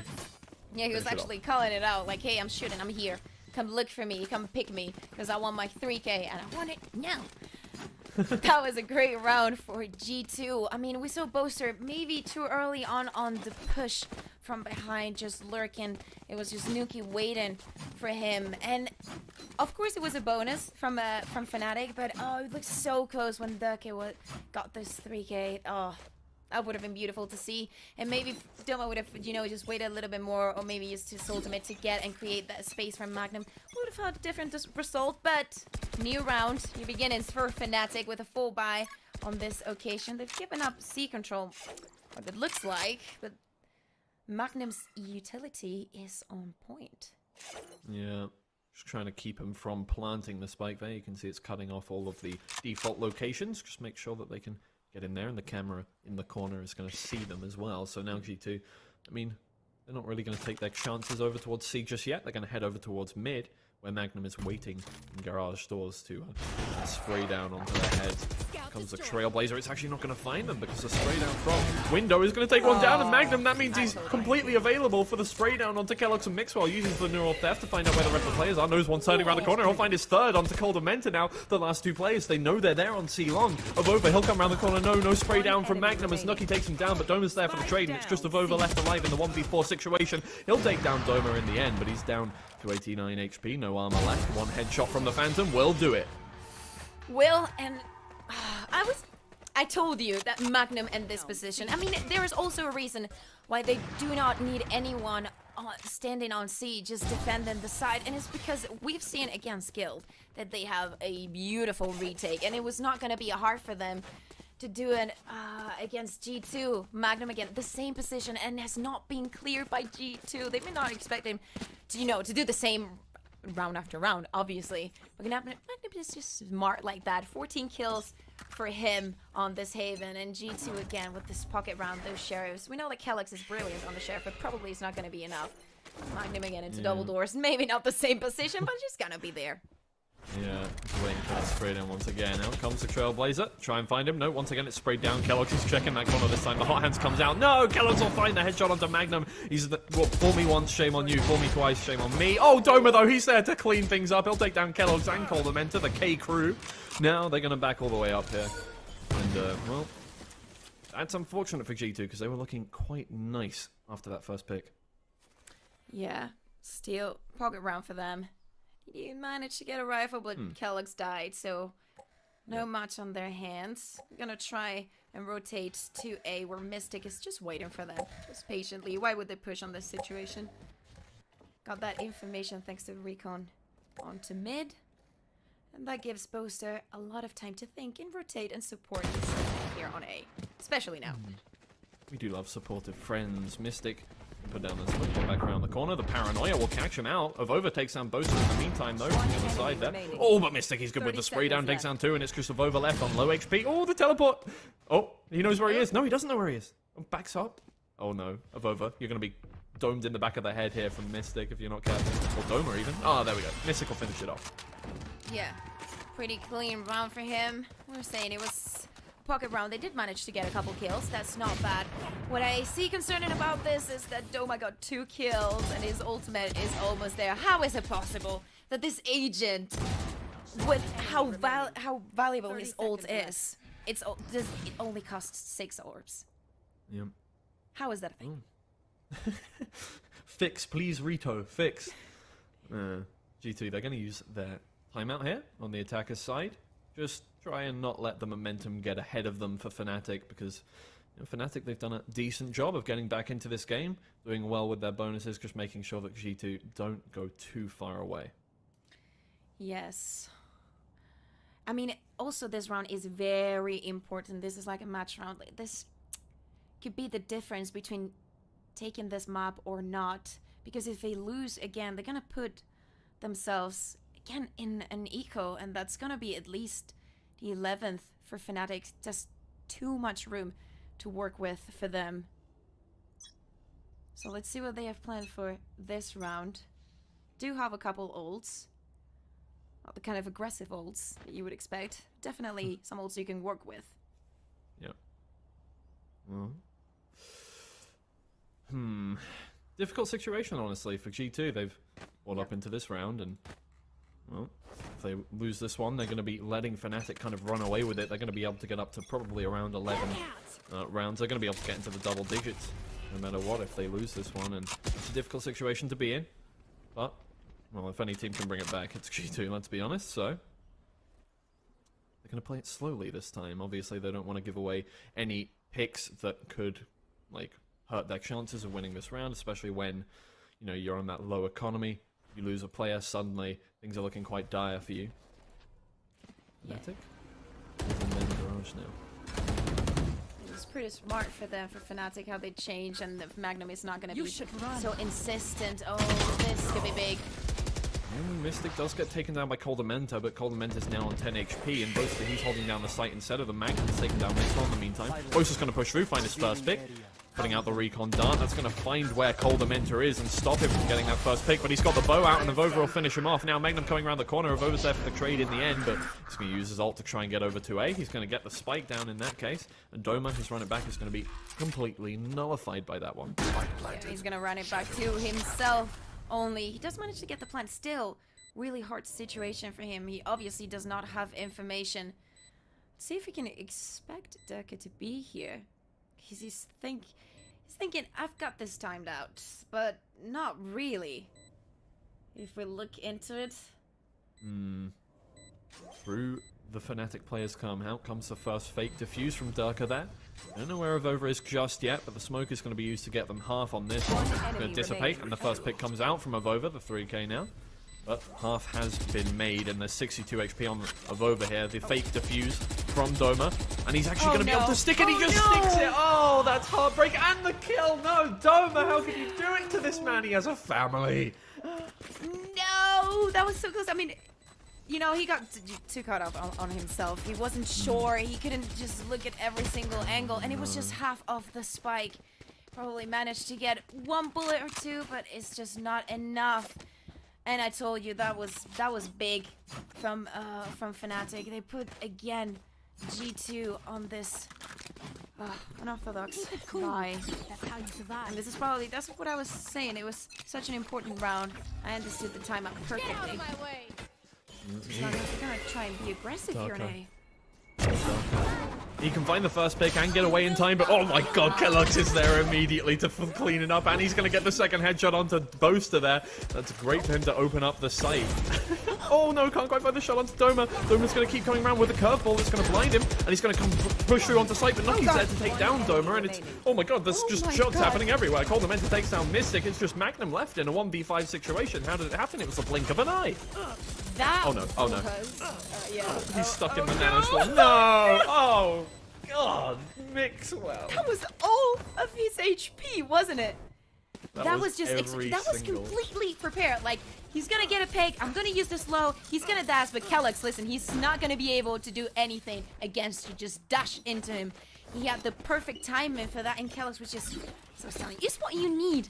Moment of pressure, eco. But still, winnable round. Actually, one of the things that Lucas Rojo, the analyst for G2, said about Kellogg's is that even, it doesn't matter if they're winning or if they're losing, he's always cheering the team up. Being like, okay, we got this, guys. Let's just go. We're the best. You are the best. We are the best. And we definitely saw it on such a flash round. Yeah. Well, the mental game is arguably even more important than, you know, the being able to fire your shots off in the end, you know, can only take you so far. Being able to pick yourself back up by the bootstraps after losing rounds in a row, especially in this case where Fnatic, I mean, at this point, if you lose the game, you're going straight out of the tournament into the next one, and, well, G2 has done well to get that round back, switch the momentum back up, and as they push through here, Kellogg's is actually going to get up in there, and they saw him get up there, but they're not going to spray it down because they don't convey that information. Coldamenta, he'll take down Bosa. Mystic will spray down Kellogg's with, not spray down, it was a one shot, but Mixwell and Avova take down Doma and Mystic in the end, and, well, just 2 players left on the Fnatic side, and it looks like G2 are going to even things up here if Magnum wins his first pick. Ouch. Ouch. Indeed. It looks like Mixwell always finds the correct angle, or our observer always makes it feel that way. And they're just gonna have to save this operator here. And that's the thing. They found the hole onto A. It worked last round. It's worked this round. And with, I mean, they only lost Kellogg's here, so that is huge for them.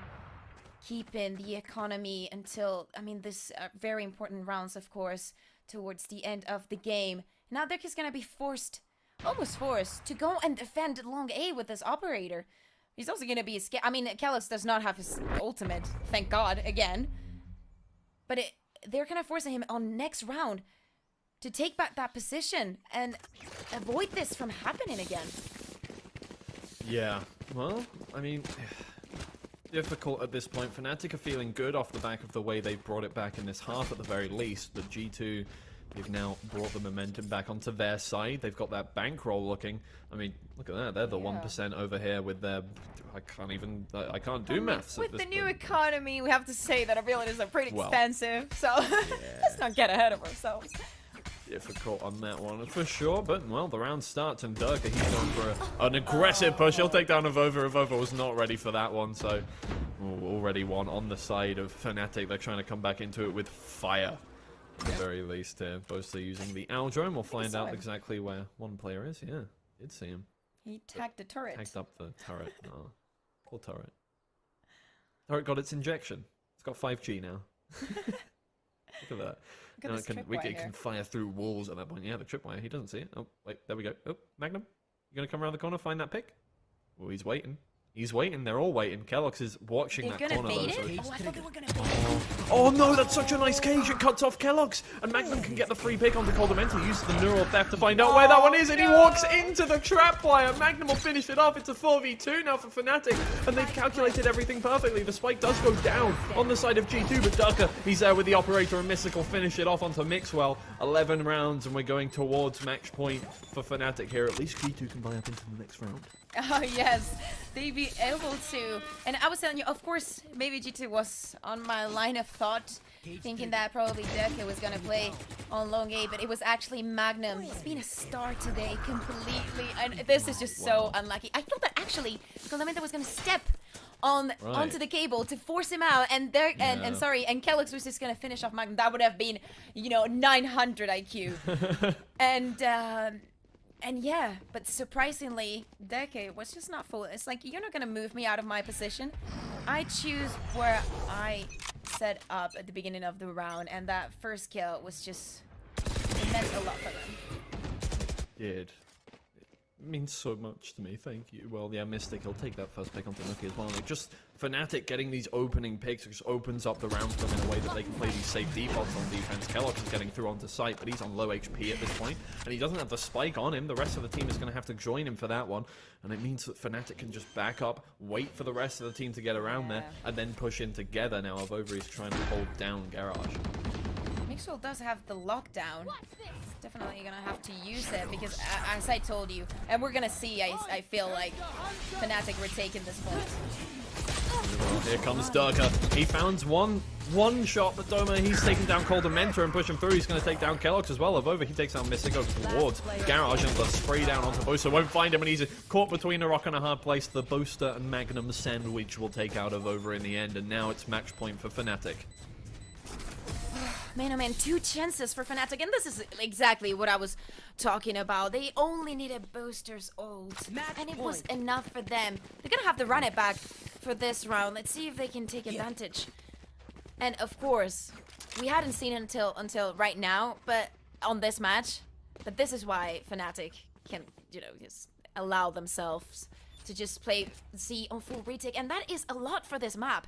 Because if there's 3 bomb sites, but you only need to really, really care about 2 of them, it's a game changer. And it says a lot about your gameplay and the structure of the retake being just too clean. Maybe it's gonna be the new plan. Not just yet, but... Yeah.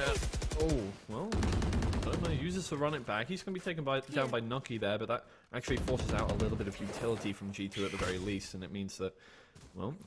He's got himself a small advantage in this round, although now he has lost his armor. Trailblazer comes out, and G2 are actually going to push over towards B. This is the rare B push. No, the spray down from Magnum will take down the wall, and Kellogg's behind the wall, and it means that G2 are going to have to back all the way up. And they're going to run straight into Doma if they're not careful here, holding down Garage. And look at this flank as well from Durka with the operator waiting here, and he'll find... No, he won't find the first pick onto Nuki. I spoke well too soon. I thought, oh my god, Mixwell with the flick onto Boaster there as well. They're trying to get way back into this. Doma and Mystic will take down Mixwell and Nuki though. And Doma, he's looking for a second. The hot hands will force Coldamenta out of that position, but he's been hit by the paranoia, and Coldamenta will find the kill in the end. Yeah. He's looking for one. Oh no! What? What just happened there? The spray down, it doesn't find the head of Avova. He'll take him down in the end, and now they know where Magnum's coming from as well. The Seeker, it found out that he was in Garage. He's going to push through, coming round. No, he doesn't find it in Avova, the savior of this round. The savior, but also with, let's not forget about Coldamenta. He healed himself enough so he wouldn't die from this phantom shot. Snooki here, he actually had the resurrection so close Oh, this replay. That could have been everything for FNATIC. Oh my god.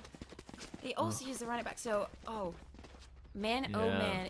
What do you think? Do you think this is gonna go for G2? Are we gonna have an overtime? Oh, don't make me do this. Okay, The let's chat just will not. hate me. Okay. I want to... I actually... I want to see more. I just want to see more. I just can't get enough of these teams, so I just want more. Just can't get enough. Exactly. Oh no, Gurka! He's there with the first pick once again. Another opening pick for the entry fraggers of FNATIC here, and knows there's one in sewer, it looks like. Sends out that ping. Oh no, if you have the back turn, that's not going to go well for you, but he'll find a second pick onto Nuki.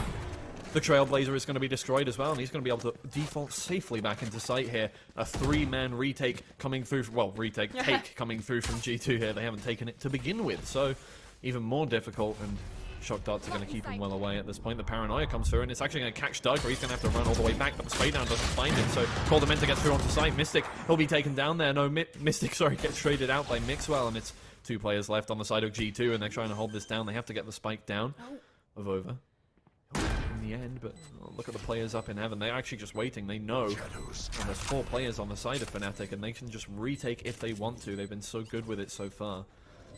Slows back down as Lurker looking for the opening pick from CT here. He pushes through. No, Avova's there for 1, but Bosa's there with the trade from behind. It's just Mixwell now, and he's used up all of his nano swarms. He's going to have to physically peek this one to stop them from doing that. The alarm bot gets triggered. Okay. Oh, the first headshot onto Bosta, and it's a 1v2. Okay. Now he sprays down Magnum, and it's a Oh my 1v1. God. Oh no, the time is ticking down. Doma needs to find this pick, my and God. Mixwell's there with the 4th, Oh my the clutch God. to take it to overtime. Holy effing... Oh my... One enemy remaining. God, how clean can someone be? Oh my god. You thought that everything was lost for G2 there, but Mixwell had different plans. He wanted the overtime. He wanted this map for his team. Jesus Christ, is there any agent that this guy cannot play? I am speechless, which My is very, heart. very rare because Placing swamp I could grenade. talk for England. Oh my god, We have yeah, a we're going to technical overtime. timeout. Yeah. Somebody species just broke down right now. I wouldn't be from surprised. the tension. Oh. Mixwell set it on fire with that one. Oh no, Oh, God. someone spilled water. You know, I caught Oh. that. I don't know on what event it was. And I was like, I bet that someone just spilled something on some water or just any kind of drink. Don't drink now. on something. Oh yeah, no, I'm and gonna that's, spill it on my keyboard. Oh god, oh god. and that's Get out what the kitchen happened. roll, And it please. was actually what happened. Right. And it I'm gonna have to happened put on again. my I mean, analytical after that glasses. play, I'm surprised that I didn't spill anything out. So, let's be honest. I had to take out the analytical glasses because I don't know how G2 did that, and I need to feel at least a little bit smart.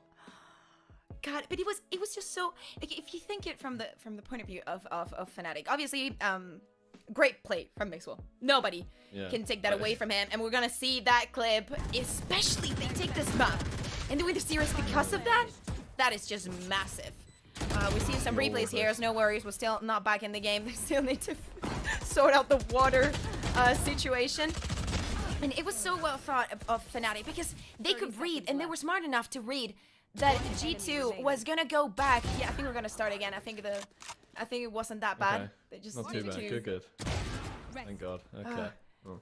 As I was saying, that they were smart enough to put Durkee on that A long because they knew that G2 needed like a comfort pick. They needed a comfort A. They've been having good results there, so Durkee was there to stop them, and he managed to stop them. But the Mixwell happened.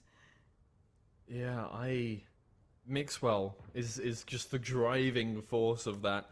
And I mean, now on 24 and 14, you can see exactly why. Now we're heading into overtime. FNATIC back on the attack, and they're going to head through a long here.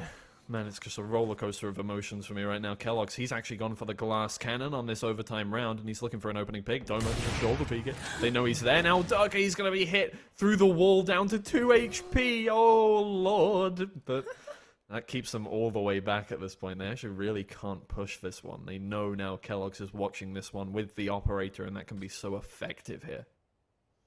Let's see what he does. Cypher Cage falling into place. Durkee trying to find his way out of here without using his... Oh, he's not gonna find it! Oh. Well, Kellogg's takes that one down, and I mean, G2 are looking to close this map out. They don't want to go to map 3. They want to just get it done, over with. Let's just make sure they don't have a chance to get back into this one. Boaster, though, he's going to take down Mixwell as he pushes aggressively through Garage, and back to a 4v4, and it's a standoff at every corner of the map. Yeah, and extremely slow. Really 35 seconds for FNATIC to take the action here. Looks like it's gonna happen. Boaster just 30 seconds left. trying to fake a little bit, trying to give him some information. Oh, Nuki's gonna get him though. Oh, the paranoia as well, and that just stops anything from happening. No, I've overstuck in a sandwich, but he takes down Doma. Okay, 2v3 now, but Kellogg's is there, and he has his Blade Storm available now. Magnum, he has to hold this one down. 1v3, there's 12 seconds left in the round, so if they just wait round the corner, the knives don't quite find him. Magnum, he's going to take down Kellogg's, but he has to stick the plant if he wants to do it right now, and he's going to have to do it. No, Coldamenta, there it is. 13-12 now, G2, they're coming straight back into it. And this is obviously the downside of playing the rounds too slow. Obviously, there was picks from both the teams. Holy, I'm still shaking from that play. And Magnum he just didn't have enough time to play that correctly. If he would have had maybe 20 more seconds, it could have been a round for FNATIC, because Magnum is a great player. It's been proven many times about this. Let's see if G2 closes it here. And we see that clip everywhere. Or we go to a second overtime. Now one more, you know. Well, man, it's unbelievable how G2 are coming back into this one. They're now on the attack, and they're pushing all the way through. Once again, I think Durkery's picked up that glass cannon as well. Taking lessons there from Nuki. No, Kellogg, sorry. Yeah. Not Nuki. Yeah, my bad. And Nuki's actually an excellent jet. Yes. I'm but gonna why go would you with that put was him the on Jet reason when why you I have thought. Kellogg's? Yeah. Of course, exactly. Yeah. You've got so much depth in the squad, but G2 again, they're taking it so slowly. They're just making FNATIC sweat here. If Doug can find the opening pick, it's going to be massive, and he does onto Coldamenta. He's going to back up now. That's a lovely opening pick. Once again, Durka with that opening pick. I'm just waiting now for Kellogg's to turn around the corner and smoke goes out. So the timing isn't quite right for him. No! Durka isn't looking the right direction. Magnum takes down the trade, but... Oh, that's an unfortunate loss, and Magnum nails on 70 HP, turns around the corner onto Nuki, and he actually takes that down, and that's a spike as well. Mixwell sprays through the smoke onto Magnum to take it back to a 2v3. Doma finds the trade onto Avova after the pick onto Mystic. Oh god, here it is. He does it again. Mystic, the spike in hand in the 2v1 situation. Luckily, three sites to plant on this time, so you can wait for this, but he's going to run over to C. That's the choice he's made. Yeah, but Boaster's chasing him pretty closely. He's going to go for the... Oh my god. Boaster, he has the round here. If Mixwell manages to get the plant, he's probably going to do it safe. Alarm bot is going to stop Boaster, but he's going to get the kill. Oh, what? Not quite. He pushes over Mixwell, and if the shot darts find him, not quite. It's going to take him down to 60 HP. No, Doma is there to stop Mixwell in his tracks. Back to 13-13, and it's second overtime. And of course, that was in Mixwell's mind. You know, I get the orb, I get the plant, and I use my lockdown, but the timing, it was just not enough. Obviously, you need to rush onto that plant with barely 30 seconds to get that action going. Magnum here, so decisive. You know, Felix had some balls pushing through that smoke, and Magnum was like, you know what, I'm gonna do the same. He didn't manage to find the spike. And the situation makes Will on a 2v1. Second overtime here. I am sweating. I need to turn the AC on because this is too much for my heart. Don't worry, I already had a series. I think it was OG versus Finest in the open qualifiers. It went three games, 15-13. Oh, but Coldamenta, picked up the Odin. Oh god, here we go. Here we go. The Colden. Oh no, Durka, he takes down the turret, but Mixwell trades that one out. Lost the robot friend, but he'll get that first pick. And now, looking for the first one. He's just trying to turn around the corner here, but Mixwell is there. No, Doma will take him down, but Kellogg's is there for the trade. Back to a 4v3, and one player on FNATIC here, Boaster, 26 HP. He's trying to clear out C with the Aljo Nuki. Good for the headshot of Magnum. It's 2v4, and G2, they're trying to get their claws back into the game. This is Spike down. now. Looks like it, yep. I mean, they're just Nuki. pumped. How can you not be pumped after the Mixwell play getting them into overtime? Switching sides. How can you not? Exactly. Oh. Match point. Wow. Well, now... You just said oh my that God, about Mixwell- Finest and OG. Sorry? You said that I think we're tactical pause. Oh. Is that what I heard? Tech pause. No, tactical. Tactical pause. Okay, tactical. Tactical. Sorry. It's they're weird to see on the overtime, but of course, again, as I was saying, if you have them, you might as well use them.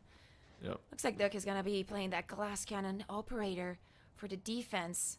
And looks like G2, I mean, well, they're still on the pause, you know, they're still talking about what they're gonna do. They have 1 minute, and this round could be everything for them to stay in the competition. They still have one more map. But man, oh man, it did get to overtime with FNATIC last time on this Haven. Yeah. It was a 16-14. And if FNATIC manages to defend this round correctly, we might get into the same situation. We just don't know who's gonna get it. Yeah. My God. I mean, G2 have got the first 2 advantages in these overtimes. All they need to do is close it out.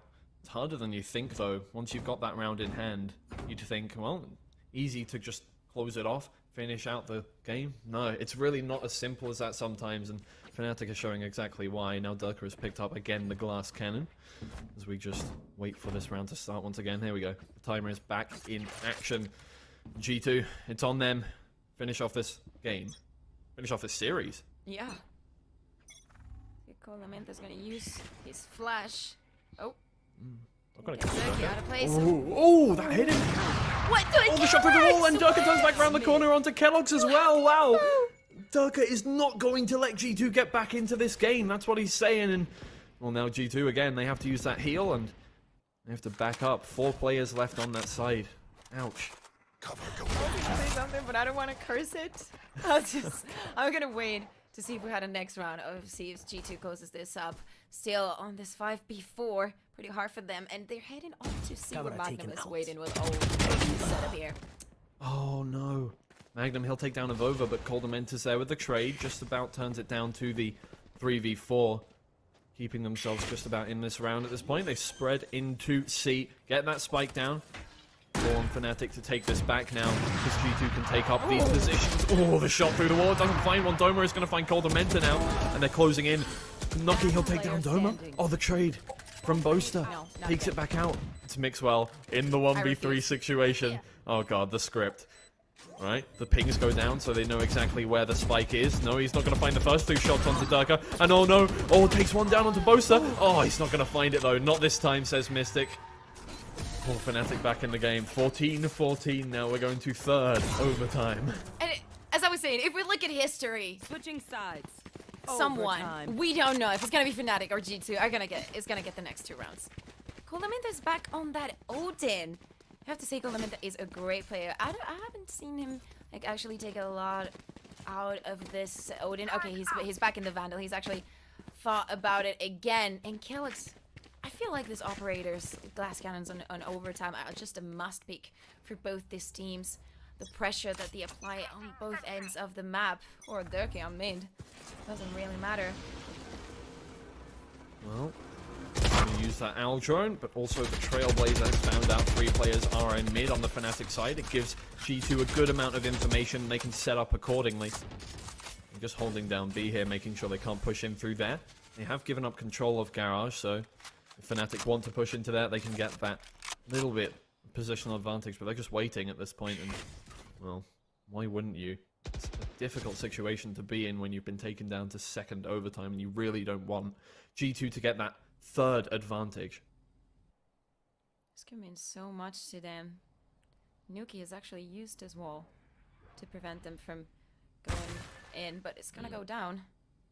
Well, they can now head into B. They're just looking for anything they can find before getting in. Nope, they're going to have to push in without an advantage. They're going to get that spike down at the very least, but players are surrounding them on all sides. Mixwell's going to push through, look for the first pick. He's not going to find it. Durka takes the headshot down first. Now, G2, they've spread round towards site, but B is so difficult. First off to take, second off to defend, and Doma, he spreads out the hot hands. He'll take down Kellogg's after the trade onto Durka. Now it's a 3v4, and G2, they have to really try and close out these positions before they can get the spike defused. The Vova, he'll take down Doma, but Moses there with the trade. Mystic takes down Coldamenta, and now it's FNATIC with the advantage.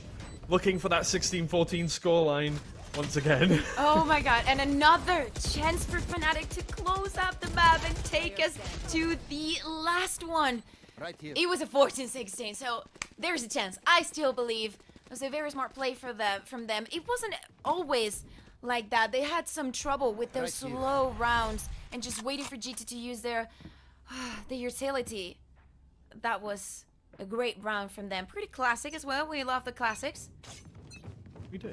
See if G2 can pull on this attack and we go to the next overtime. Oh, let's see if we go to the third map. See the How third many more overtime or overtimes can we third take? map. You choose. Yeah, absolutely. Now, well, G2 again. Well, once again, you take it slowly. You don't want to give away this round. FNATIC, they've actually taken really aggressive positions. Look over there, and that push. Boaster, he's going to use the Al Jones to try and find out Mixwell, and he will hit Mixwell.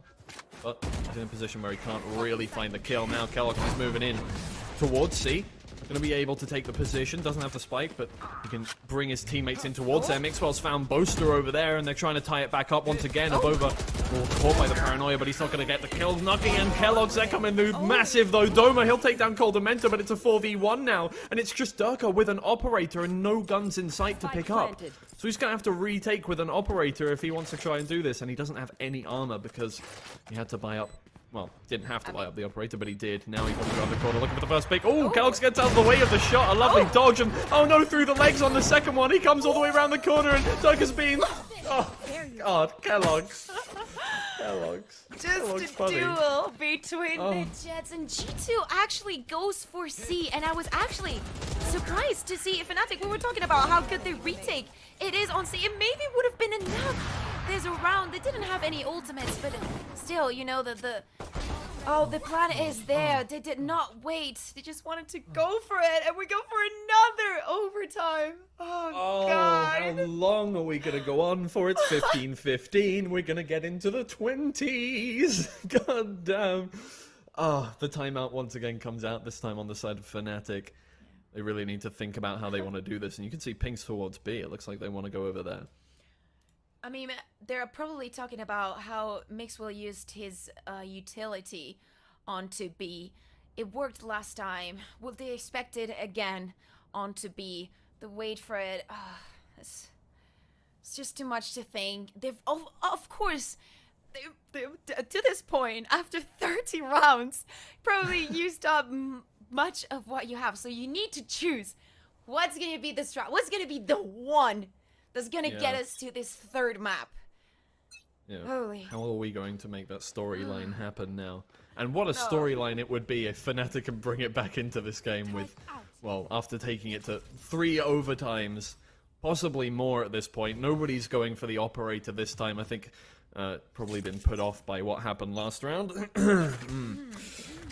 But, well, they push over now towards A. Kellogg's is taking in a massive position here, and he has the spray down onto Durka, and Doma puts it down to a 5v3 now. The paranoia will catch him, but he puts down all those smokes to get himself, and inviting the headshot onto Mystic. He gets his knives out. Nookie has taken down Magnum in the meantime. 1v5 for Boaster. 1v4, sorry. Oh, but the knives takes him down. No, Boaster will take down Kellogg's now, but it's still a 1v3, and no, Nookie the spray down. There it is, 16-15 to G2. What a way to come into this overtime. Oh my God, thank God the replays exist so we can enjoy this moment once again.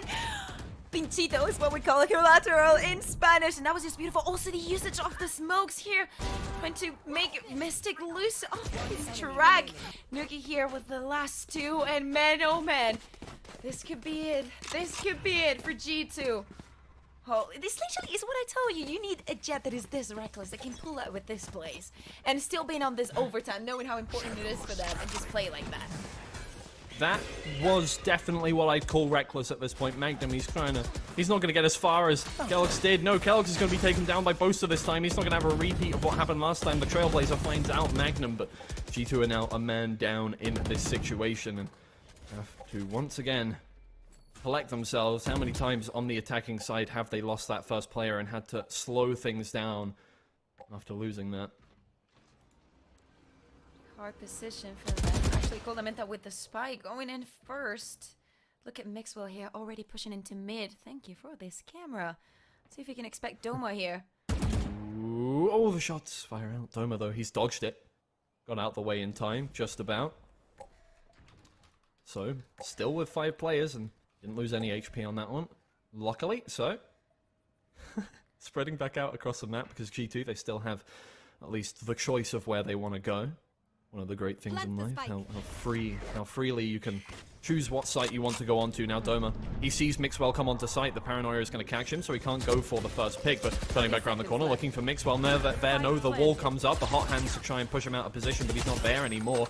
Mosa's going to push through the smoke, trying to take down one player. But they've got the spike down now, G2, and only with a one-man disadvantage, they can back out and try and just wait for the FNATIC players to push in. Coldamenta, he has an aggressive position looking for Mosa here. Pushing through the smoke, he'll take that shot down. Now it's a 4v4. The paranoia catches Coldamenta, but there's no push going through. Look, he's taken down too. Coldamenta onto Mystic, and they close it out. G2 2-0 to FNATIC.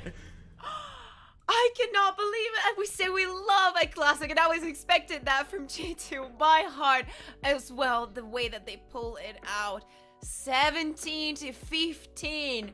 Jesus Christ. And now FNATIC is sadly out of the competition, but G2, man, oh man, honeymoon is not over.